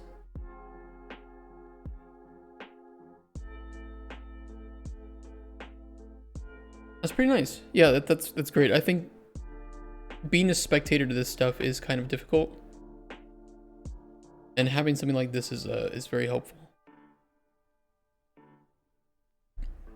Otherwise, you have to kind of rely on like I guess like you'd have to go like the Matt Mercer route, where you just have to be really, really on top of constantly mentioning how people are doing, or you do this, which I think just saves you a lot of time and effort in some cases, because your players know their health points, and you know their health points in many cases, but the spectators do have that trouble. Any space below me will have a flip card thing with more stats. That's cool. Yeah, I like that. Very useful.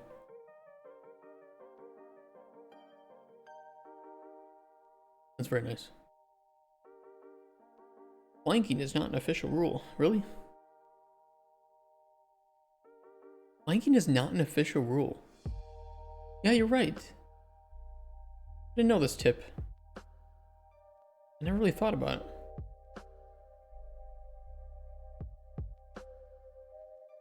Not even thieves? Thieves don't even get like a bonus on backstab or anything? They get bonus on stealth. Optional. Module tidbits.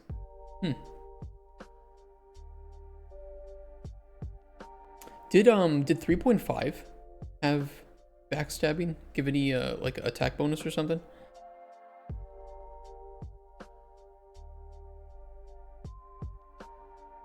I played 3.5. I've got an old 3.5 rulebook sitting somewhere. Are you trying to become a big stream? We got raided from Evan MMO. I don't know who's still here from that raid, or if we got any new lurkers. Welcome to everybody, no matter where you come from. Except Denmark. Anybody from Denmark? You.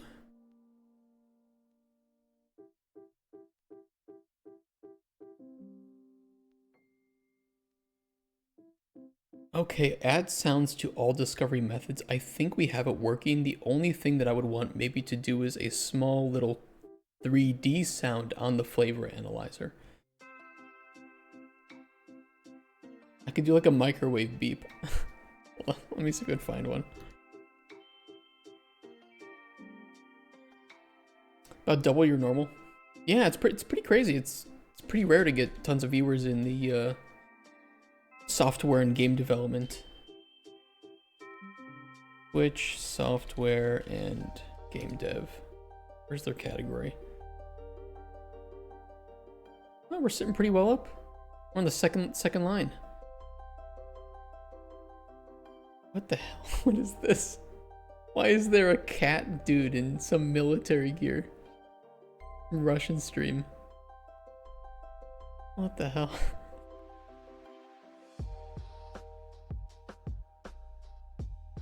I can't explain that one. Are you surprised? No, I'm not very surprised, to be honest. I need like a beeping sound effect, but something from like a video game. Can I?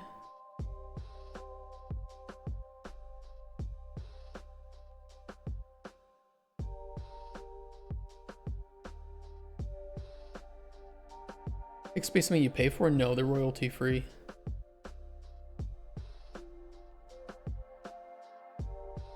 I do have some other sounds. Nice stealing, go for it. Cozy sound pack. Are they wave? Yeah. What do I got here?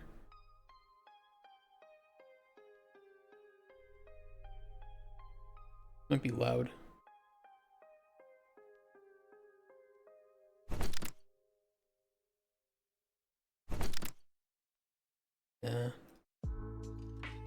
work.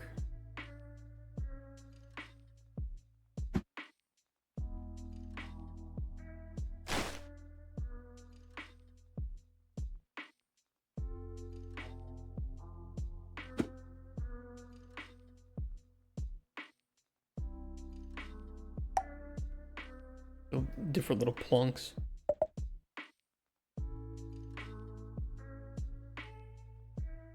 Well, some of them could work.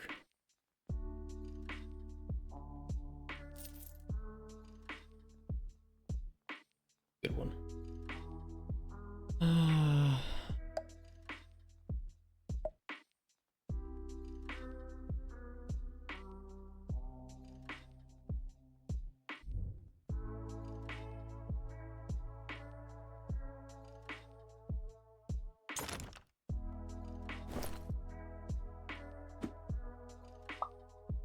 Nah.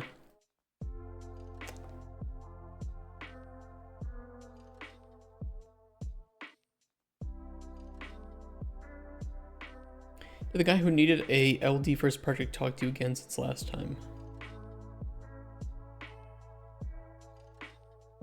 He is not here. He has not talked to me whether he needs it. I think he was busy doing some combat stuff. I'll try to reach out to him again.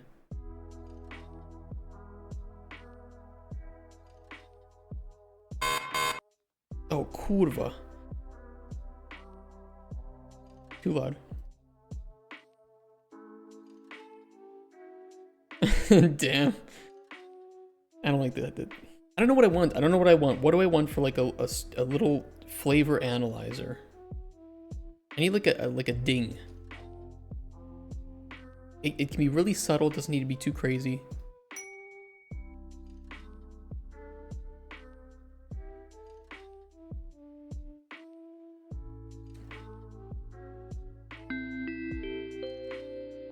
Oh yeah, perfect.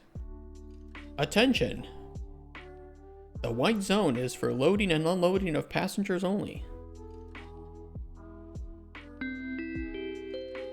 Thank you for shopping with anal sex toys.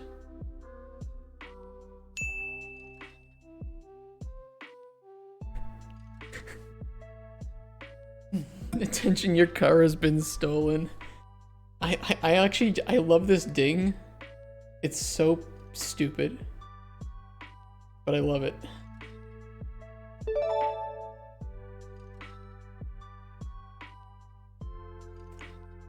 That could work. A little bit gregarious. Ooh.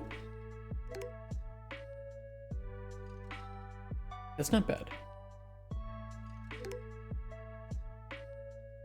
Subtle, quick. Yeah, I think this one works really well.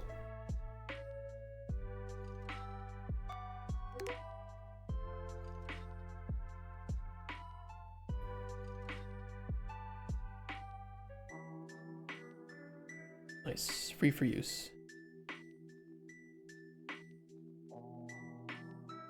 I kind of want that other ding though. I want to make that a sound effect for you guys so that every time you say it, I have to like announce something really stupid.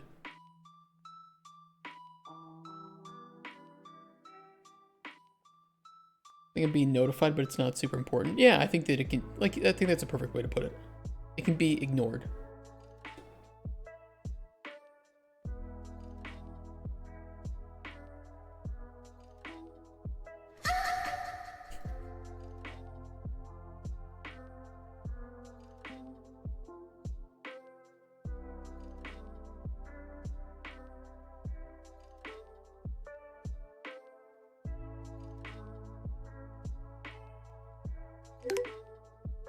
I like it.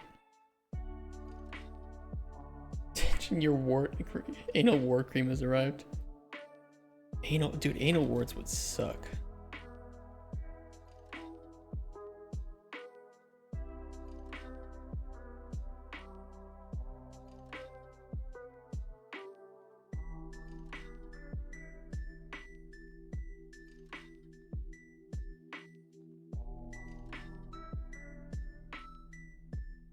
Sound effects, wave player.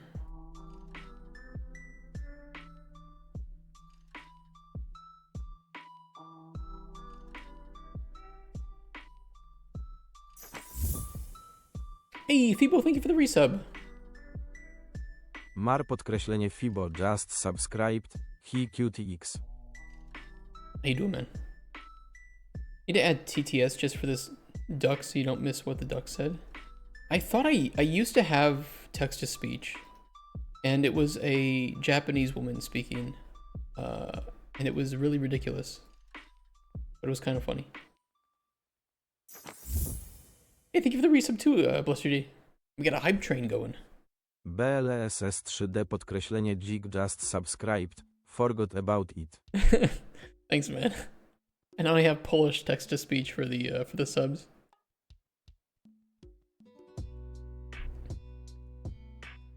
Just back from seeing the girlfriend. Long distance sucks. It's a little bit easier than the first time though, right? Hopefully just a little bit.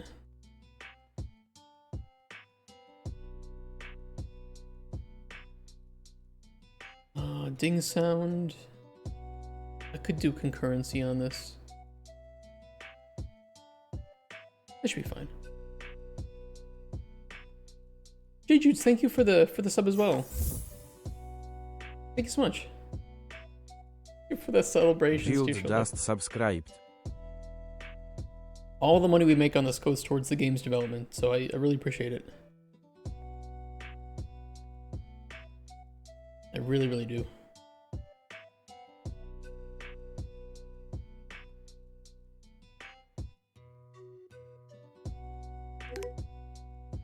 Okay,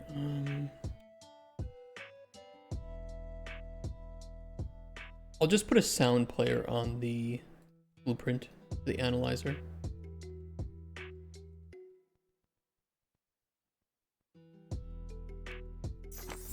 True Nightmare, thank you for the sub too. True Nightmare Gaming just subscribed. You will be honored. Thank you. This Polish guy is great. He sounds like some Polish people I know trying to speak English. It's kind of fun. Audio.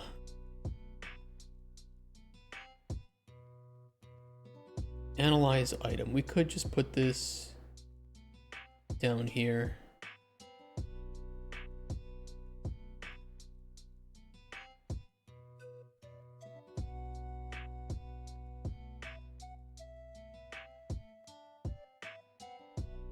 What's the attenuation on that? There isn't any. Sound analyzer.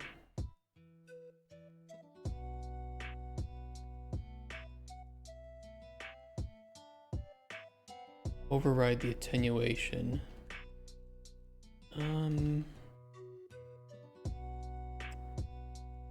I don't want it to be too crazy. It's a little easier, but it's still incomprehensible. I feel for you, dude. Moving here either late summer or just after the New Year's, though. That's exciting. Get her done.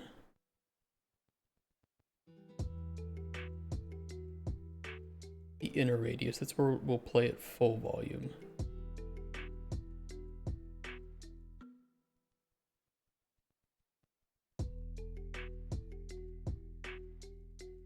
And we'll do that.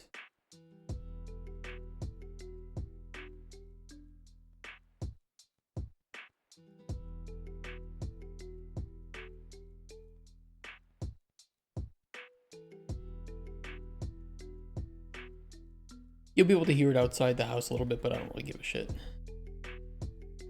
Did I get the hype train emotes? I want my money back. I think you will. I think anybody who puts bits or subs in will get it.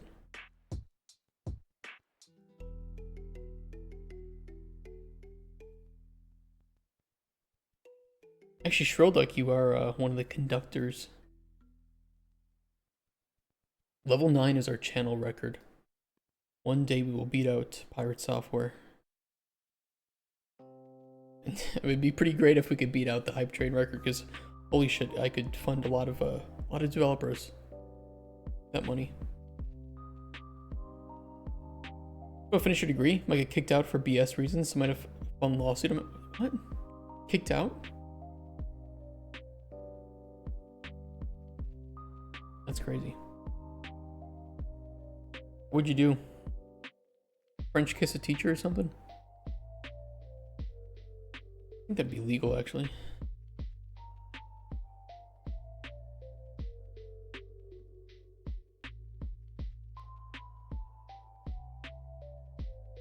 That won't be set to looping, I don't think.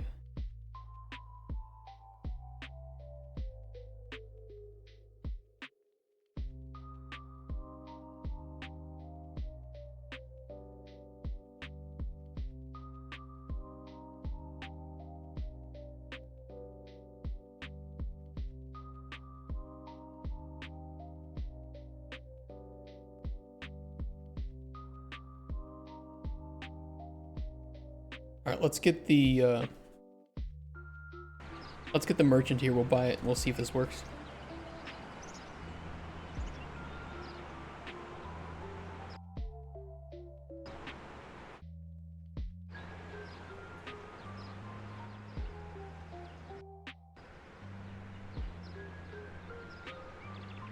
Thank you guys for the subs. Your support really does mean a lot. And it all adds up.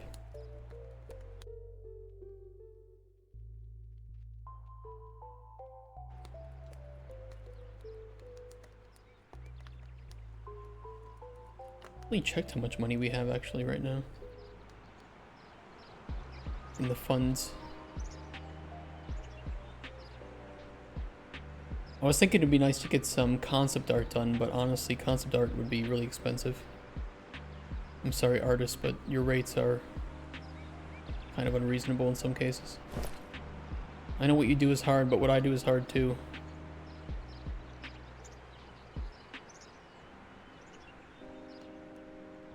More simple than that. Basically, I have a condition that causes me to like die sometimes in the morning, and I can't speak, so I can't call in sick. And there's a professionalism issue. Can't you like text somebody?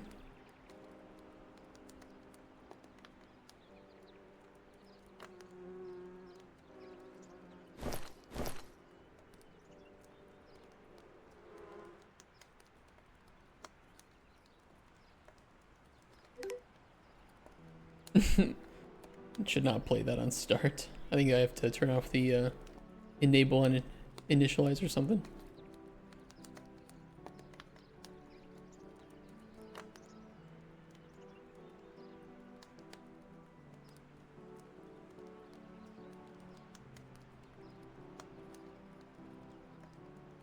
Okay, we'll stand right next to it and see how loud it is.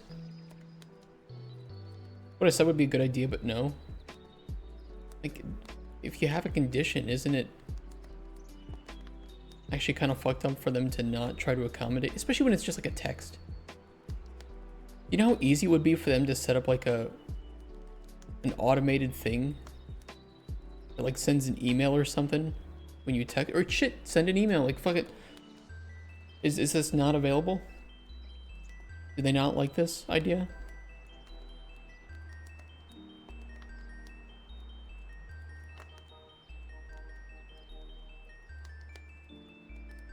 Weird.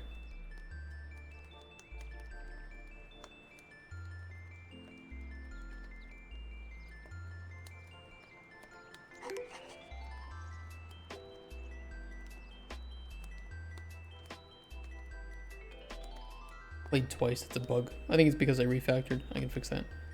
Let me stand over here now. I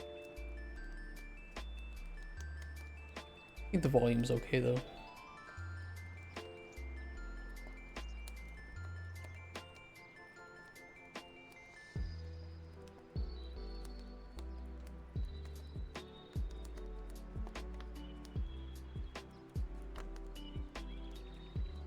British spelling, shut up.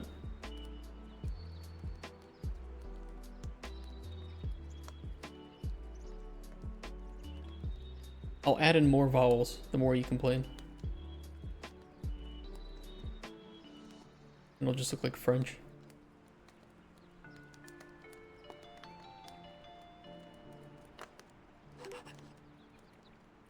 Yeah, I think it's audible, but it's not too crazy.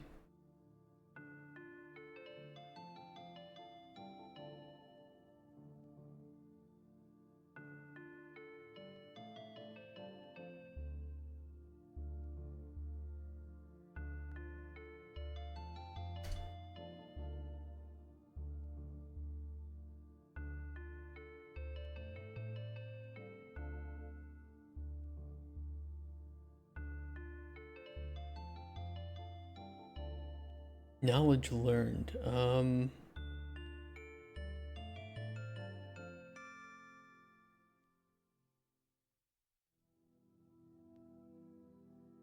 Couldn't I do this?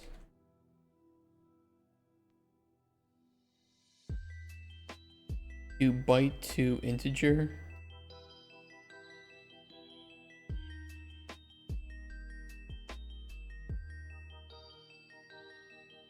What's the enum to byte? To integer byte, there we go. I don't know why that wasn't working. And I think add 4?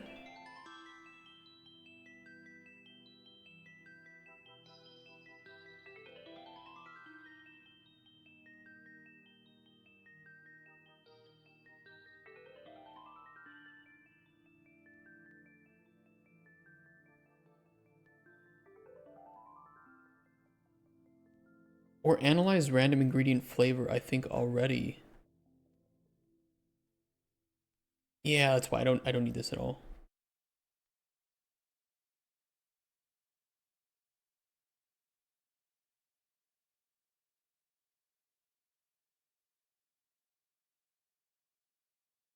Redundant.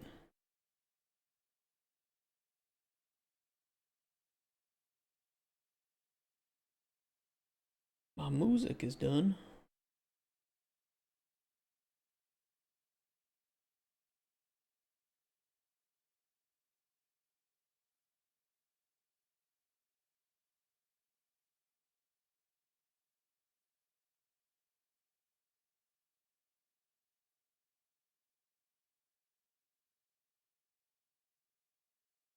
This will work.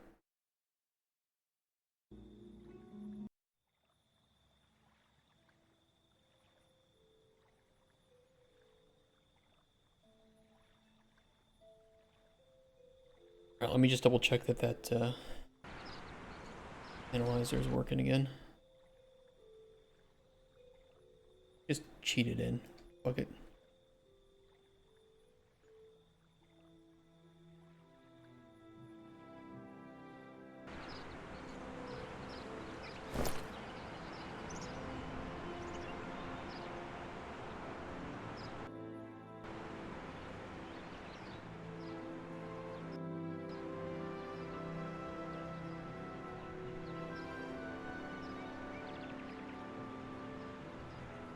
And if this is working, then I think that our entire alchemy rework, at least in regards to hidden effects and flavor and effect and flavor discovery, will be completed. In which case, I will just do some bug testing and fixing. And if we finish that early and we don't find anything, then I will. We could watch like a Tim Kaine video or something.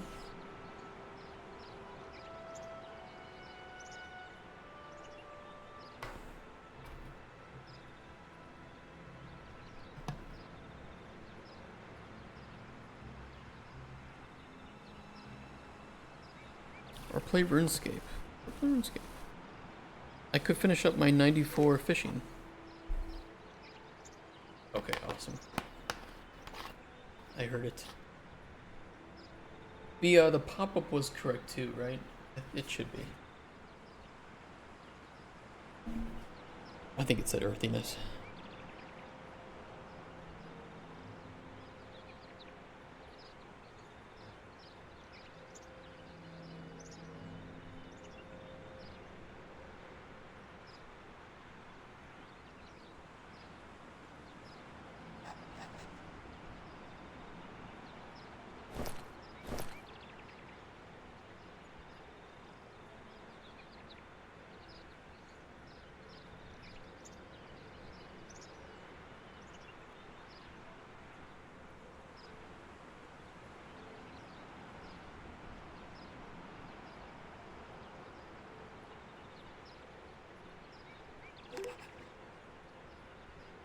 Yeah, that looks correct. Okay, awesome.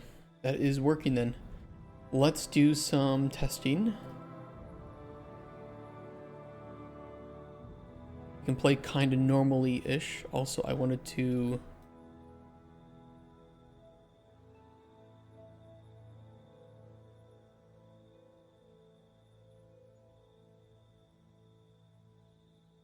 There was something I think I might have noticed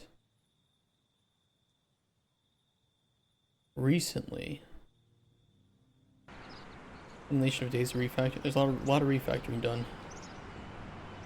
You notice how there are still unknown ingredients here? That shouldn't be happening, and I don't know why it is. We've unlocked all ingredient knowledge, as far as I know, unless there's like a bug.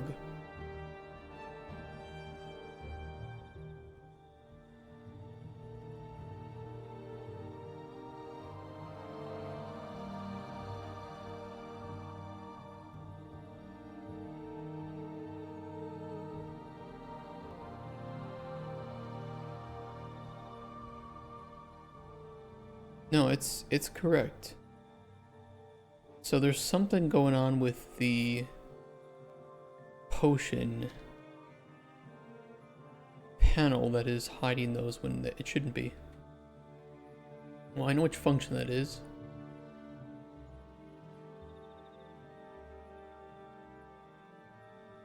Check potion for knowledge. Break there. Local potion.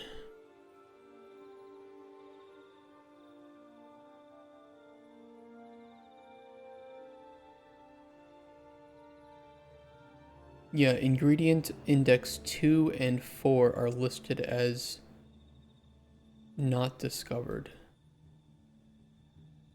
Where do we set them as discovered?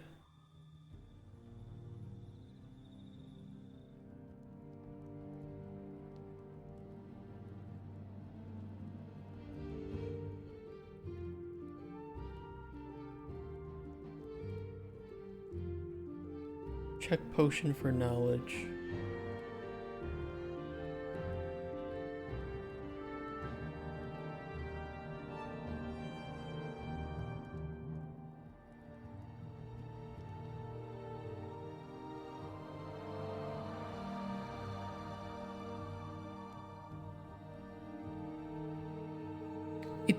It's unlocking the effects correctly because it is showing us the effects. It just isn't showing us the ingredients. I wonder if it's because... I think I know what it is. Because those ingredients aren't applying any of the effects that we have, in which case I think we're skipping them.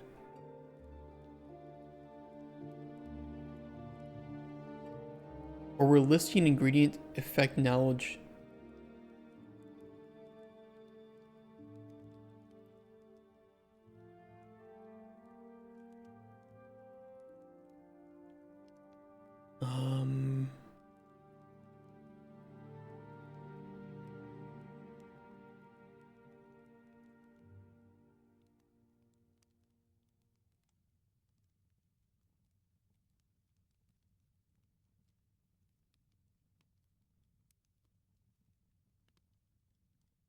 I feel like we would put it here. Ingredient effect knowledge, right?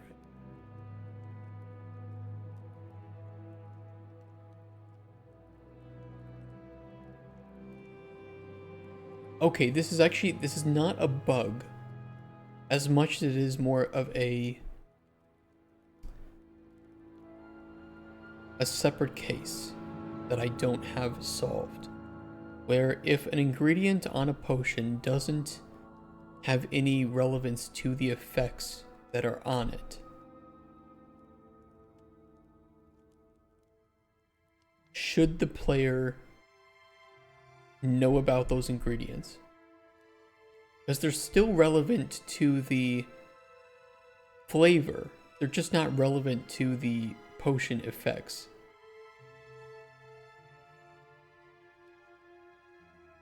Right now the player has no way of unlocking that information.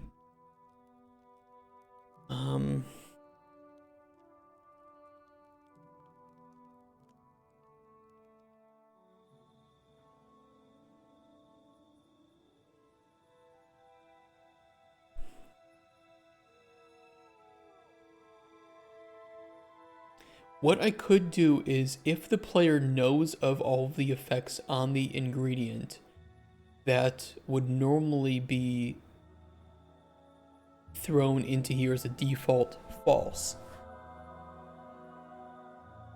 then the player would, let's say the player then knows about that ingredient being on there.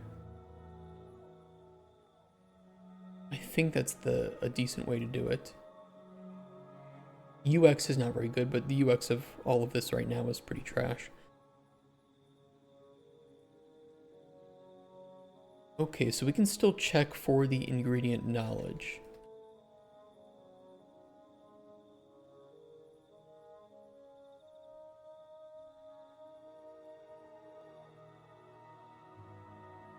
We only care about effects in this case. Flavor is handled separately, and that is working properly.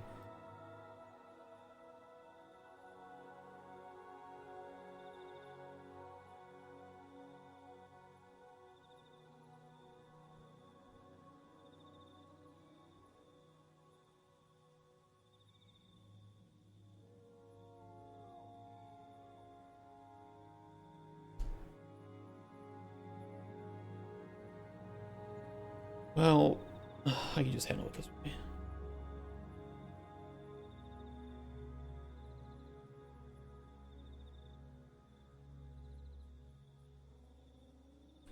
These all need to be true.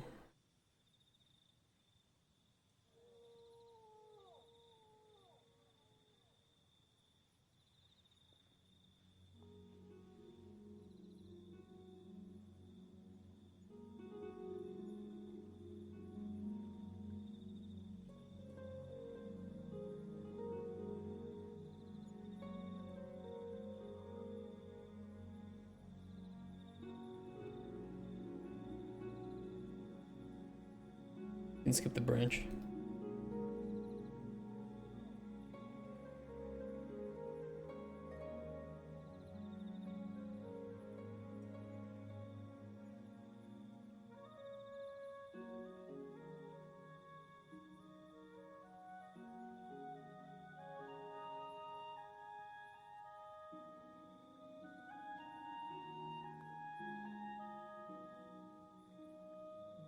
Okay, that'll work. Dude, what? What happened? Oblivion was a great game. It was. It is. By the way, I will note, I don't care when it comes out. Sky Oblivion, I will play on stream. It's gonna happen.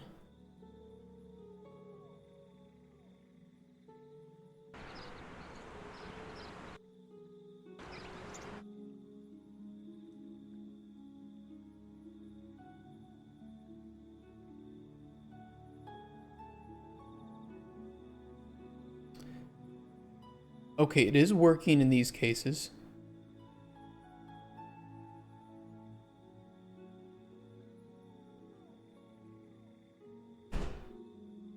Oblivion does look amazing. Very, very excited for it. The dirty water one isn't working. I bet it's because it's checking for effects and there aren't any effects on that. Which is a problem. Yeah, we just check if effects isn't empty. So we loop through effects.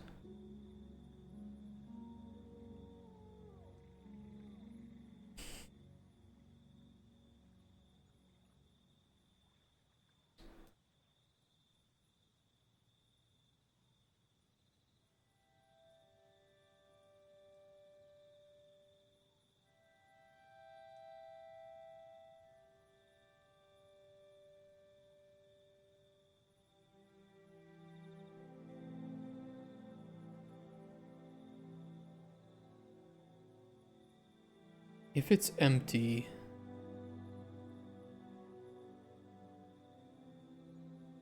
oop, not that. Grab the potion and let's go through each of the ingredients.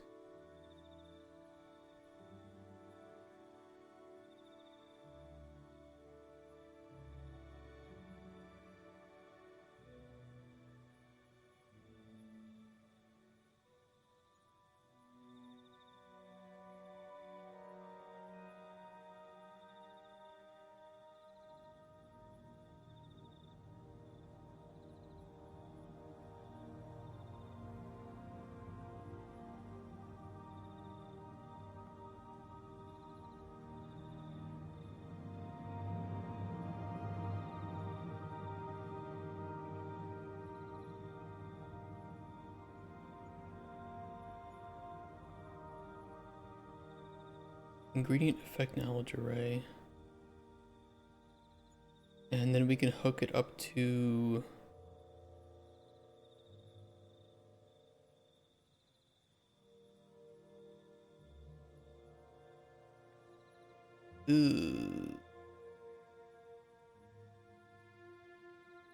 That's...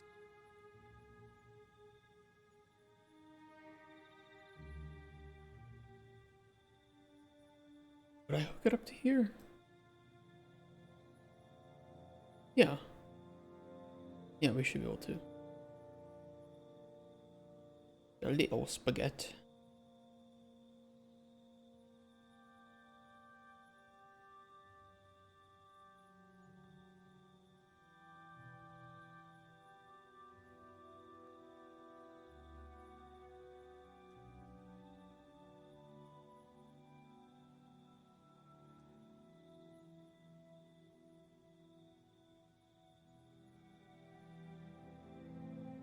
Mostly just execution spaghetti, though. It happens. I put a lot of space in between my functions, and I write them in the waterfall method, so they kind of look like that. Work from top left to bottom right. I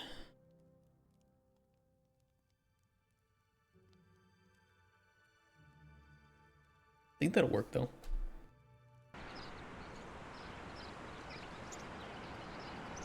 No.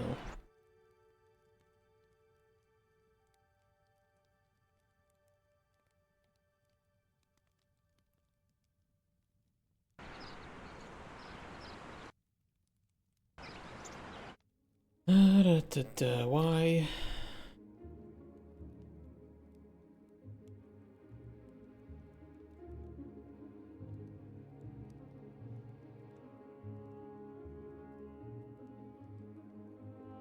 Why is it not triggering?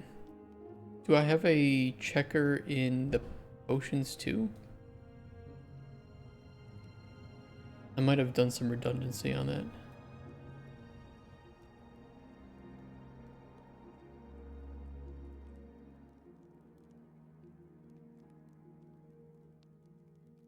Check potion for knowledge.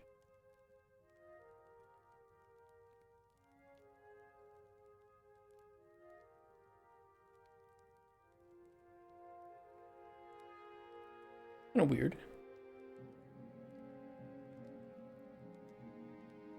Didn't trigger that.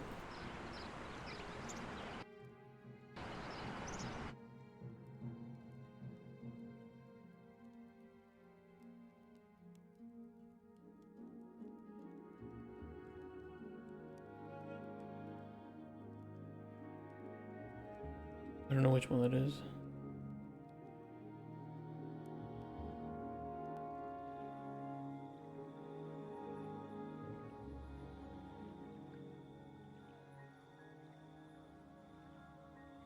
Why is that not triggering?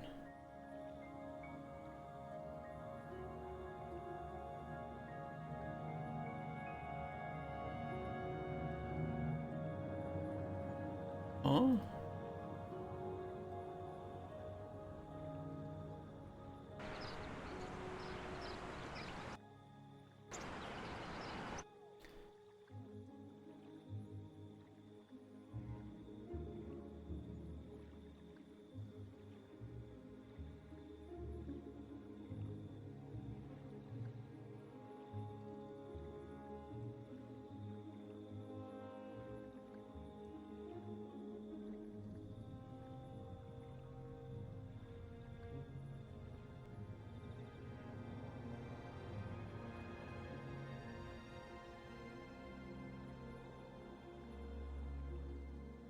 Okay, the ingredients are there.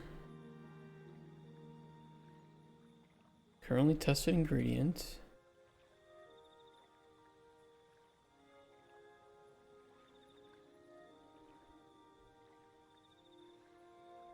Why did it just exit out of there?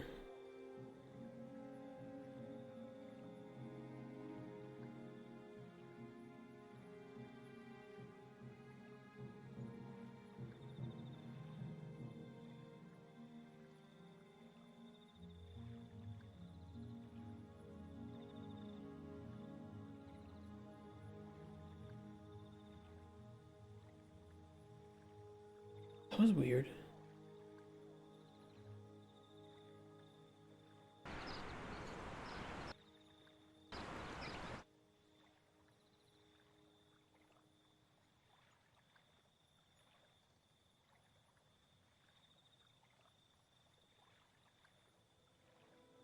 Yeah, true, true.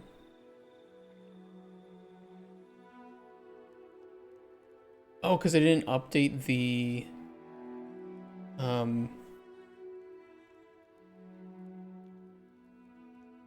yeah, I didn't update the ingredient unlock array. In this case, it's a slightly different for this one.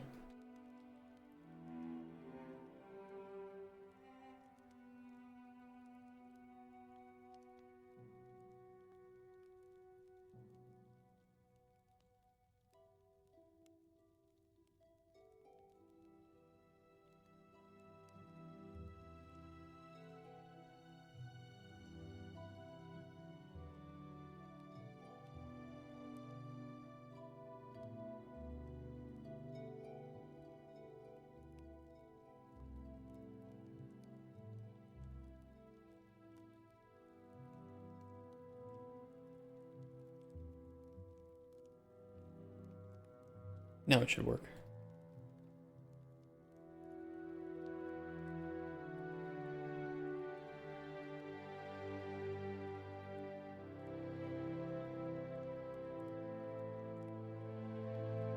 Watch it still be bugged.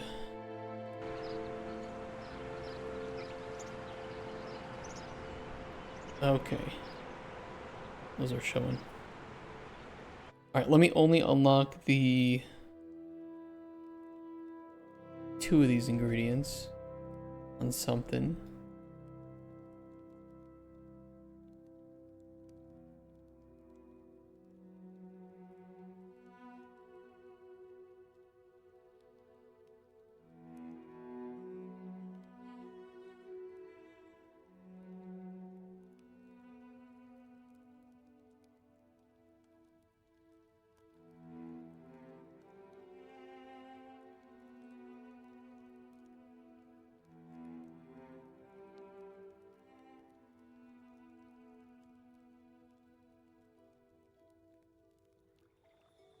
Okay, set everything to known.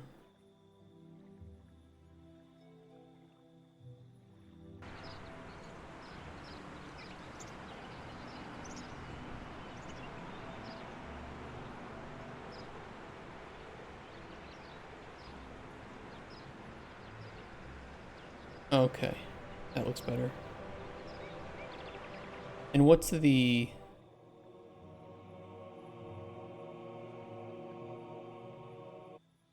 one thing here?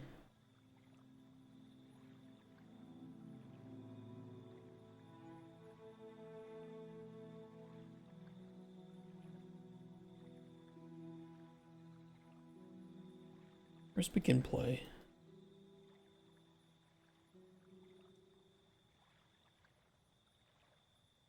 Set play rate. Not that. Not that.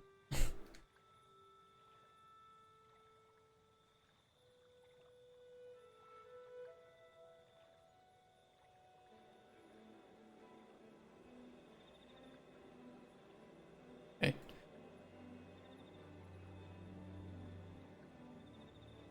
Just to quickly cheat this a bit.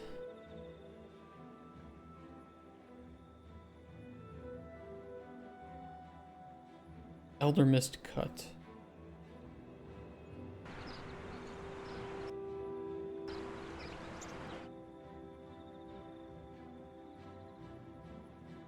I don't think this will update while we're looking at it. Just fine.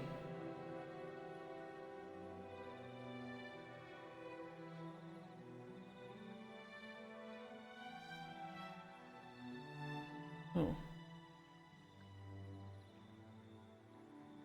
Bit awkward.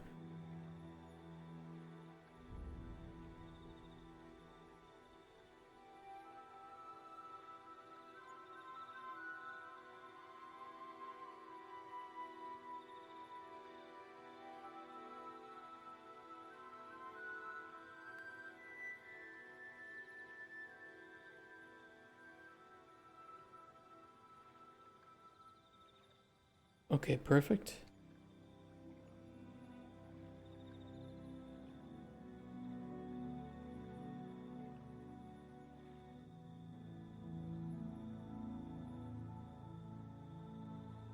Where's Elder Mist?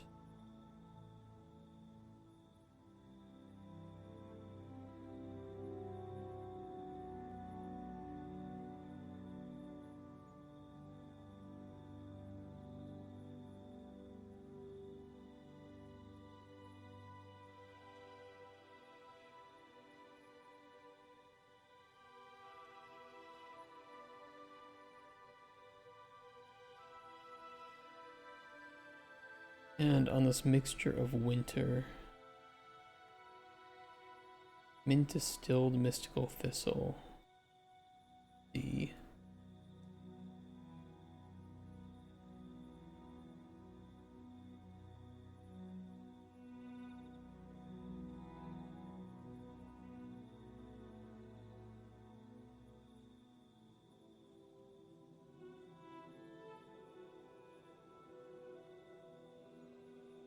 That should be enough.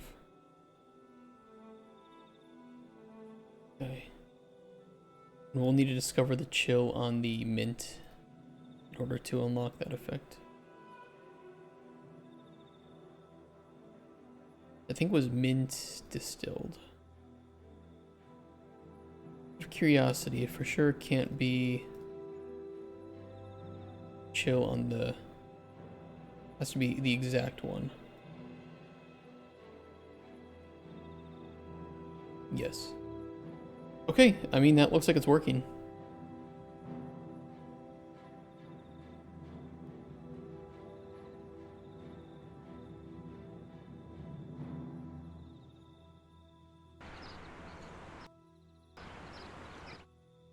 A lot of complicated shit to get this all working, but it is appearing as if it is working.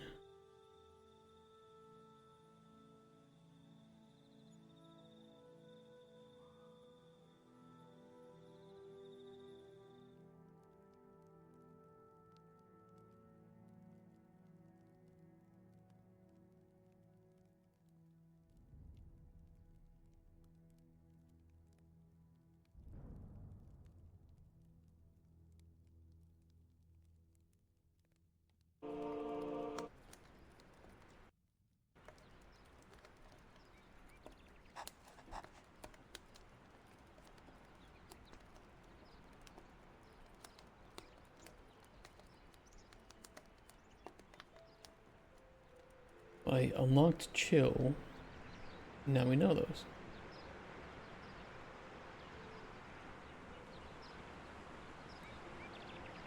We don't know the flavor of those.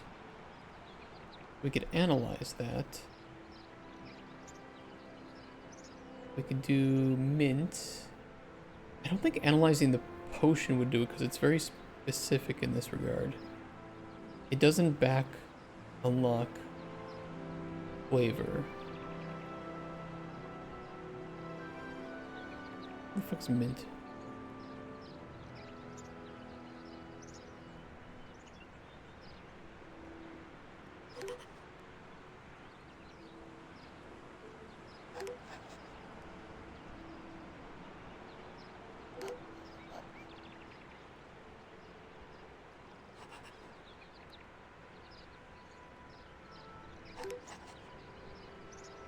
Yeah, there's some weird shit going on with the tooltip.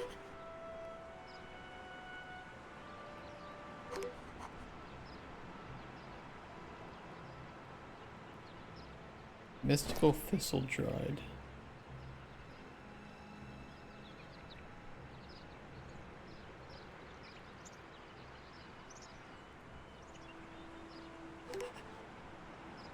Could do that.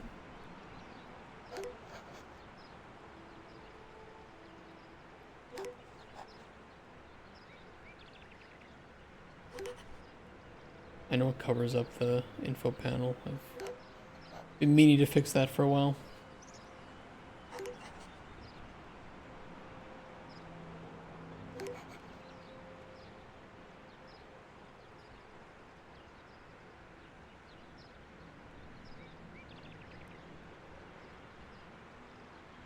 Okay.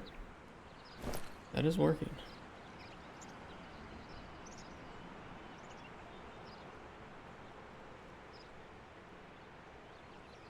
There's a bit of an issue though with the flavor analyzer.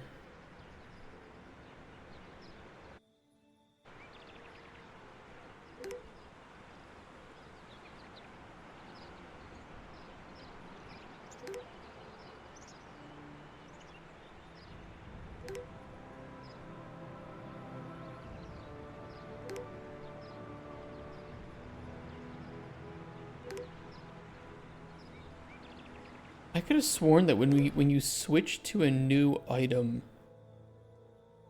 it changes the item that's currently in view.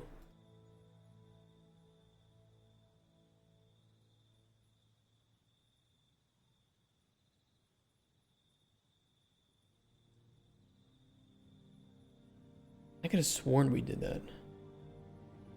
Unless it got overridden.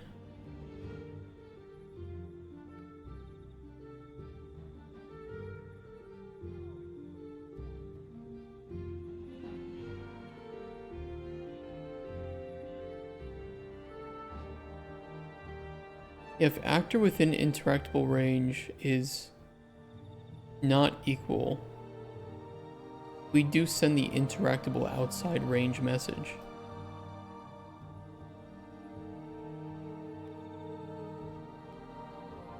Which should kill the progress widget and set the is tooltip visible to false.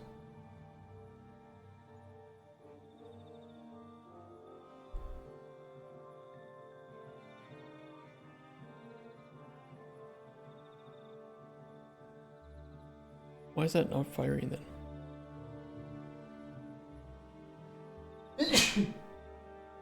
Alright.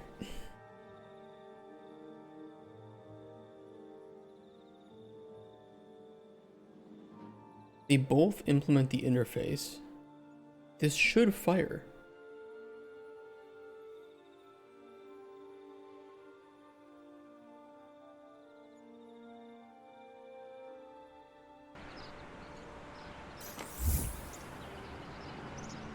Chaos bot.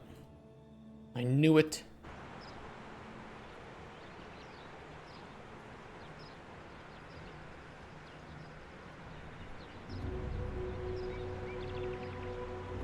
Yeah, it fires.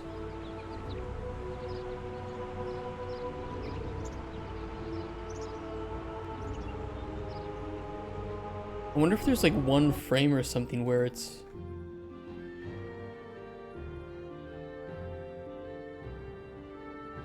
setting it to the wrong actor?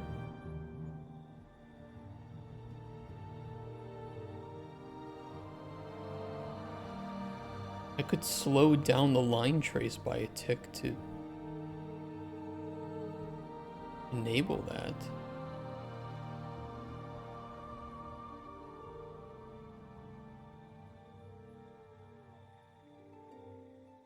I'm wondering if this is getting triggered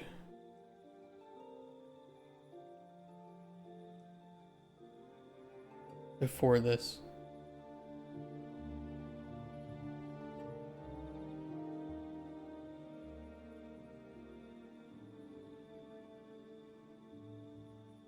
Hmm.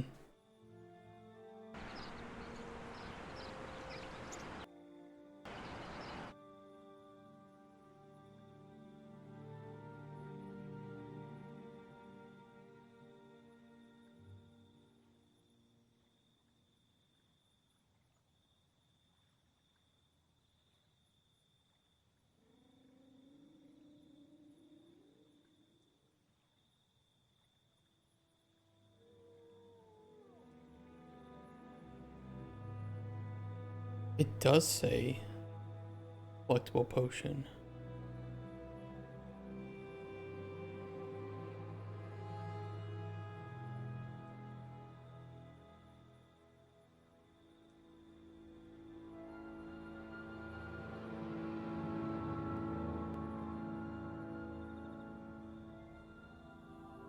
Okay, I'm gonna try something. I think this is kind of stupid, but it might work.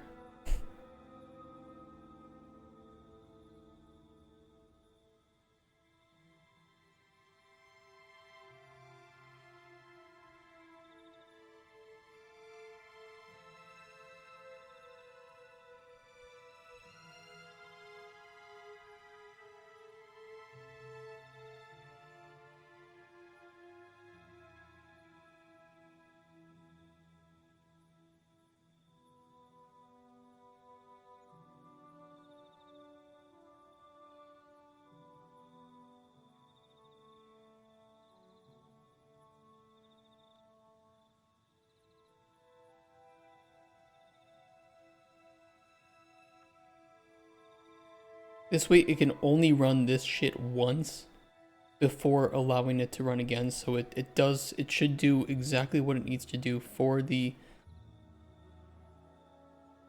Well, we'll see. We'll just see.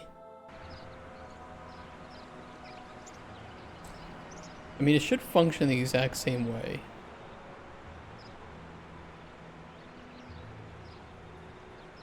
A little bit more safer this time.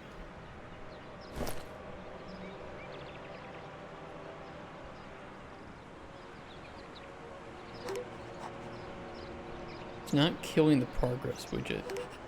Okay, it's not working.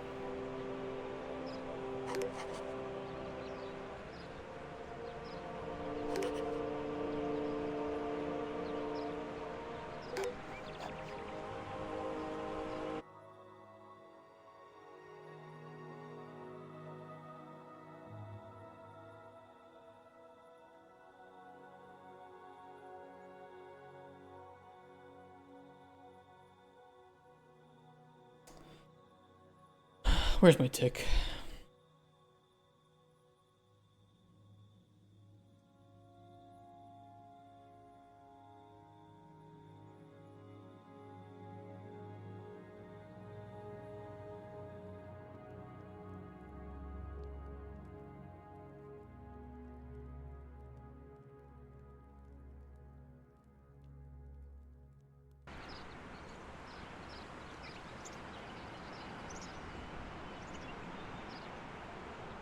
See how it's still set to true there? It's not sending the message back. Also, my upstairs neighbors are being noisy again. Color me shocked. Event interactable outside range.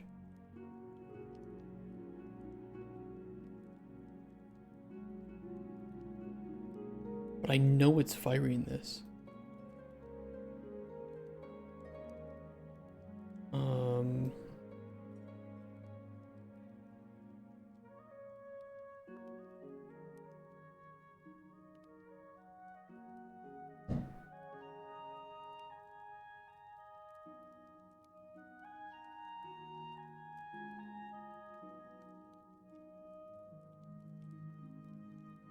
We'll grab it once. The reason why it probably wasn't working is because this was still being hit, but this was not. So it was grabbing the new ones like it was before. What we should be doing is just setting this once, letting it do what it needs to do, and then rerun this all again. So only grab this once, and then we do what we need to. Only sectioning off all of the data.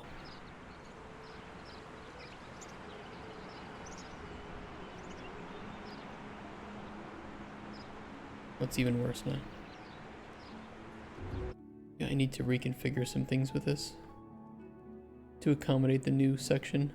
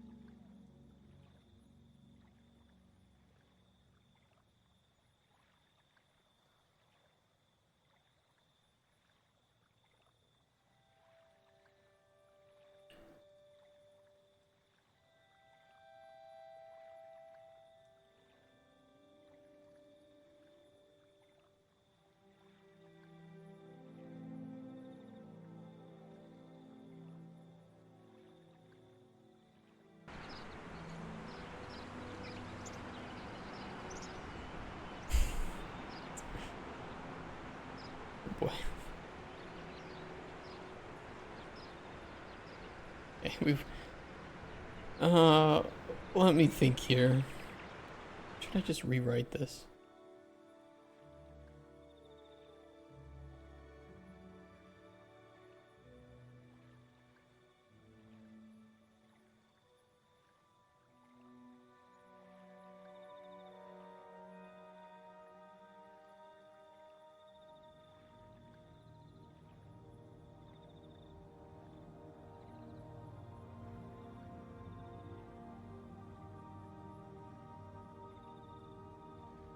Yeah, that's fine. Just put it over here. Let me rewrite it with some new shit.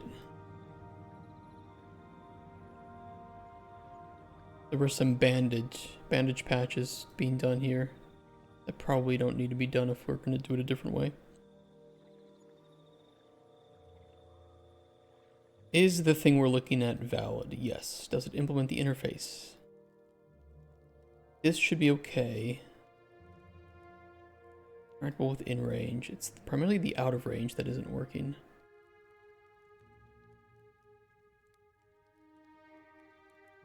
We're doing the second validation check, which with this is no longer necessary to do additional validation checks.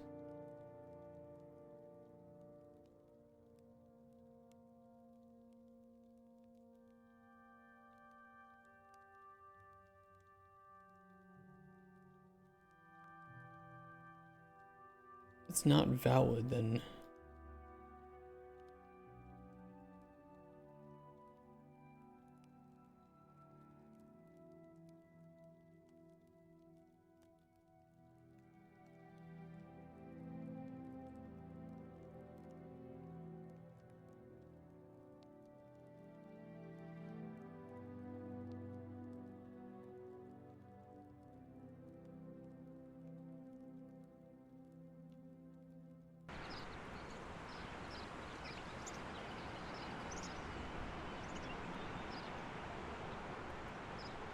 not poofing away.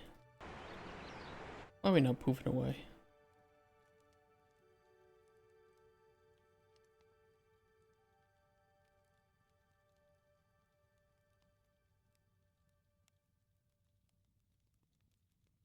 Oh.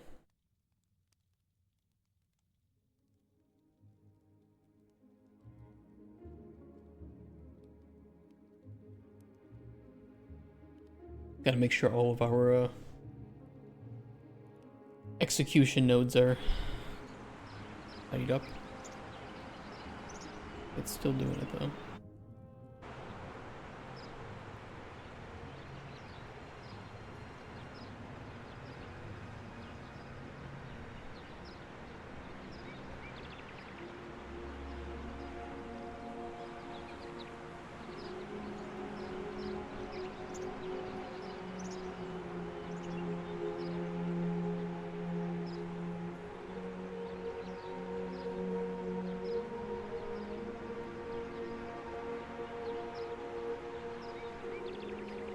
It's setting the actor.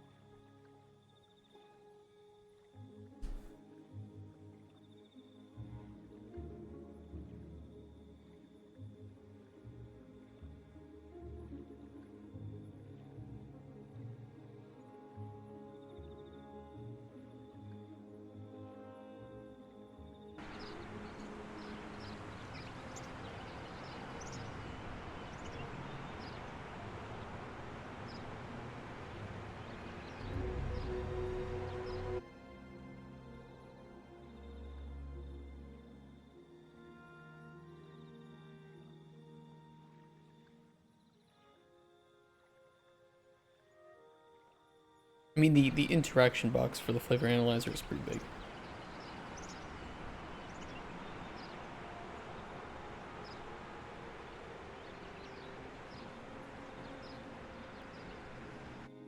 We're properly setting that.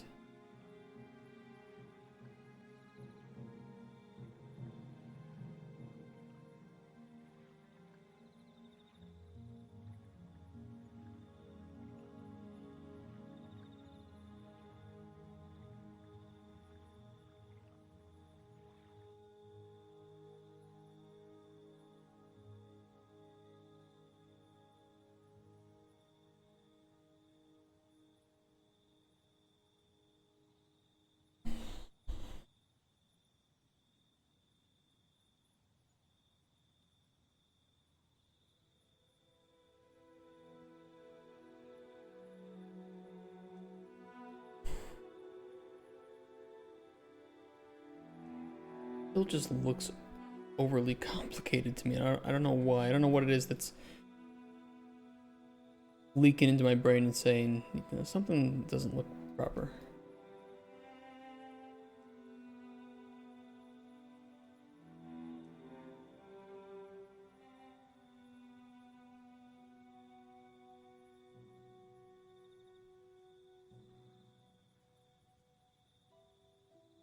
Bleacher, hope game dev's going well. Yeah, we're just doing some bug fixing, refactoring. Good stuff.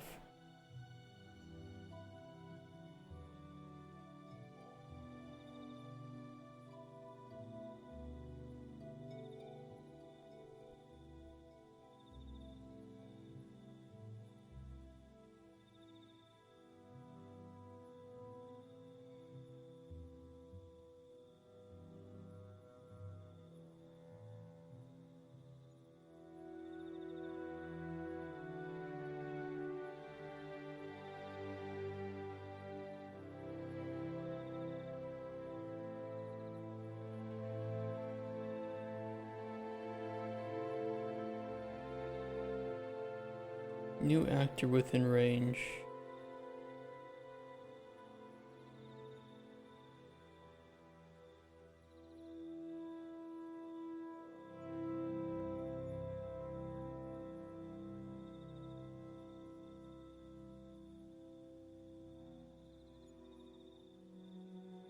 Set actor within range equal to new actor range. Reset trace visibility.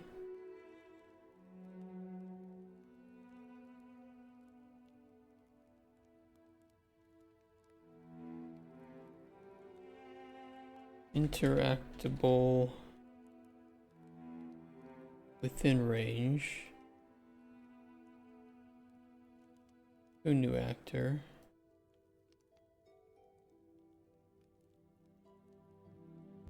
I used to work with Switch to focus on AI, then got PhD and now works at Microsoft. Meanwhile, I'm still rearranging buttons. You're probably wondering how I got here.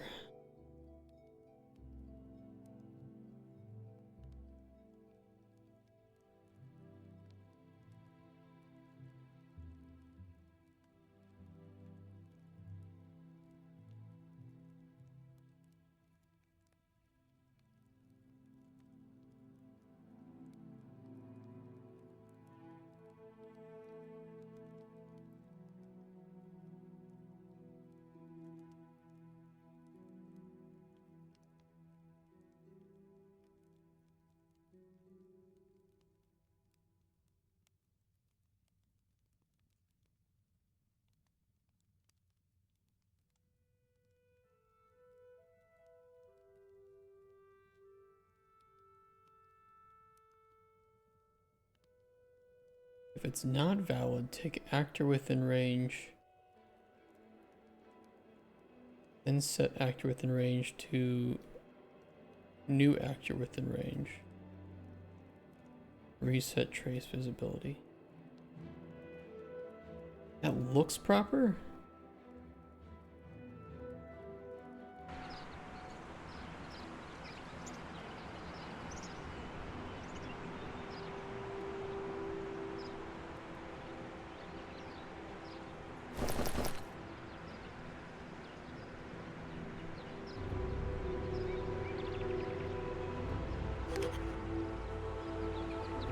Fixed.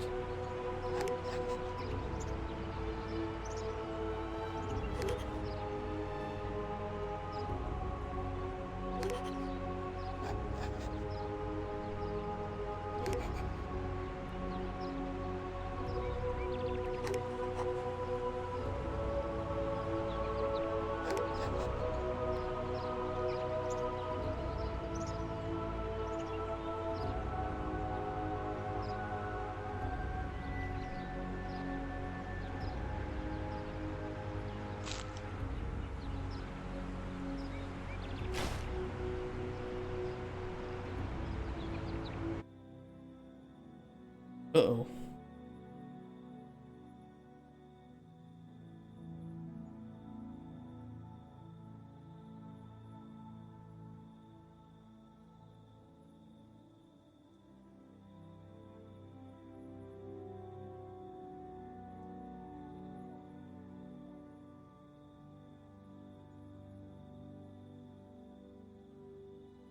there's still that like one moment when we had the other validity checks.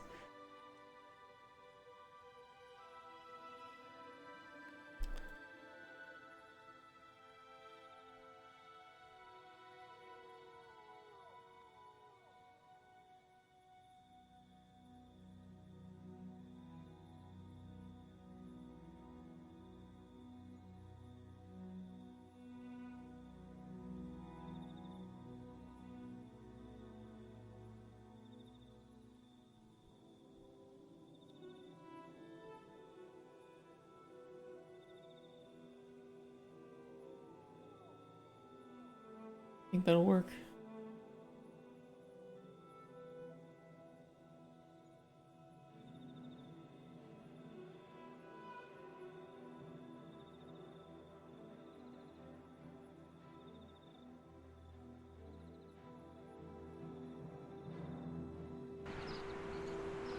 Let me test it. You guys can watch the output log for me.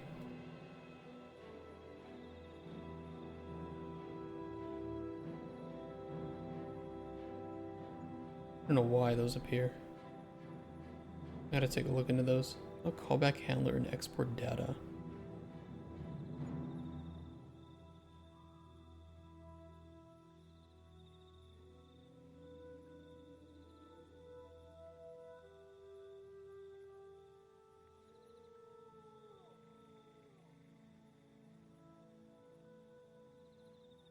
Oh, that's due to some of the changes I made. I can probably fix that.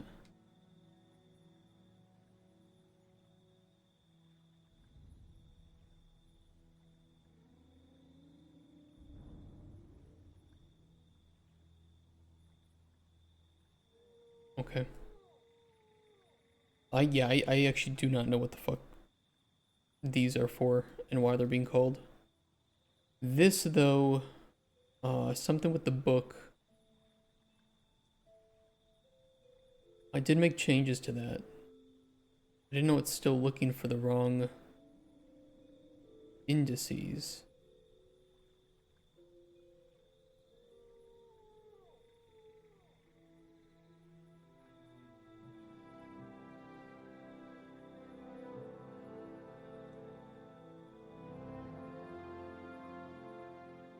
Doesn't tell me the... Well, we can just look up every all of page array.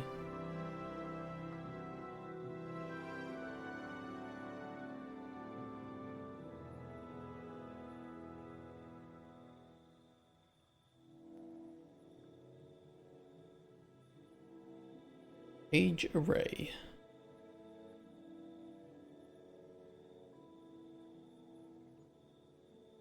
It's called once or twice. Fantastic.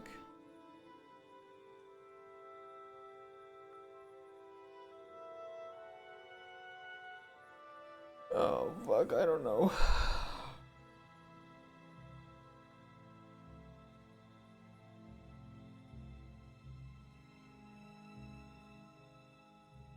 I did fix the page array to not spawn every single page from the page limit. I wonder, oops. Sorry guys, I wonder if that's still being fucked with somewhere.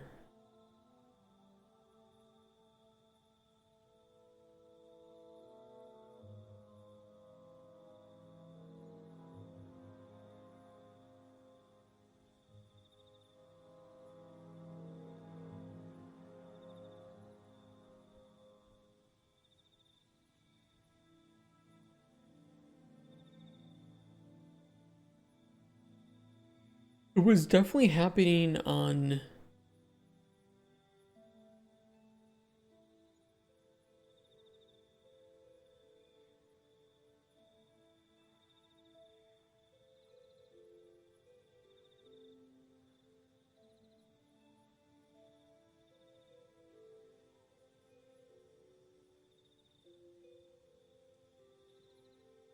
Hold on, I can check this.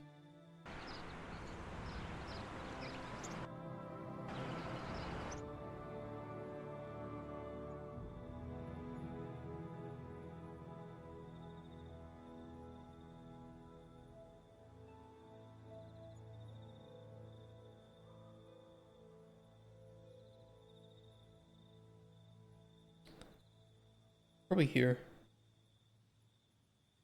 On the construction script. So page array is still that big.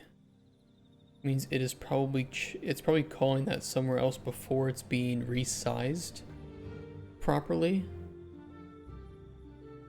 It hasn't done the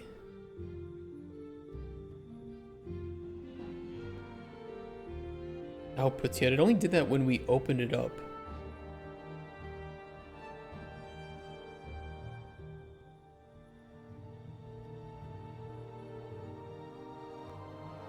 On interact. Let's interact with that. And we're just gonna step through.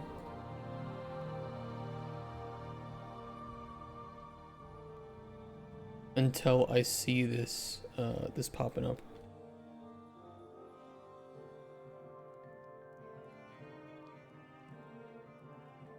I kind of need to see this. Really.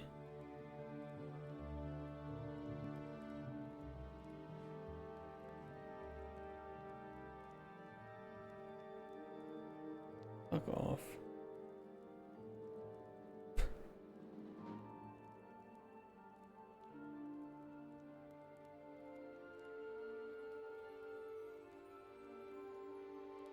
Where's the output log?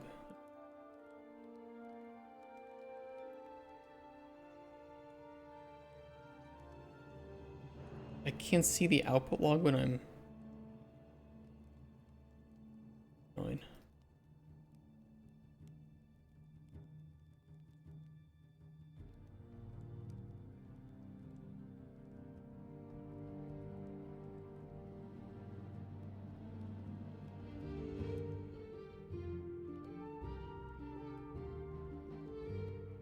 Oh my god. Is there any way that I can get this on the top?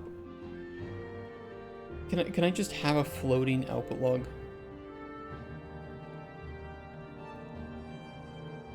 Why does it have to be such an asshole?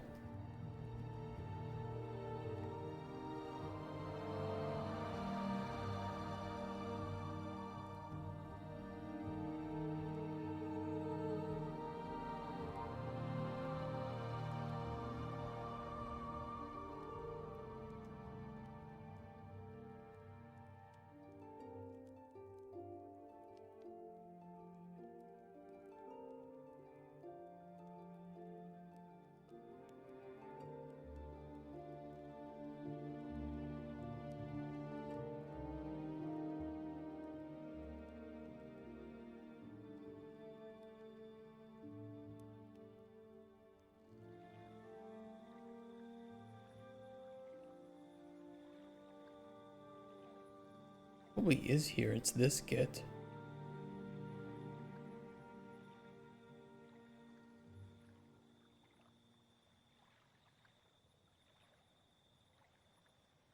But we do a validation check.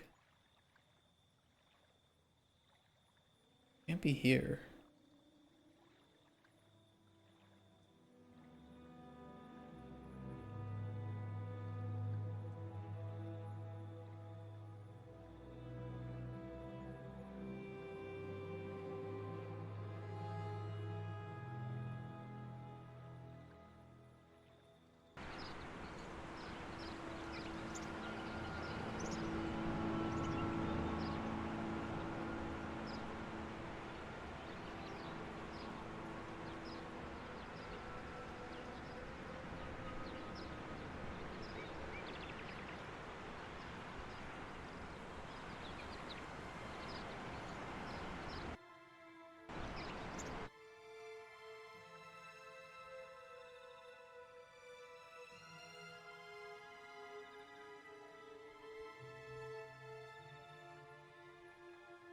It's already fucked it up here.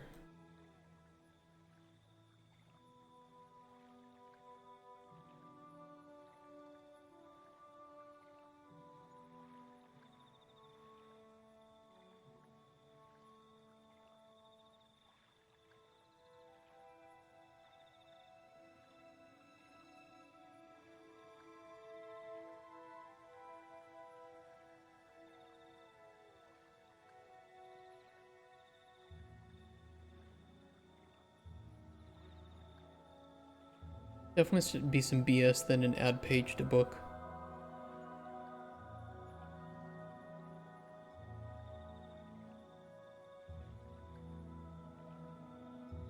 Even though we're looping through the actual page references.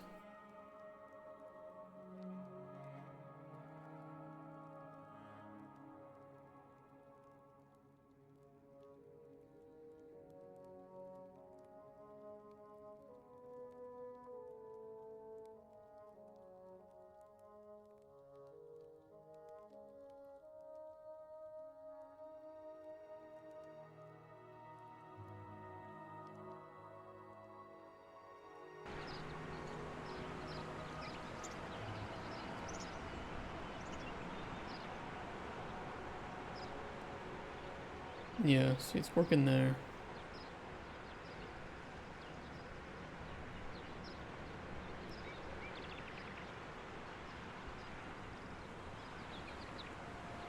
This has been resized.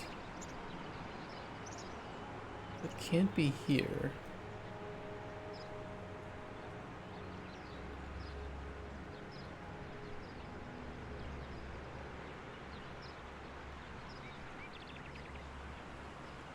Page Q added. This should be resized as well. You'd think though that, you know, I would wonder if the validity... Well, no, because it would still be saying outputting true, it's an OR. So yeah, it is grabbing wrong ones. Hey, Kristev. First time here, what you working on? I'm trying to fix up a bunch of warnings that have been output since I refactored this pick-upable book. But if you're wondering about the game as a whole, it is an open-world RPG game where you make potions for adventures, and their fates may be decided by the potions that you create. I think I found the exact source of this.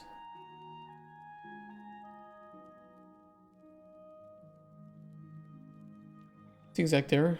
It's just a warning. I changed the resizing of an array from this book page limit integer to a different method, which I thought would be a little bit safer. But there were some other things that were still being resized to that original book page limit that I need to fix up.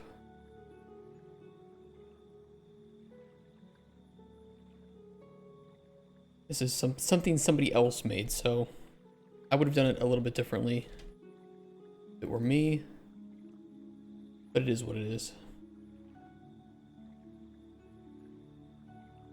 Now, it's just for some reason they had like a hard book page limit of 27 pages, which was resizing all of the arrays to have that even when there wasn't relevant data inside there.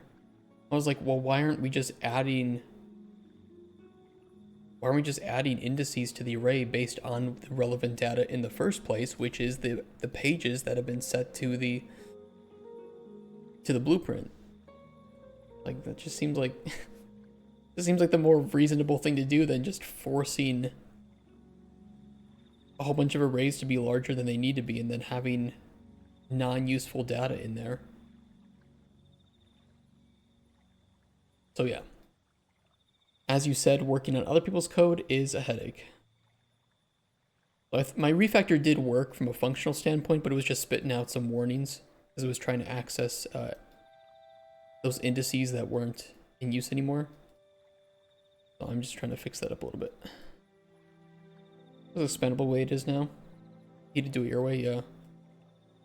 It's really weird. I don't know. Some hard-coded limit.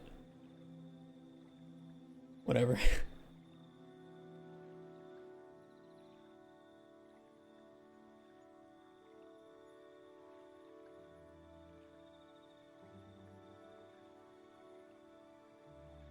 I think that will get rid of some of it.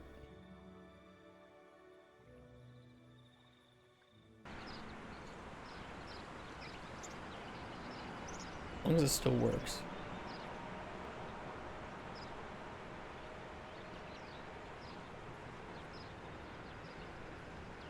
is still giving me some. There's some other array here that is still the old size.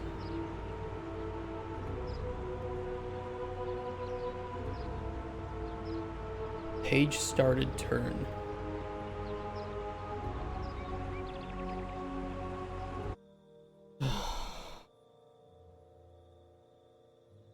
Actually, if this is the construction script, why don't I just do it here?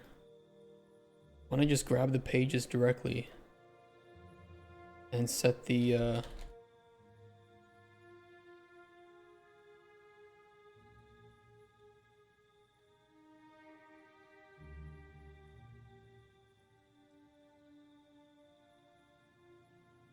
This is the problem. I don't know why you would do the resizing at all, when instead, if you're just, while you're building the book,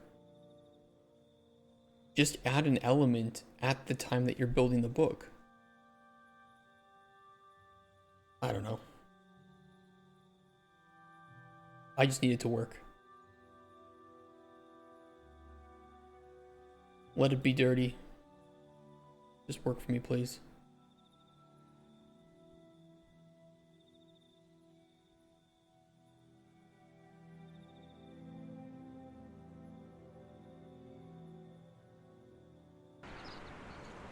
Hey Dix, this going finally started my bug. Took me about 8 hours to hunt down the problem last time. Jesus.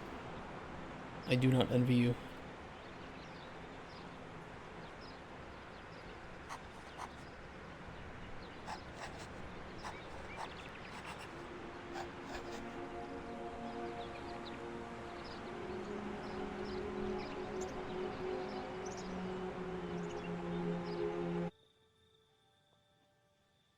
Those are mine. Those are my warnings that are created. I can fix those. Good thing is we fixed all the ones that were created by the refactor. Build book, add to array, and that's it. Make a variable public and in the world add indices. And yeah, it's like I don't know what they were thinking with this. Because even if your book doesn't have 25 pages, they were just they were literally sizing every book in the world to that hard limit. So it's like I have a whole bunch of just empty indices that if we ever loop through them, I will have to do a validation check, and if there's ever any getter on something, now we have an issue. I don't know, it's just weird.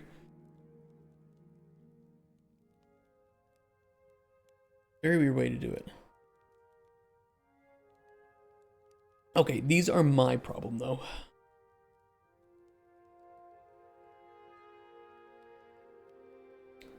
Unlock ingredient knowledge for page index.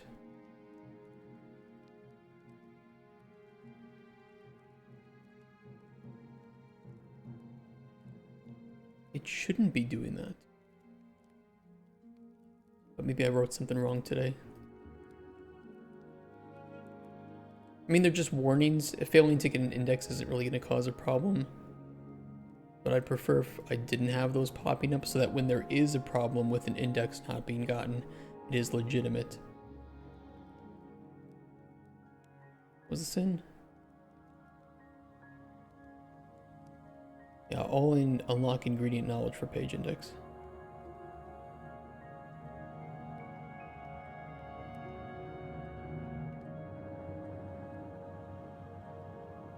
Yeah.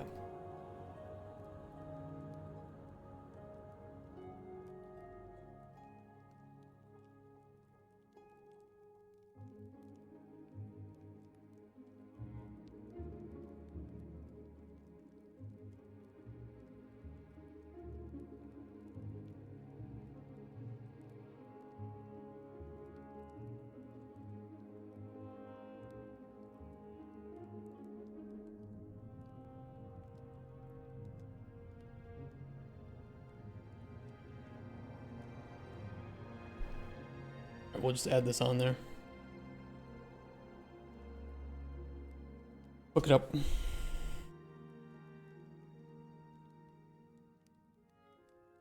Yeah, actually now the goal is to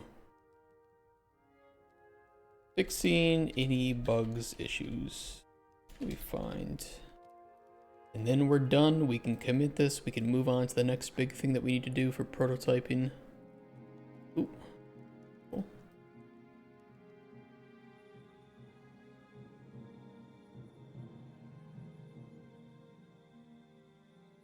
Percentages when you say you're complete with the game? Well, we have not finished our prototype yet, in which then we need to do our vertical slice, which will cost quite a bit of money. And we need publisher funding for that, so the percentage that we're done is probably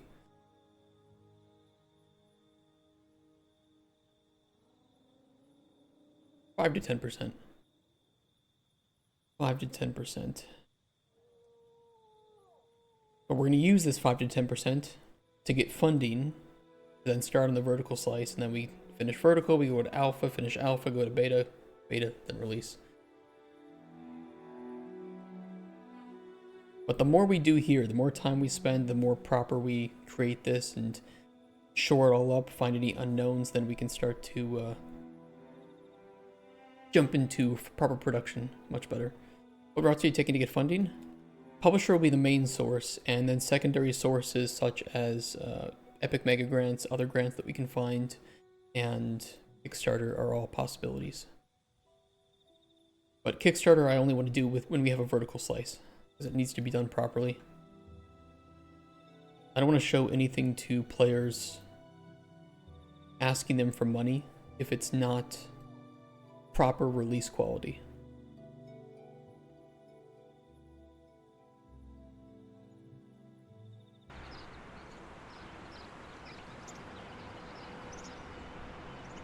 Pull up the output log.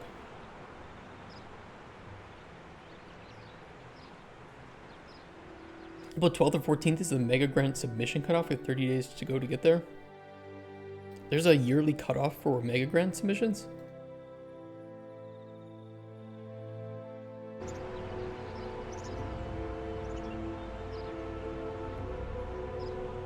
They changed it? What the fuck? There's multiple per year. Oh, it's just the current cycle, okay.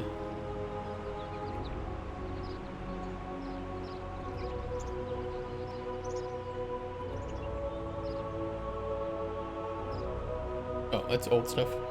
I was like, what? So are you working on the proof of concept or the vertical slice? Which one?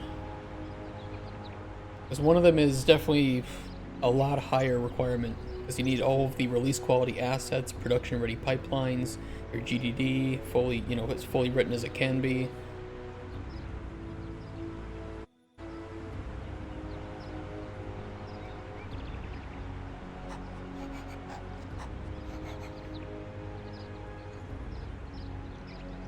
Still attempting to call that. I mean, I'm doing a validity check on the ingredient array.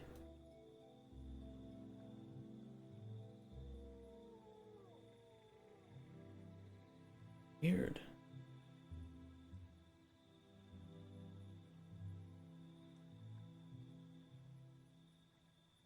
Always have a playable demo. Yep, that's what I'm thinking. Like, we've done like about 1,000 Kickstarter reviews on this channel, and it's just not having a playable demo is suicide.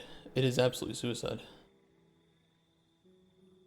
So that's why our limit is like, we need to make our vertical slice first, which is about $700,000 US to make that, and then we can take that to Kickstarter and have a good chance at securing some additional funding for the game.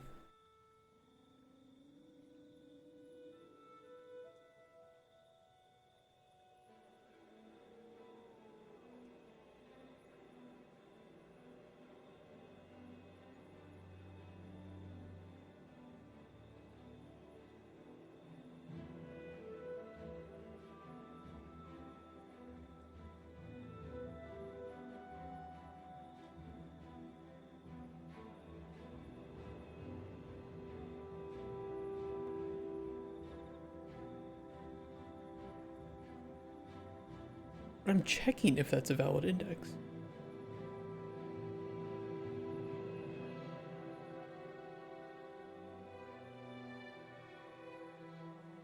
Is it maybe running this first? So switching this, I mean, it's kind of awkward, but...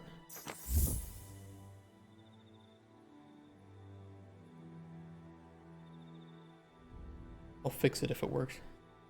Nefarian, thank you for the follow. I've read proof of concept, but I have enough game-ready assets in my environment to pull it off. Do mocap and clean up, sound some cleanup to get there. Nice, nice.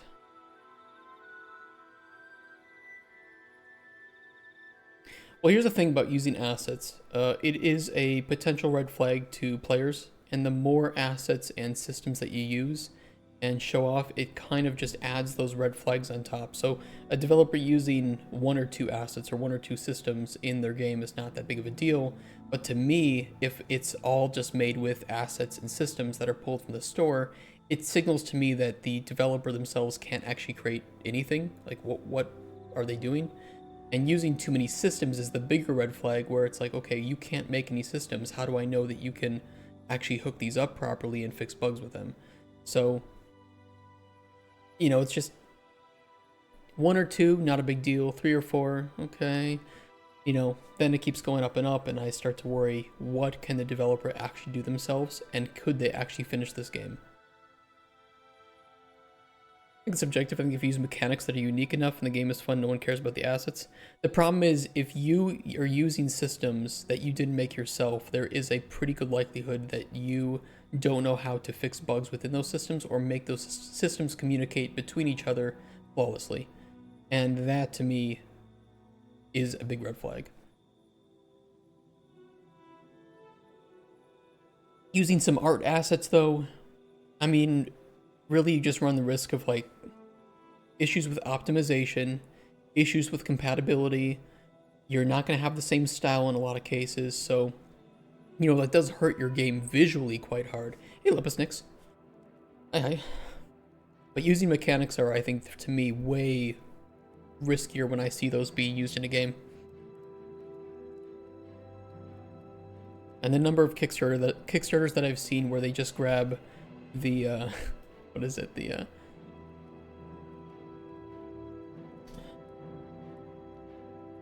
Where's the survival RPG? This one. They just grab this. They throw like a different level into it. They just grab like a demo pack level, and then they say, "Hey, look at my new survival RPG game."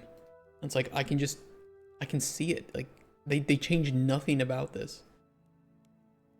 Using this is cool. The issue that I still see is that if somebody uses this to make their own game, I promise you that they likely have no clue how to fix bugs with it or to do anything new to it. They could release a game and then players would say, yeah, we really want this new feature. And the developer's like, well, I don't know how to do that because I don't know how to make any new features. Yeah, Horror Engine is another one. Yep.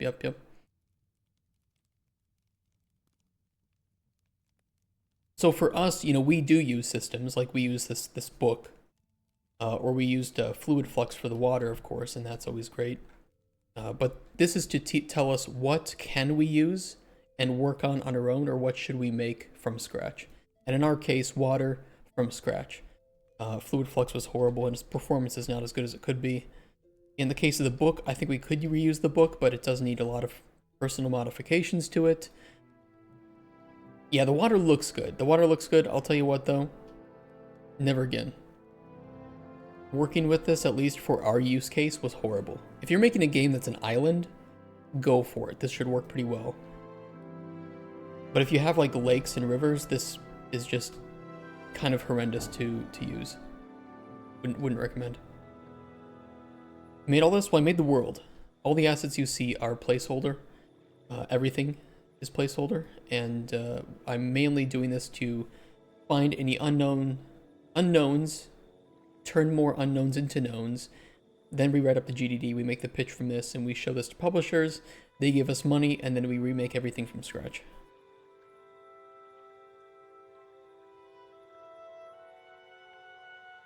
Alright, I wanted to see if this would work. So that's why I say the game is like 5 to 10% done, is because we need to start in the vertical slice, and to make the vertical slice we need the funding and start completely from scratch. New project. We use this as a template, as a reference, along with the GDD to make the systems properly with the proper code foundation.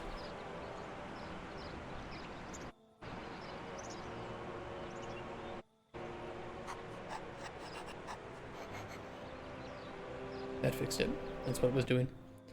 Alright, I know what the issue is then.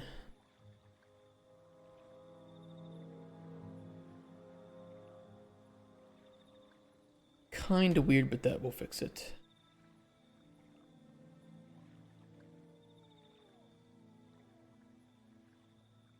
One thing I need to learn and create, I suck with water at the moment. I just use planes, so I've got nothing around to create anything around water. Apart from beach scenes, tried the UE5 water plugin, but it's horrid. That's what I've heard. GDDs are important, but also a time sink to keep updating. More in favor of putting the GDD on a digital whiteboard. Here's the thing though, is that publishers love reading GDDs. And GDDs are important for onboarding. Updating a GDD is just a necessity if you're working in a team. I think if you're working in a really small team or you're working solo, at least have your gameplay loop, basic info, your game pillars, and maybe just some goals, right? But if you're working in any team larger than 5 people, I would say you do need a GDD. And any designer worth 2 cents should be able to write one and keep it updated. It's meant to be a living document. It's kind of the intention of it. Got a publishing deal before? Yeah. Yeah, I've worked on 3 games released. All of them multi-platform, oddly enough. Right? Or at least 2 of them multi-platform.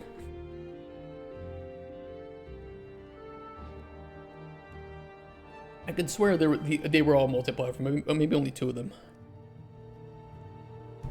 And holy shit, do I hate certification. Console cert is hell. They will find any reason not to certify your game.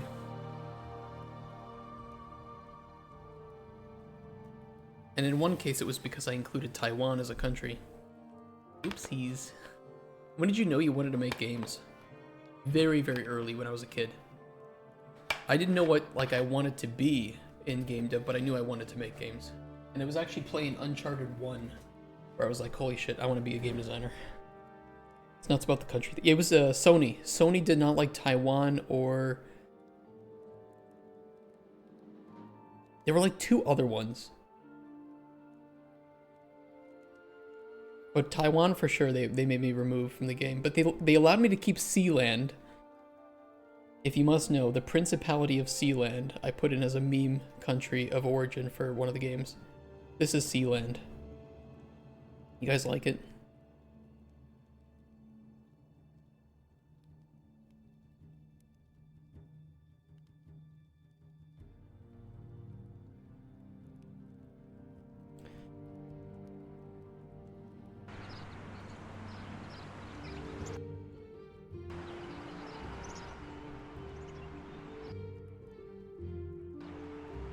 Okay, that should be fixed then.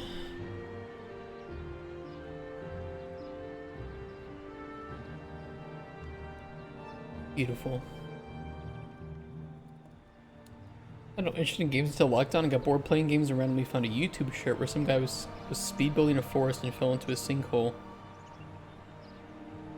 Watching different speed builds until one day I decided to download UE4. What the hell? That was the craziest story.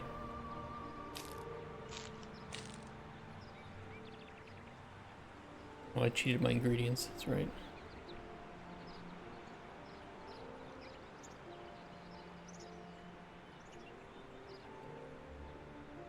Yeah, so for us, you know, the reason why we've gotten so far in like 200 days is just, this is a prototype. It is meant to be moved to the side and we make a new project from scratch and we say, okay, this was a good function, we can reuse that, or this one's bad, this one is poorly handled, or the data isn't correct, so let's remake that from scratch.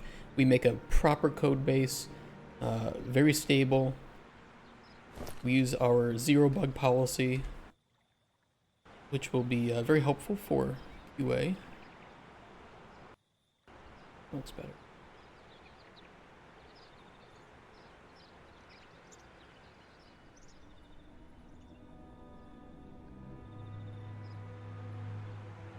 Where's that green? Lumen might be affecting that. Probably is. You know, bitch. Open the door for me. Thank you.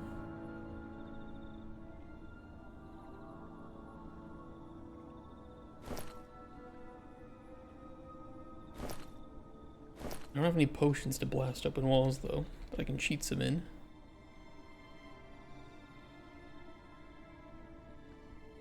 That'll work. Oh yeah, I did want to put a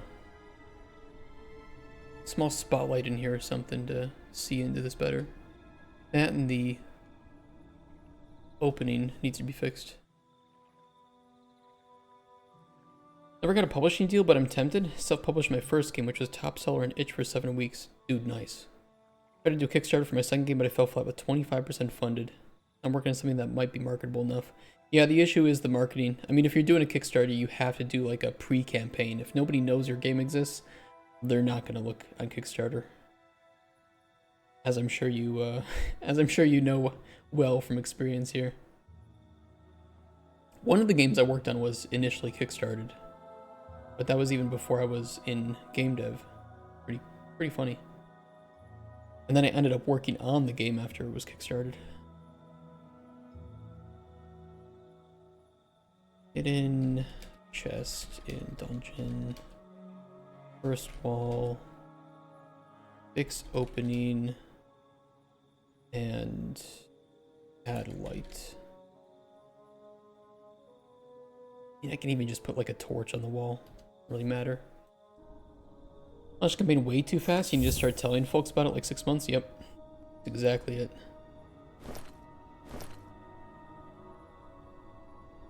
You're not the first person to make that mistake though, but the cool thing is you can always recover.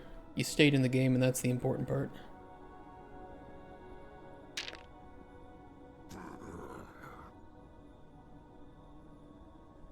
Okay, these should all be working. Beautiful. Get out of here. I forgot there's aether light on these potions. In publishing, what's your target funding goal? We are looking for a total of about 3 to 4 million US dollars over the course of 3 years to fund a team of about 15 full-time individuals here in Poland, as well as fund some outsourcing too when we need it. But I would be okay with funding partial for Vertical Slice. But in that case, we still need about 700,000 US dollars. I'm from Canada. I'm from the US originally. I'm living in Poland though right now.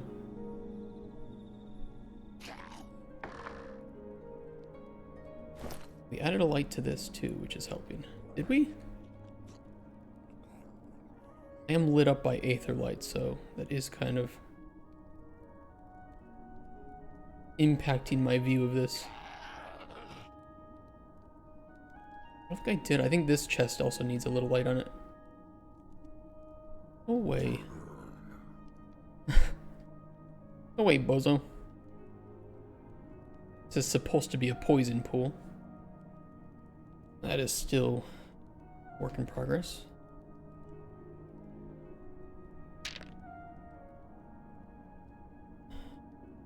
I have these cards up for Cuthbert to work on.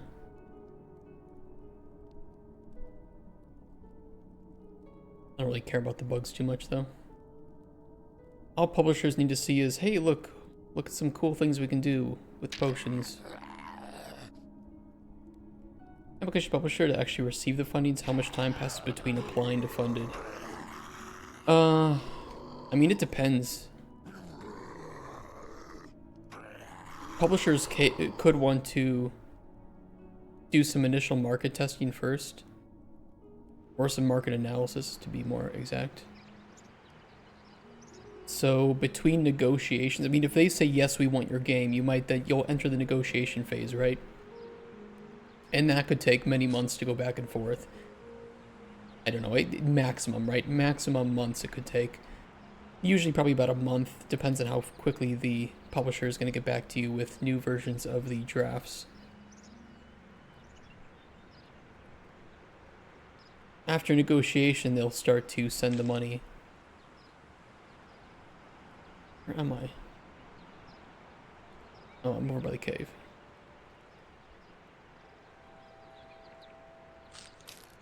It's really going to depend publisher to publisher. Some of them might have different requirements to start funding too.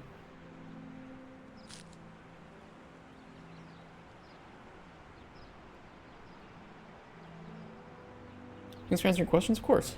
Yeah, we're just here to share knowledge. Everybody's got a little bit of a different experience. And I don't like to gate any knowledge behind paywalls or anything. I got into some trouble with a YouTuber for that. I didn't even insult him, I just said, oh, I don't like the idea of paywalling educational content. He was not happy with me saying that. Requirements such as, but not limited to. They may just require more info. Am I getting stuck here? Does this tree have weird collision? Oh. Yeah, it does. Okay. Kinda weird.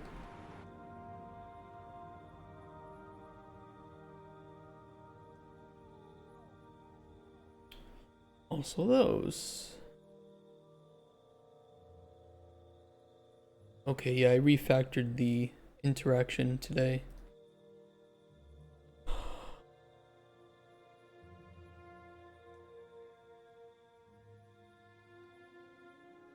Oh. What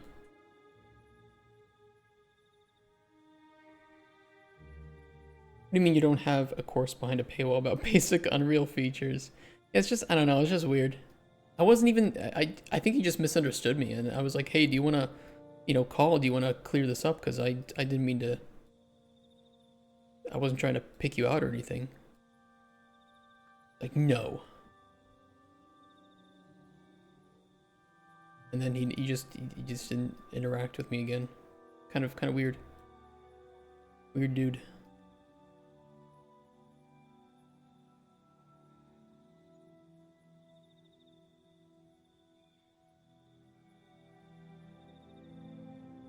Which YouTuber? We were doing a reaction. I think it was, I can find it.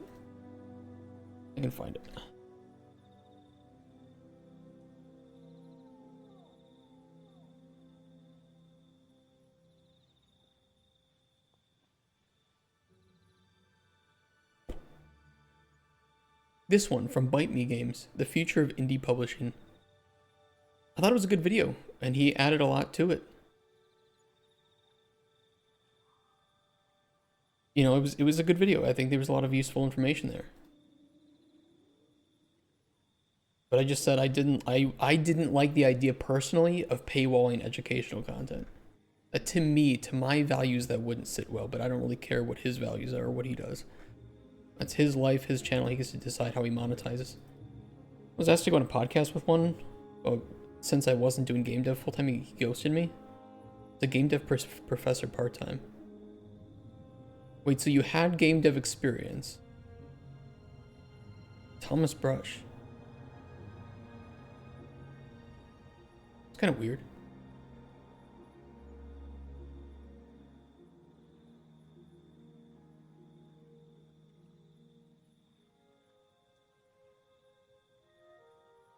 Yeah, that's weird. I don't know.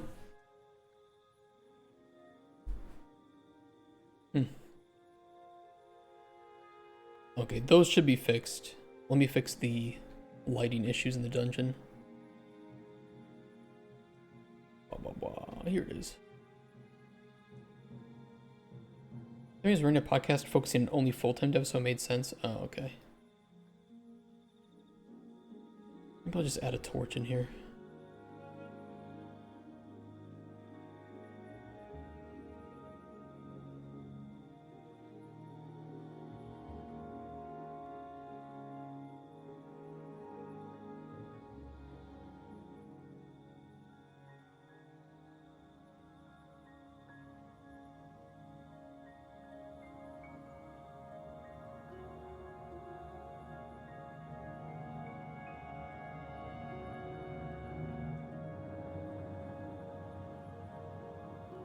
I don't really care if it's centered or not, to be fair.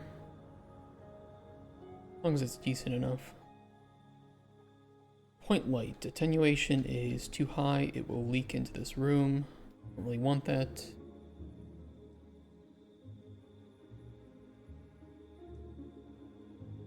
That should be better.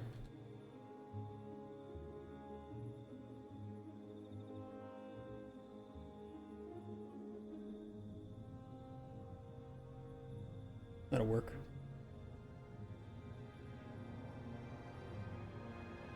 And the opening angle was too high. To negative 100.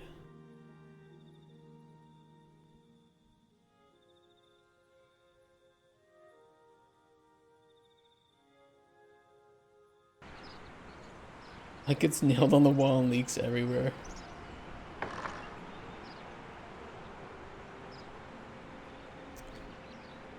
They're moving item from invalid index, viable junk indices.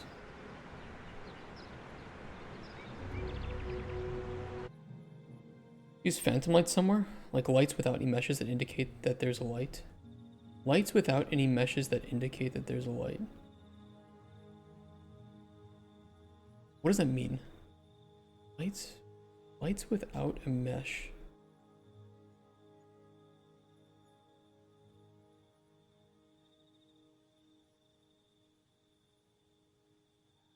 Oh, just random light sources. Yeah, I do that sometimes. I did that down here. I have a point light just to help add some more green into the room and to light some of this stuff up from below.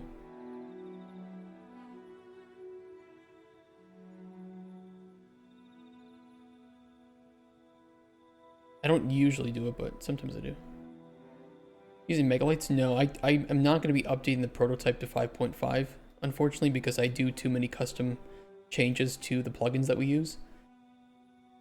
But when we start on the vertical slice, we'll use whatever is the latest version of Unreal. What is a megalight? It is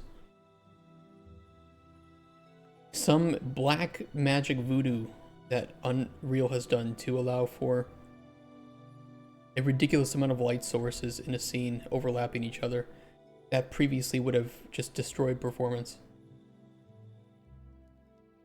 Made a change if you have your own plugin. Yeah, I wish we could do it, but we'll just wait.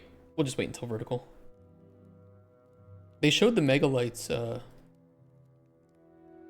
UE5 mega lights. It's kind of honestly just black magic. So these are all dynamic, real-time lights. There's no baked lighting in these scenes. Yeah, it's actually crazy. I haven't really messed around with it yet just to see how it's working. But it's pretty insane. It's a Lumen, but good performance. Yeah, kind of. Kind of. I think Lumen still is pretty expensive, though. Hey, XMA, what's the game about?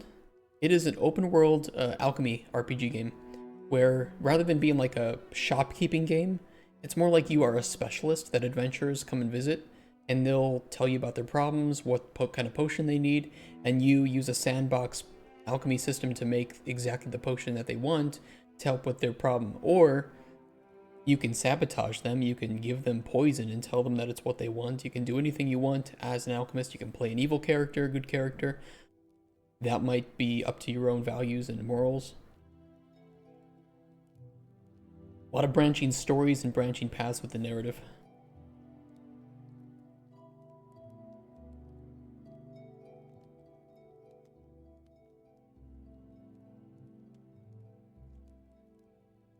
The fuck? Unknown file status AD plus LD?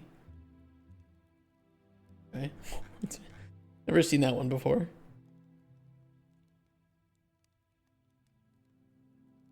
Nice game, thank you. Yeah, we're looking to get some funding on it and start building out the team. We did a little bit of early pitching last year, but we were too early. I knew that, unfortunately, but it was just, well, Would I rather wait a year to see if publishers are interested, or see if they're interested now and accept that we are a little bit too early to be receiving funding? I took the risk, and publishers love the idea, but they thought we were too early. And yeah, kind of went as expected.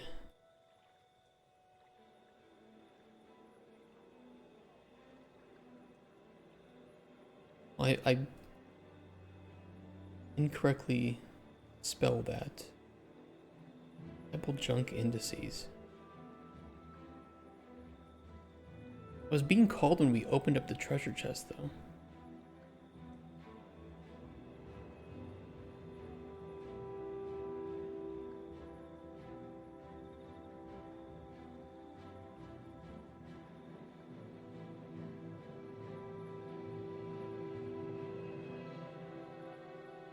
Generate random junk.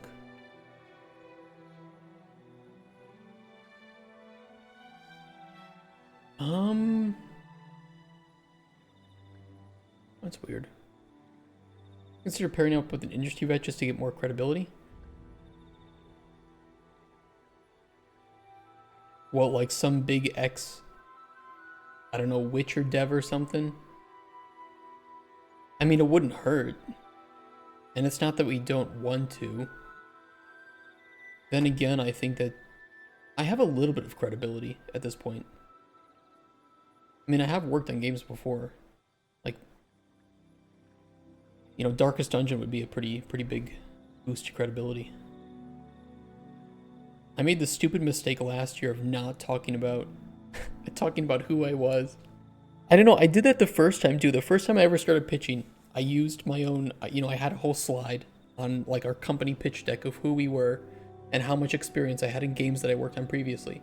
And it was great. And then this last year, I just didn't do that. I don't know why. I was like, you know what? I don't need that anymore. Stupidest decision. So I will be doing that again this year, because I met a lot of new people and they just, I you know, obviously didn't know who I was and what I had worked on.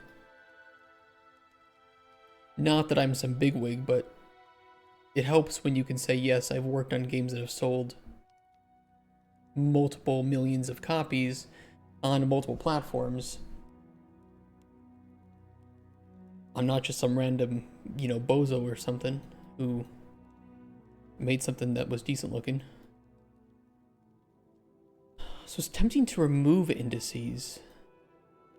Viable junk indices for each loop. Yeah, because this should be a reverse for each loop. No, it shouldn't be.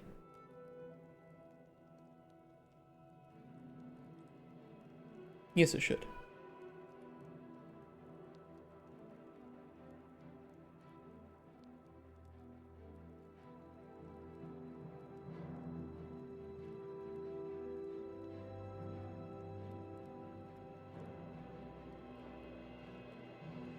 That'll prevent that problem.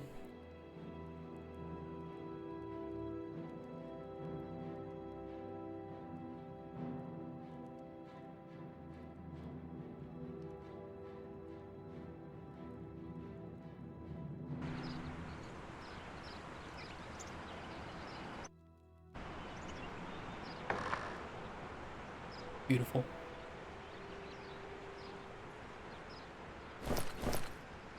Rest your success. Hey, to you too. We gotta look out for each other. Awesome. That's working.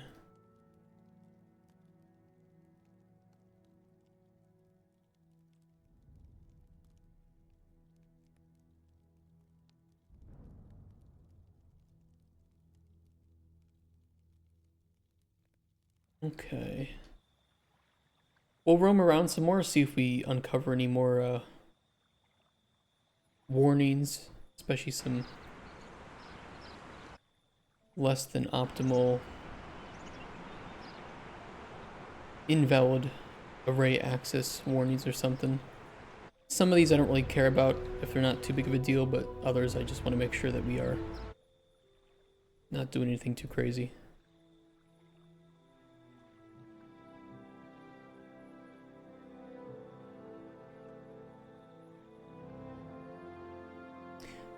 Gotta make sure to reset this back to the original value too. Make sure to reset analyzer back to original speed.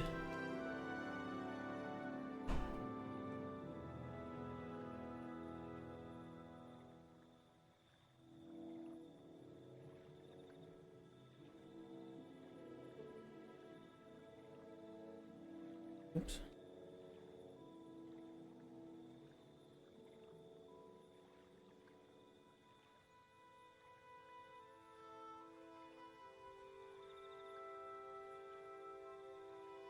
Also, make sure to reset player gold and remove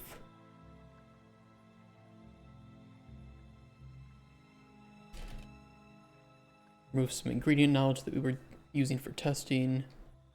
I gotta delete the delete testing station by game start.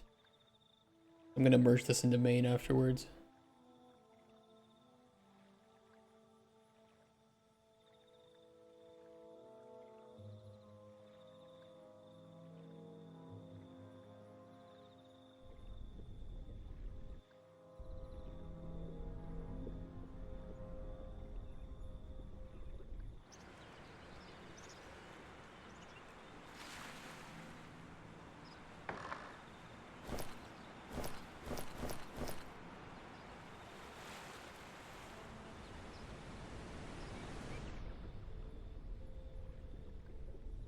It's super dark underwater at night? Yeah, it does get pretty dark under here at nighttime. That's not nighttime. Nighttime. Pretty spoopy. Those particles should not be going through, but that might just be a problem with play and editor. Oh.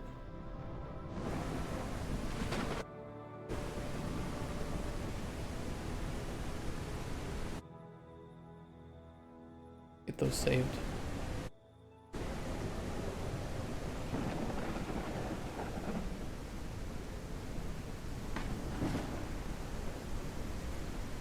Yeah, we'll jump off the top here, especially when it's cloudy like this. We barely get any of the moonlight coming through.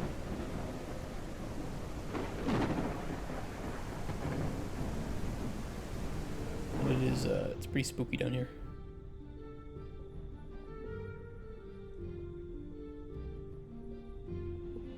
Sometimes the coal array for UDS particles doesn't work in play and editor. It's kind of annoying.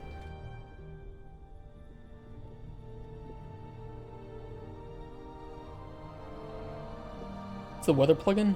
Ultra Dynamic Sky and Weather. Best $40 you can spend in Unreal.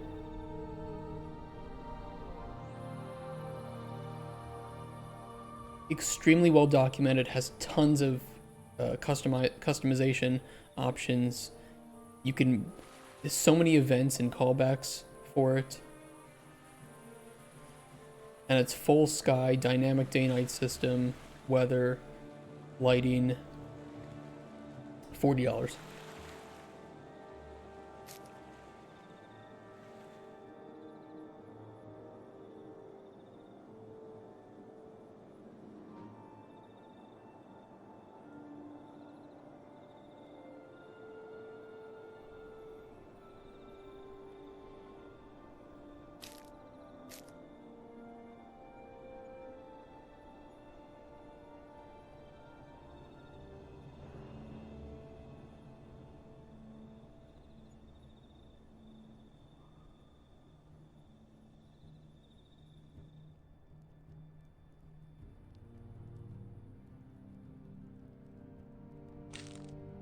I don't see any problems, any errors right now.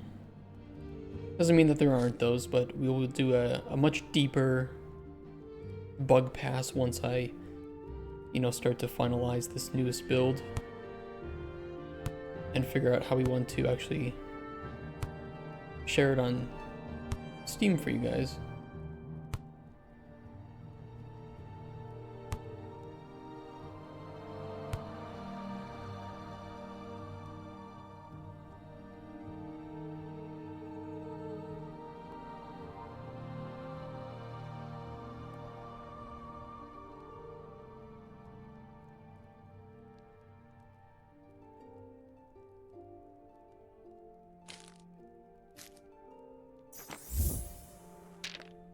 Thank you for the follow, Xmay.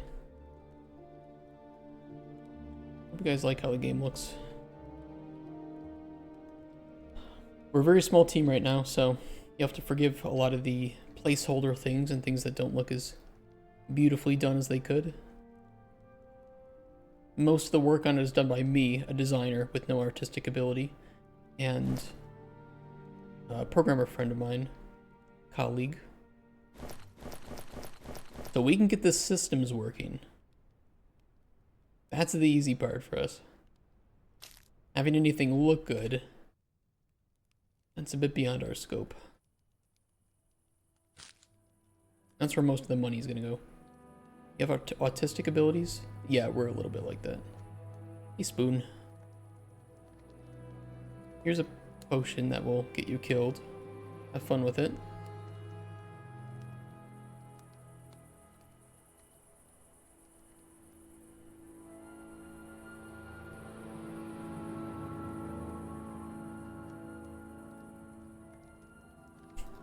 Sorry, Spoon. Hey, it is what it is.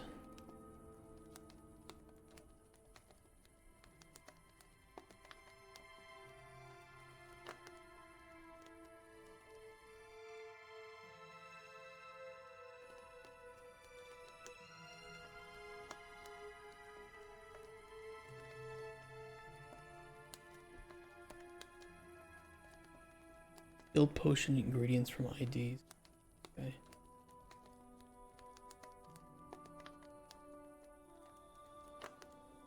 Custom knowledge.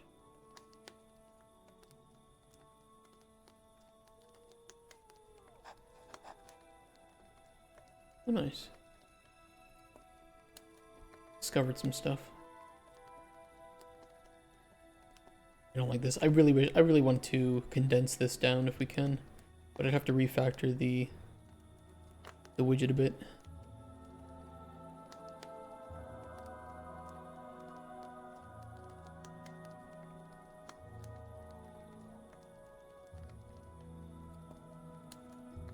That's nice. Yeah, those I copied. I'm gonna send those to Kotspur. Let me do that now before I forget.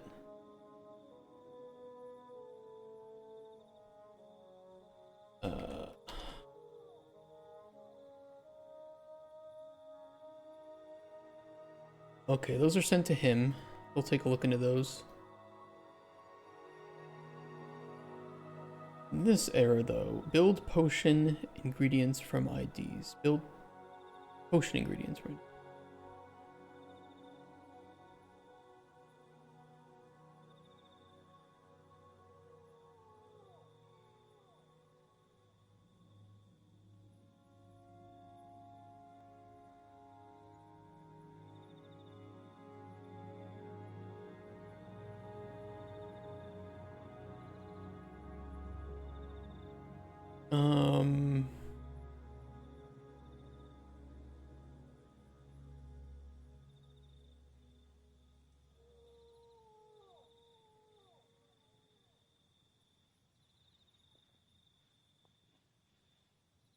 Okay, I know an easy way to fix this.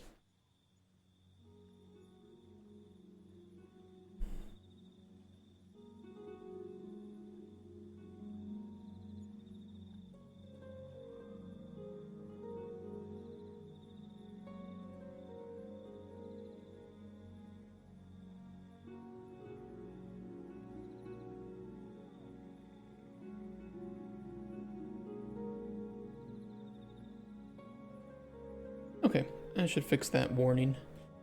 The warnings are annoying, right? Because sometimes you can just accidentally make them, and then, you know, they're not going to cause, in some cases, bugs. They're not going to prevent the build from being made, but I don't want to bloat my output log with a million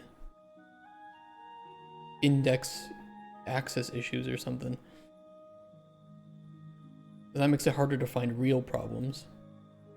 These will fix just, oh.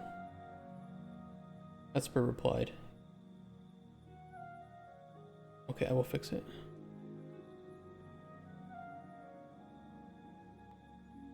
GC Aetherlight.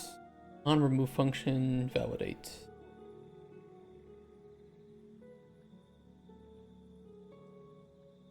Yeah. Okay. Let me just ask, return true if invalid.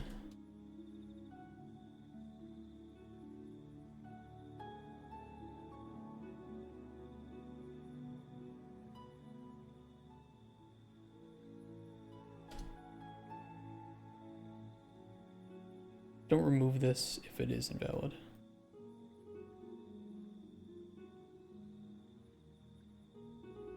Okay, I will assume that we need to return true.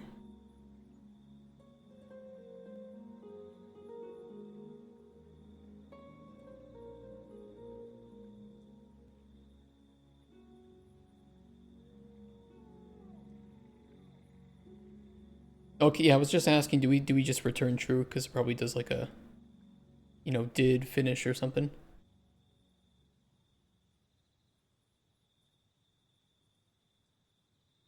Okay, cool. Okay, reset analyzer back to original speed. Make sure to do that. Oop, too fast.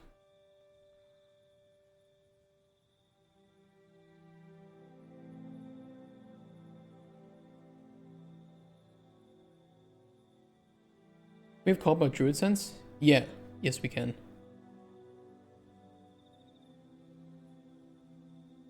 This week, will you be available today at all? Also, I'm gonna merge this into main. After this, you can pull from that, should be okay. Today after 18. Okay, that'll work.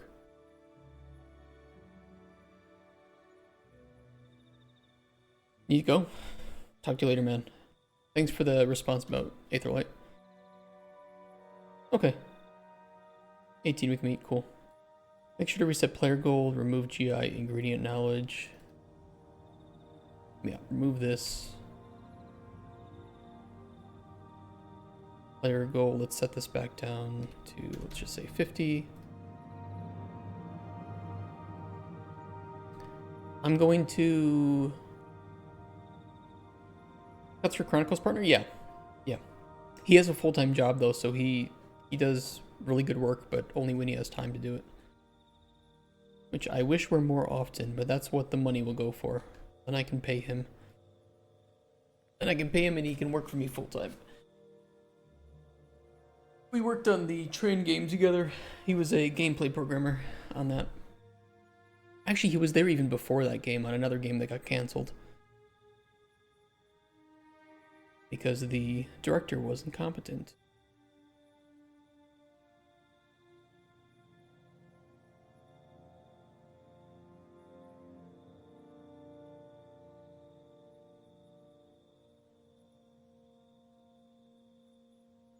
That's fire. Well, I mean, he did to himself.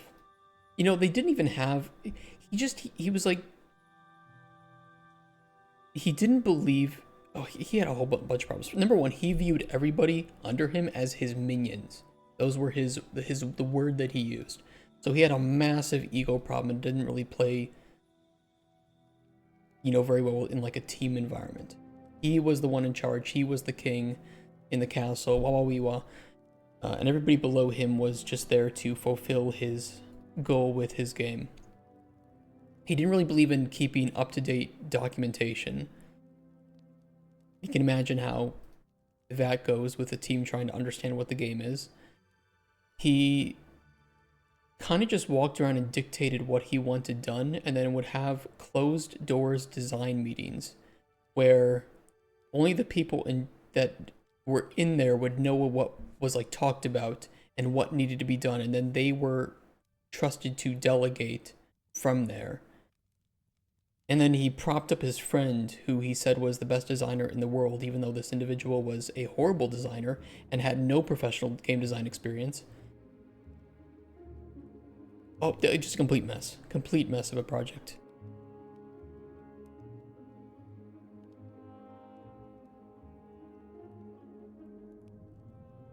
Okay, let's set the flavor analyzer price up a bit.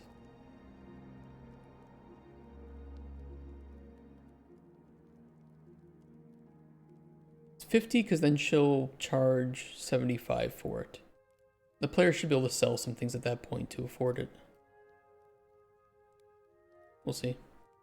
Working with bad people is how we learn what to avoid. This is true. Yeah, I mean, we learned a lot of ways not to run a team at that point. The problem, it was good. Okay, so after things fell through with that game, and he was no longer at the company,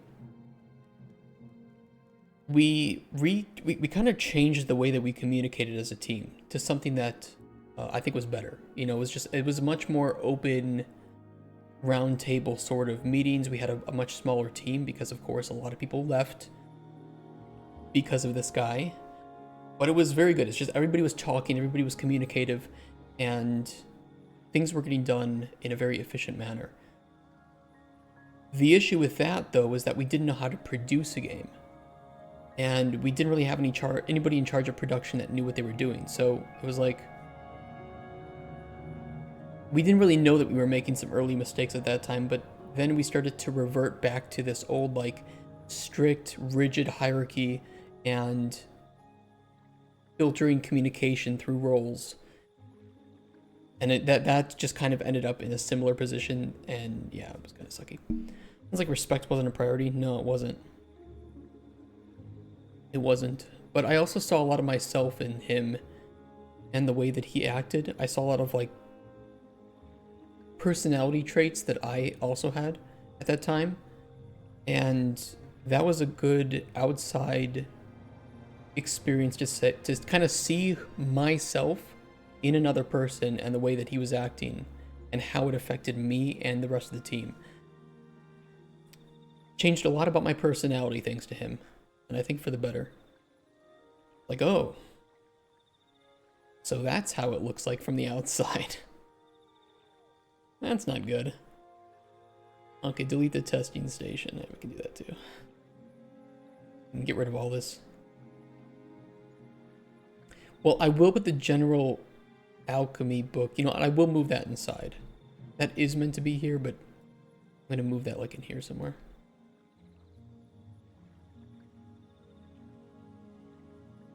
I put it on the table.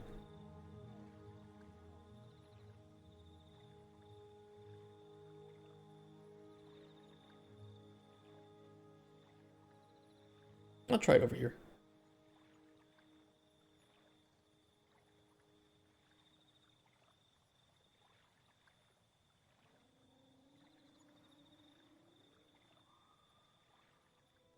We'll make proper graphics for it when we start to write all these up.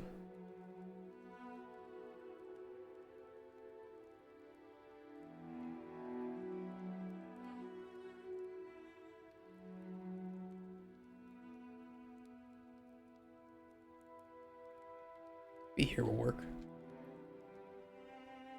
I'll see if that causes any issues, but I don't think it will.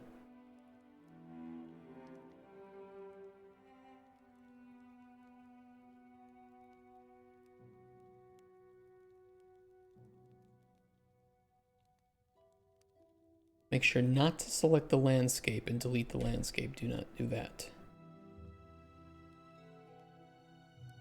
Carefully grab these.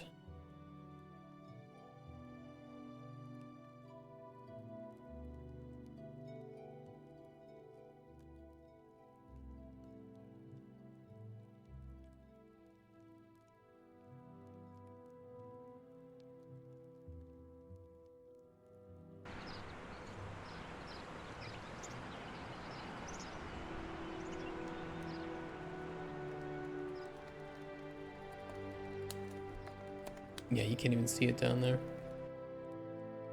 We page down, we'll place the model on the collider, so we'll help you with placement. It should be end. End snaps to the ground. But in this case, I just wanted to delete them. So I was using this little stool for testing.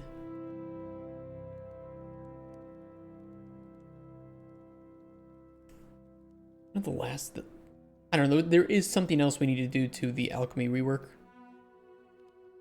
I really want to finish it today, though, so I might go to the bathroom, come back, and I'm going to see if I can do it pretty quickly. Give me 2 seconds, and then I'll tell you what I need to do still.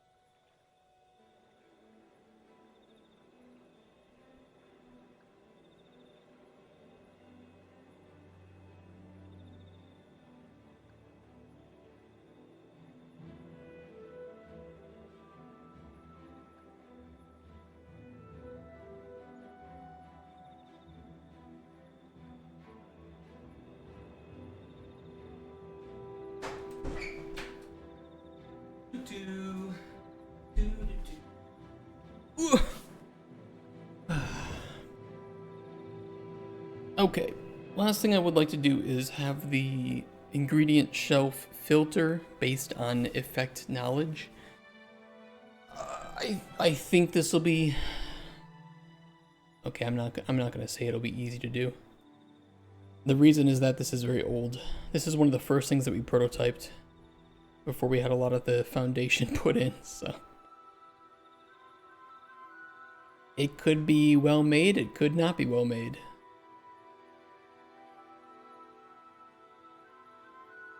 Where's the ingredient shelf?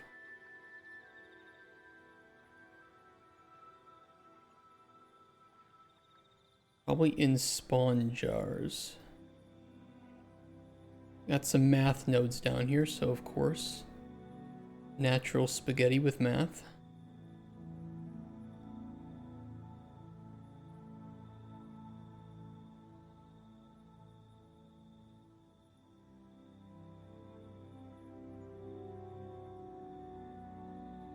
Ingredient ID sorted.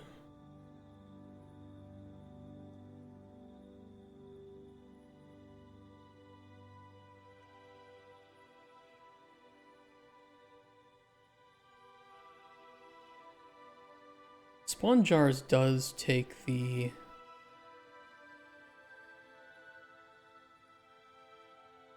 Where's the filter get provided?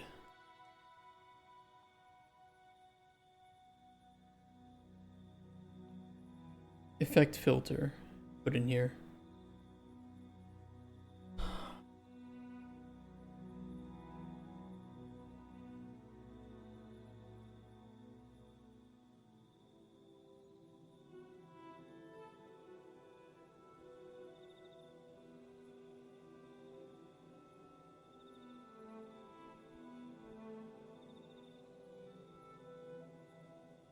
I can probably put it here.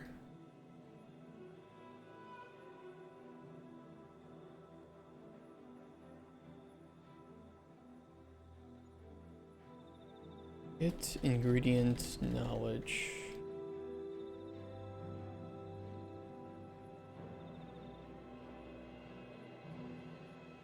Yeah. Yeah, actually this should be really easy.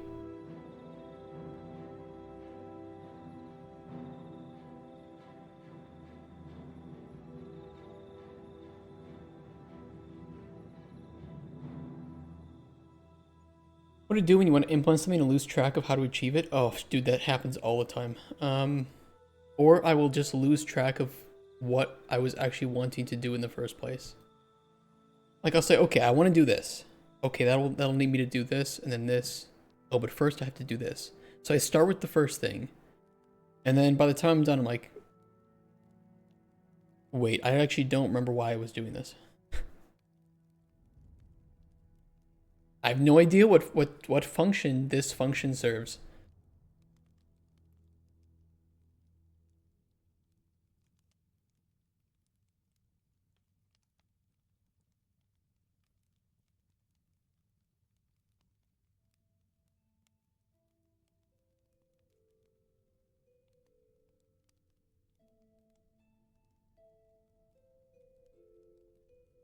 Need some space. And we'll try to put it here.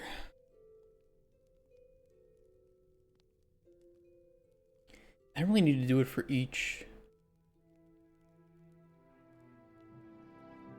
I really only need to do it once.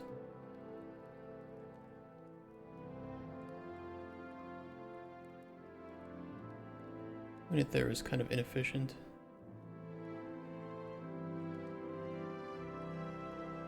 And already the spawn jars is kind of a heavy. A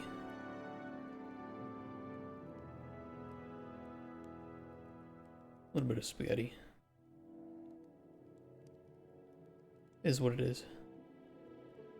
I don't know why I made this a for each loop with break either.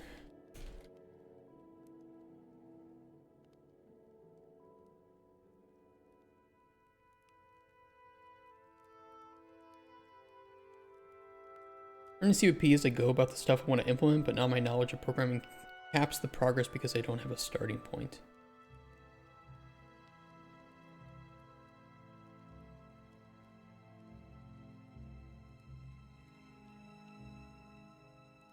Programming caps the progress.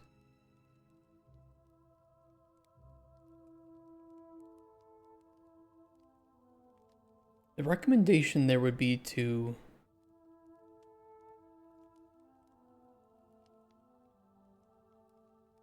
make something simpler, which is easier said than done.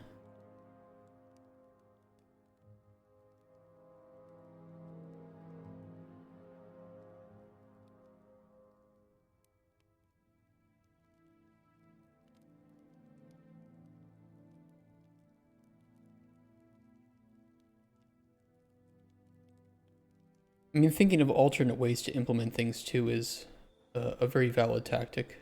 I mean, there are times where I try to build something and it's like, I don't know how to do that. So I'm going to do it in a way that mimics the same effect or similar effect, but in a way that I know how to accomplish it. Build a simple prototype. Yeah, build a simple, yeah, just start the simplest thing possible. And always start with the things that are the most important and integral to the game. And what's another way to put this?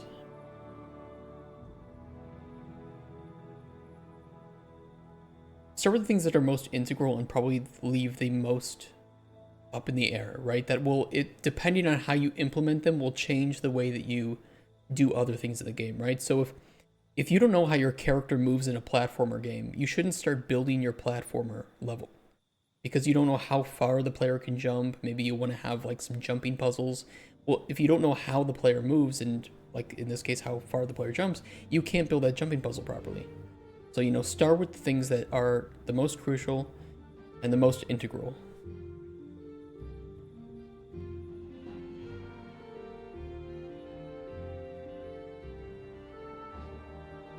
Okay, I think this will work.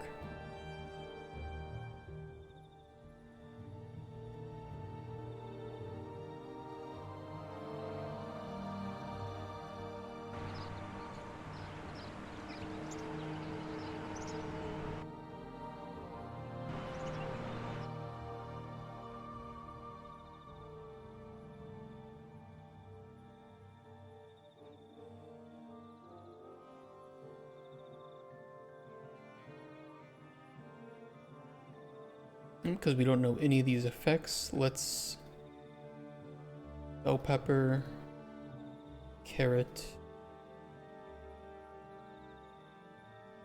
discovered night vision.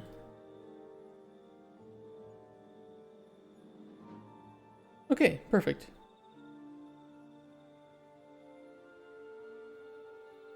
I thought that would be a bit tougher, but actually that was very easy to do. Stuck in the fundamentals, trying to decouple my game logic tick from every rendering frame, but it seems that with delta time, everything in Unreal depends on frame timing, so yeah, maybe I have to rewrite everything, or at least the pawn and the movement. What do you want to decouple from rendering every frame? There's a lot of cases where you do want to do that, and it's not intrinsically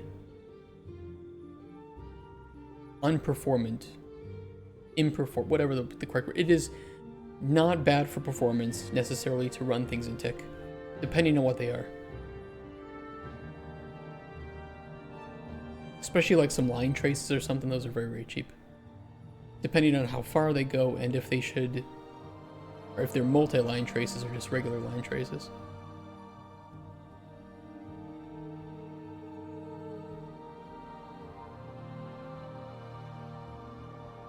Okay, here's the nice thing. I think that this is...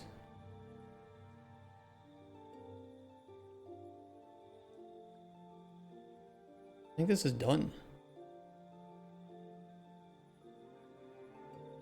I legitimately think that the Alchemy rework is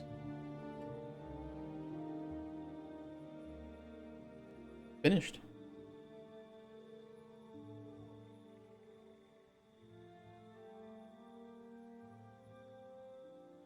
No, I'm on the wrong one. That's the public one. Like, why can't I move it?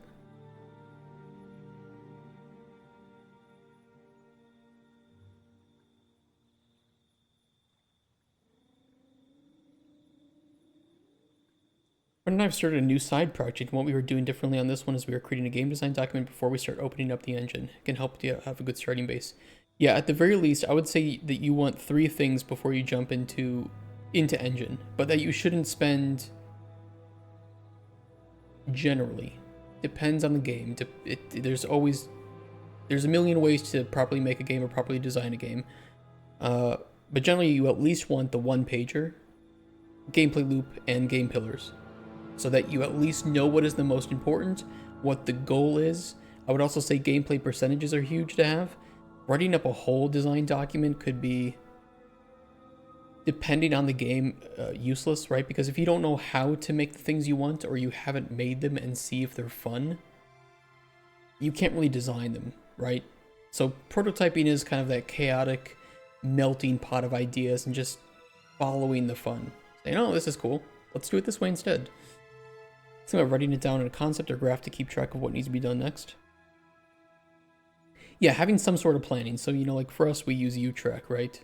Just to keep track of what is prioritized, what's being worked on, and what we want to tackle. This is kind of our tool. If you guys want, on Discord, I did share the one-sheet template here. And we use that for our one-sheets.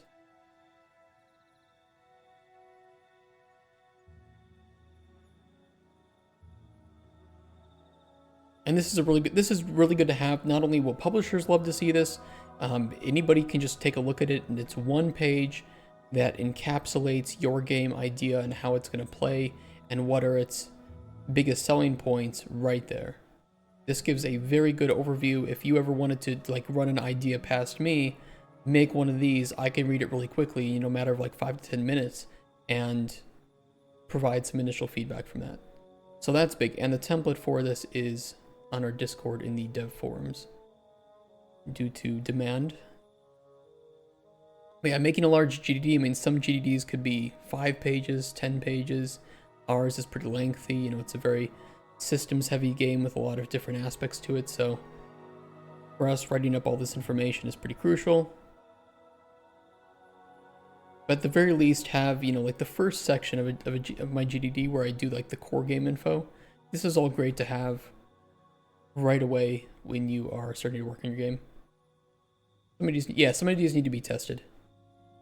Gameplay loop though, huge. Core pillars and selling points are great. Emotions are pretty easy to write down too, because you can then just test if your system creates those emotions.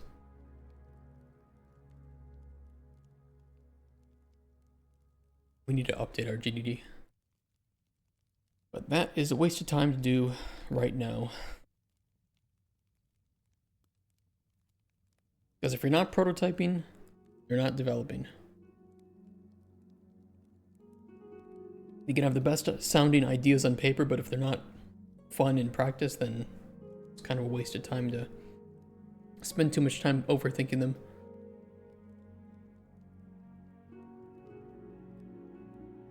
Okay, that should be fixed. Let me check if there's any print strings that are lingering in places that I don't really want them.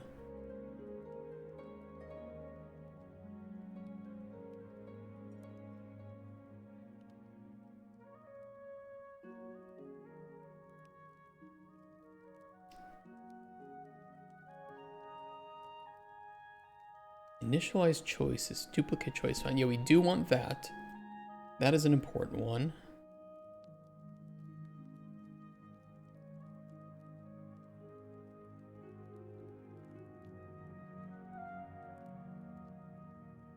I think these are fine. These were just for debugging.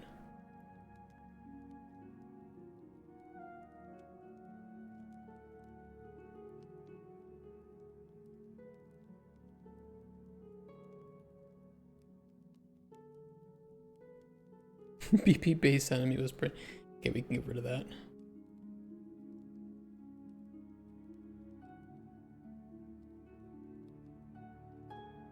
If you're correct, you said you worked on Trine games? I worked on 3 games that were released, but not the Trine games, if that's what you mean.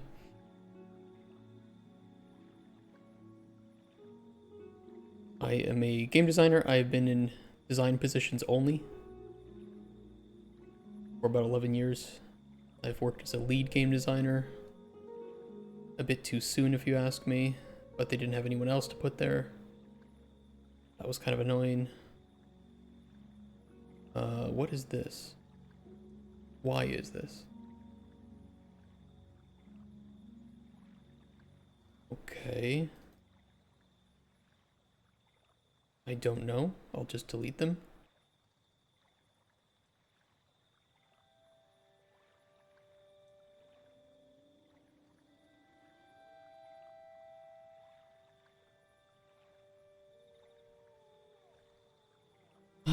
I do have quite a bit. Some of this just prints to log, though.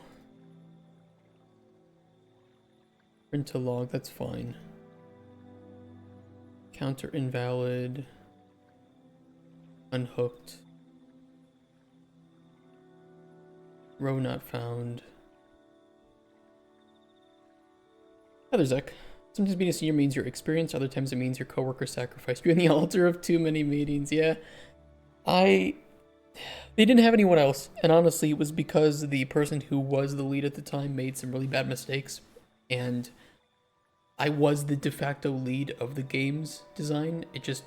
This was kind of just making it more official, I guess, so that people kind of knew who to talk to with regards to design. But I definitely was not prepared to be a lead, and I already didn't have enough time to do what I needed to do. Seem quite serious and professionally oriented. Except when I'm unserious. But yeah, I am in the industry professionally. I left my my jobs to try and start this up because I was like, well, I can either try it and fail or never try it and regret never trying it. So I do not lose in this case, even if the game doesn't succeed to receive funding. It'll be sad, but I will also look better than about 95% of game design candidates when I need to go back and get another full-time job.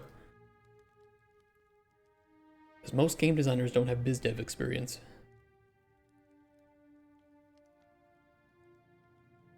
Okay, these are all fine. Unhooked.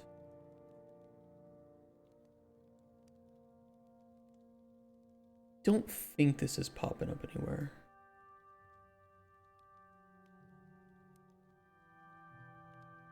This is fine. Leave that there. This can be deleted. We know that's working. A very unique idea, and I'd be happy if it succeeded. I appreciate that. The game could be more fun. There are two things. The lack of discovery was a big pain, and that's something that I've wanted from day one. But we needed to prototype Alchemy first without discovery because it was too much of an unknown, and we didn't really have enough in the game yet to make discovery feel good or to have strategy. So reworking this, I think once I can just not have to think about it anymore, will have a good effect on the game with progression, with meta progression. Progression, however, is a big problem that is in the game right now, is that there really isn't much progression. And I'm working on that with another designer, colleague of mine. I don't like designing in a vacuum. I'm not a very good designer when I don't have somebody to bounce ideas off of. Because it isn't the job of a game designer to have ideas.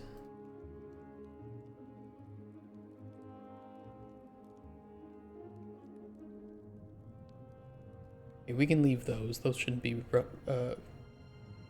important at all. This is nothing that I've touched. Shouldn't be relevant. Unhooked.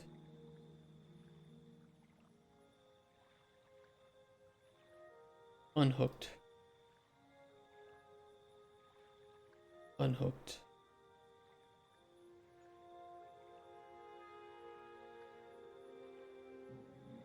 Unhooked. Same up here.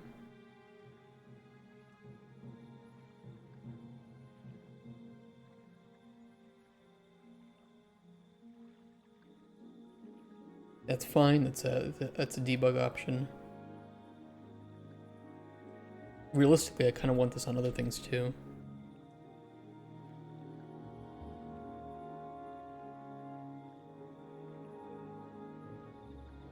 Added 99 of all seeds.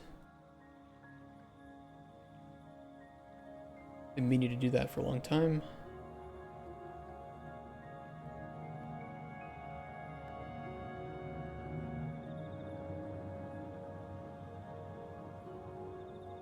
Those we can keep.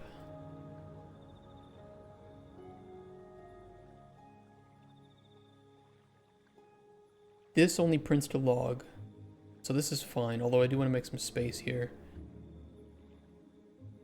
This is another function that we've just kind of... We've patched in changes as we've made them, and I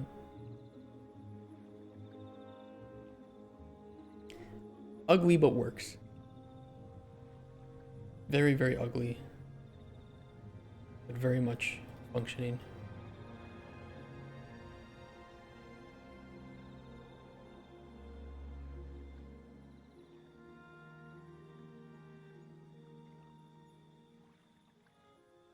We don't talk about this one.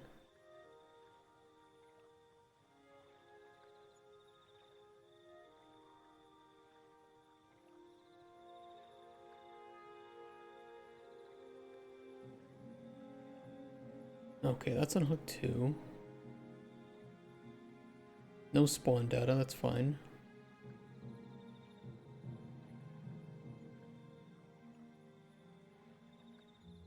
I only want this to print a log.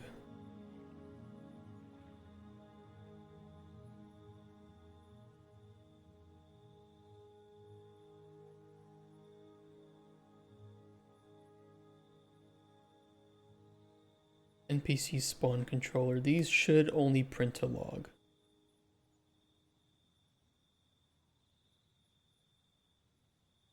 Unhooked.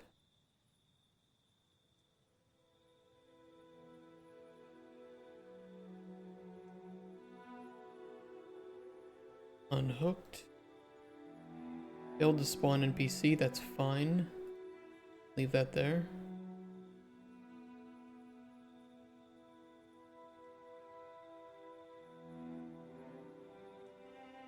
We can leave that there. Fishing spot, unhooked. Bookshelf row not found, that's fine. Invalid class, that's fine. Unhooked.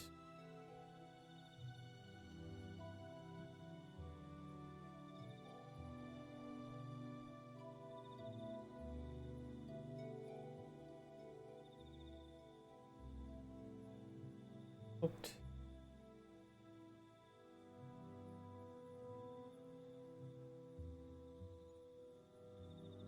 Tried to cast a farming tooltip, but actors not a farming plots. Keep that one there.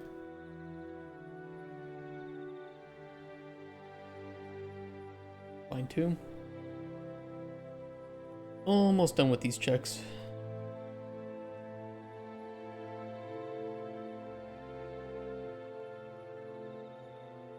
Check type is not a farming plot.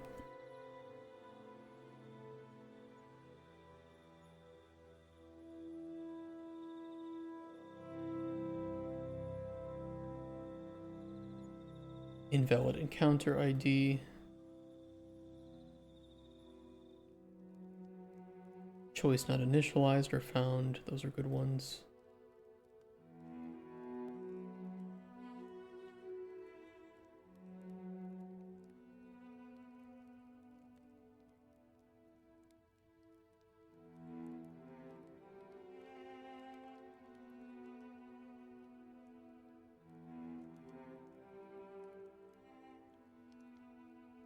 No valid potion.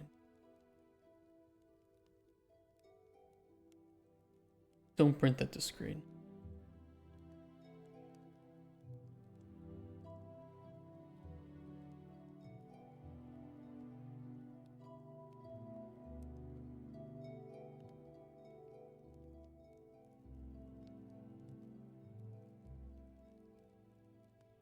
And some not hooked up shit. Old shit, actually. Very old. Delete that.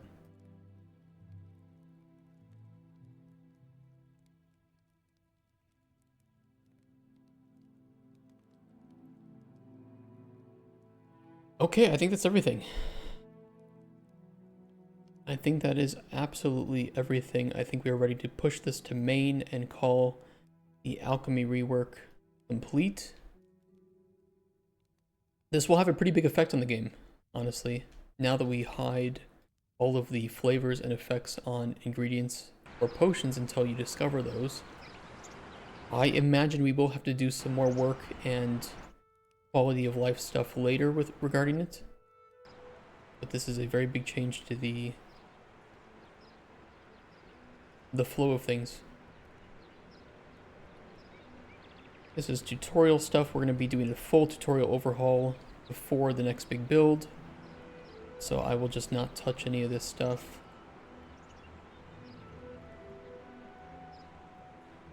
And I'll have to do some thinking tonight on how we want to approach whatever we work on next, because we are actually running out of things to prototype. Which is a little bit scary, but also kind of exciting, because it means that most of our systems are implemented, and really we just need to do a once or twice over on content, do a full balancing pass, which we will do last. And then we're kind of done with the prototype.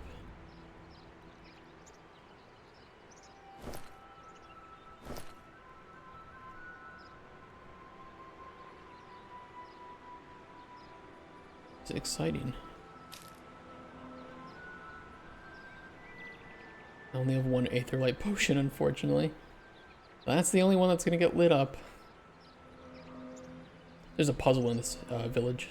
You light up the not potions, the pillars, torches, whatever these are, in the correct order. You can unlock some secret loot room. Not very exciting, unfortunately, at the moment, but that's one of the reasons why I want to touch on progression. And kind of maybe fold in itemization into that too.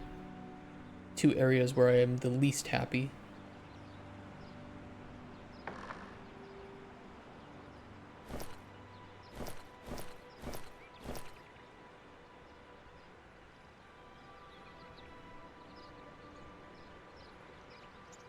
But at the end of this, what we should have is a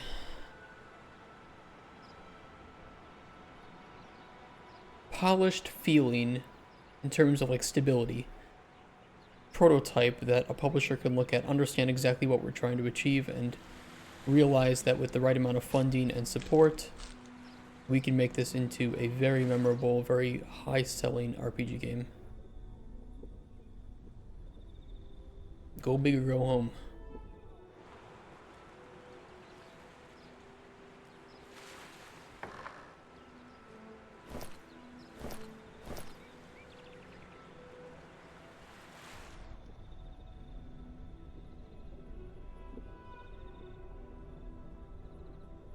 Itemization really could use some help, though.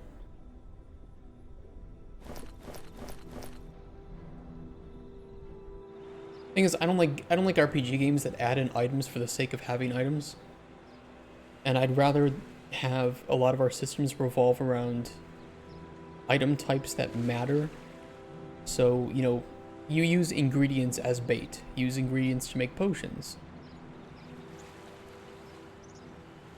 Ingredients have multiple uses. Potions have multiple uses. You can drink them yourself. You can use them in puzzles, in platforming, give them to NPCs, sell them.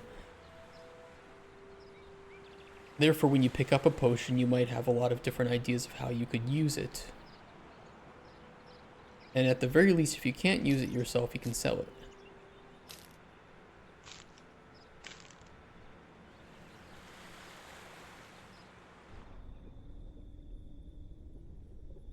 I need to add water breathing. Yeah, for multiplayer is that one player could be like a traveling merchant, sell what the other player has made. Multiplayer is definitely not going to happen in at least the first game. One big unknown at a time, and multiplayer is a massive unknown. And also changes the way that you design a game.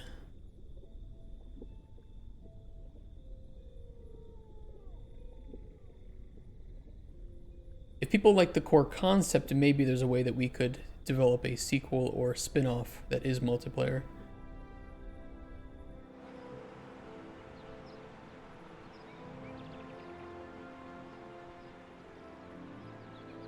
Dirty water. Wonderful. Tasty.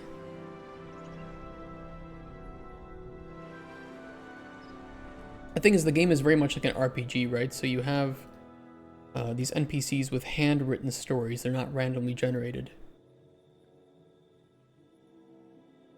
And depending on how well you help them, you might have very different branching results, right? So there are, you know, 4 different branches based on one of our main prototype NPCs here, all of which can have a different impact on how his story will end. So, you know, unfortunately with multiplayer, how do you determine, you know, which of these outcomes the player is getting and how to properly branch the story for that?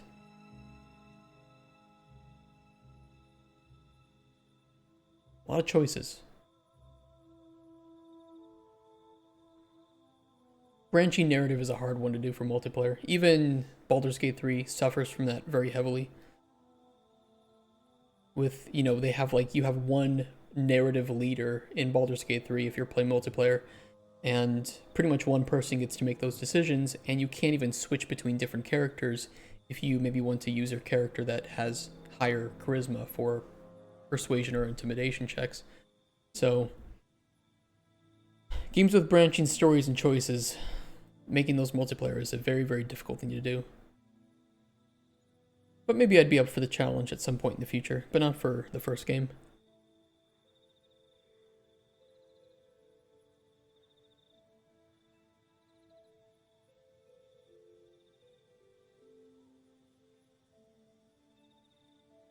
Okay, I think we're good. I don't have anything else to jump into. I haven't found any other bugs. That doesn't mean they don't exist, but the game is at least very stable, and from what I can tell, everything regarding the Alchemy rework is correctly functioning as intended. We just have to determine, is it fun as intended? And I think that will require a batch of play testing, which will be in the next build, which we will have available via Steam. The intention is to have some bot in our chat here that you can ask for a key and get a key to the playtest. Or to have an entirely separate Cauldron Chronicles playtesting app ID. We will determine the best course for that. We'll see. People are easy to jump in multiplayer, but it adds complexity and that can change the vision you have for the game. Yeah, it adds a lot of complexity. And you can't just add it later, right? There's no like add multiplayer button and just have the game work. Sometimes you might need to redesign the entire game from the ground up to support multiple people. And that's not just even the design, you also have to rewrite the game from the ground up. So yeah, multiplayer is a big challenge and can add sometimes, depending on how you design it, multiple millions of dollars to the budget of the game in the case of like dedicated servers or something, or even like having chat communication in game. You might be looking at an additional $10 million added to a budget in some games, especially if they're larger RPGs. So harder to get published when you have that as your budget. All right, guys, I'm gonna get going. Thank you for the subs and the follows today. Thank you, Evan MMO. If any of you hear from his raid earlier, thank you so much for sticking around and for joining the stream. Little outro. If you guys want to see all of our previous days of development or discussions about game development, you can go on our YouTube, type in !YouTube into the Twitch chat, or if you're on YouTube, I mean, I would hope that you would know how to use it and find our previous videos. If you would like to join us on Discord, we post some updates there and we talk about games, and you can also hang out with other developers and gamers there. Especially if you're a developer, we can share knowledge or, you know, show off what you're working on. You can follow us on Twitter and get updates about when we're going live or when we have things to say about the game. I don't use it as much as I should, but I will try to do that more in the future.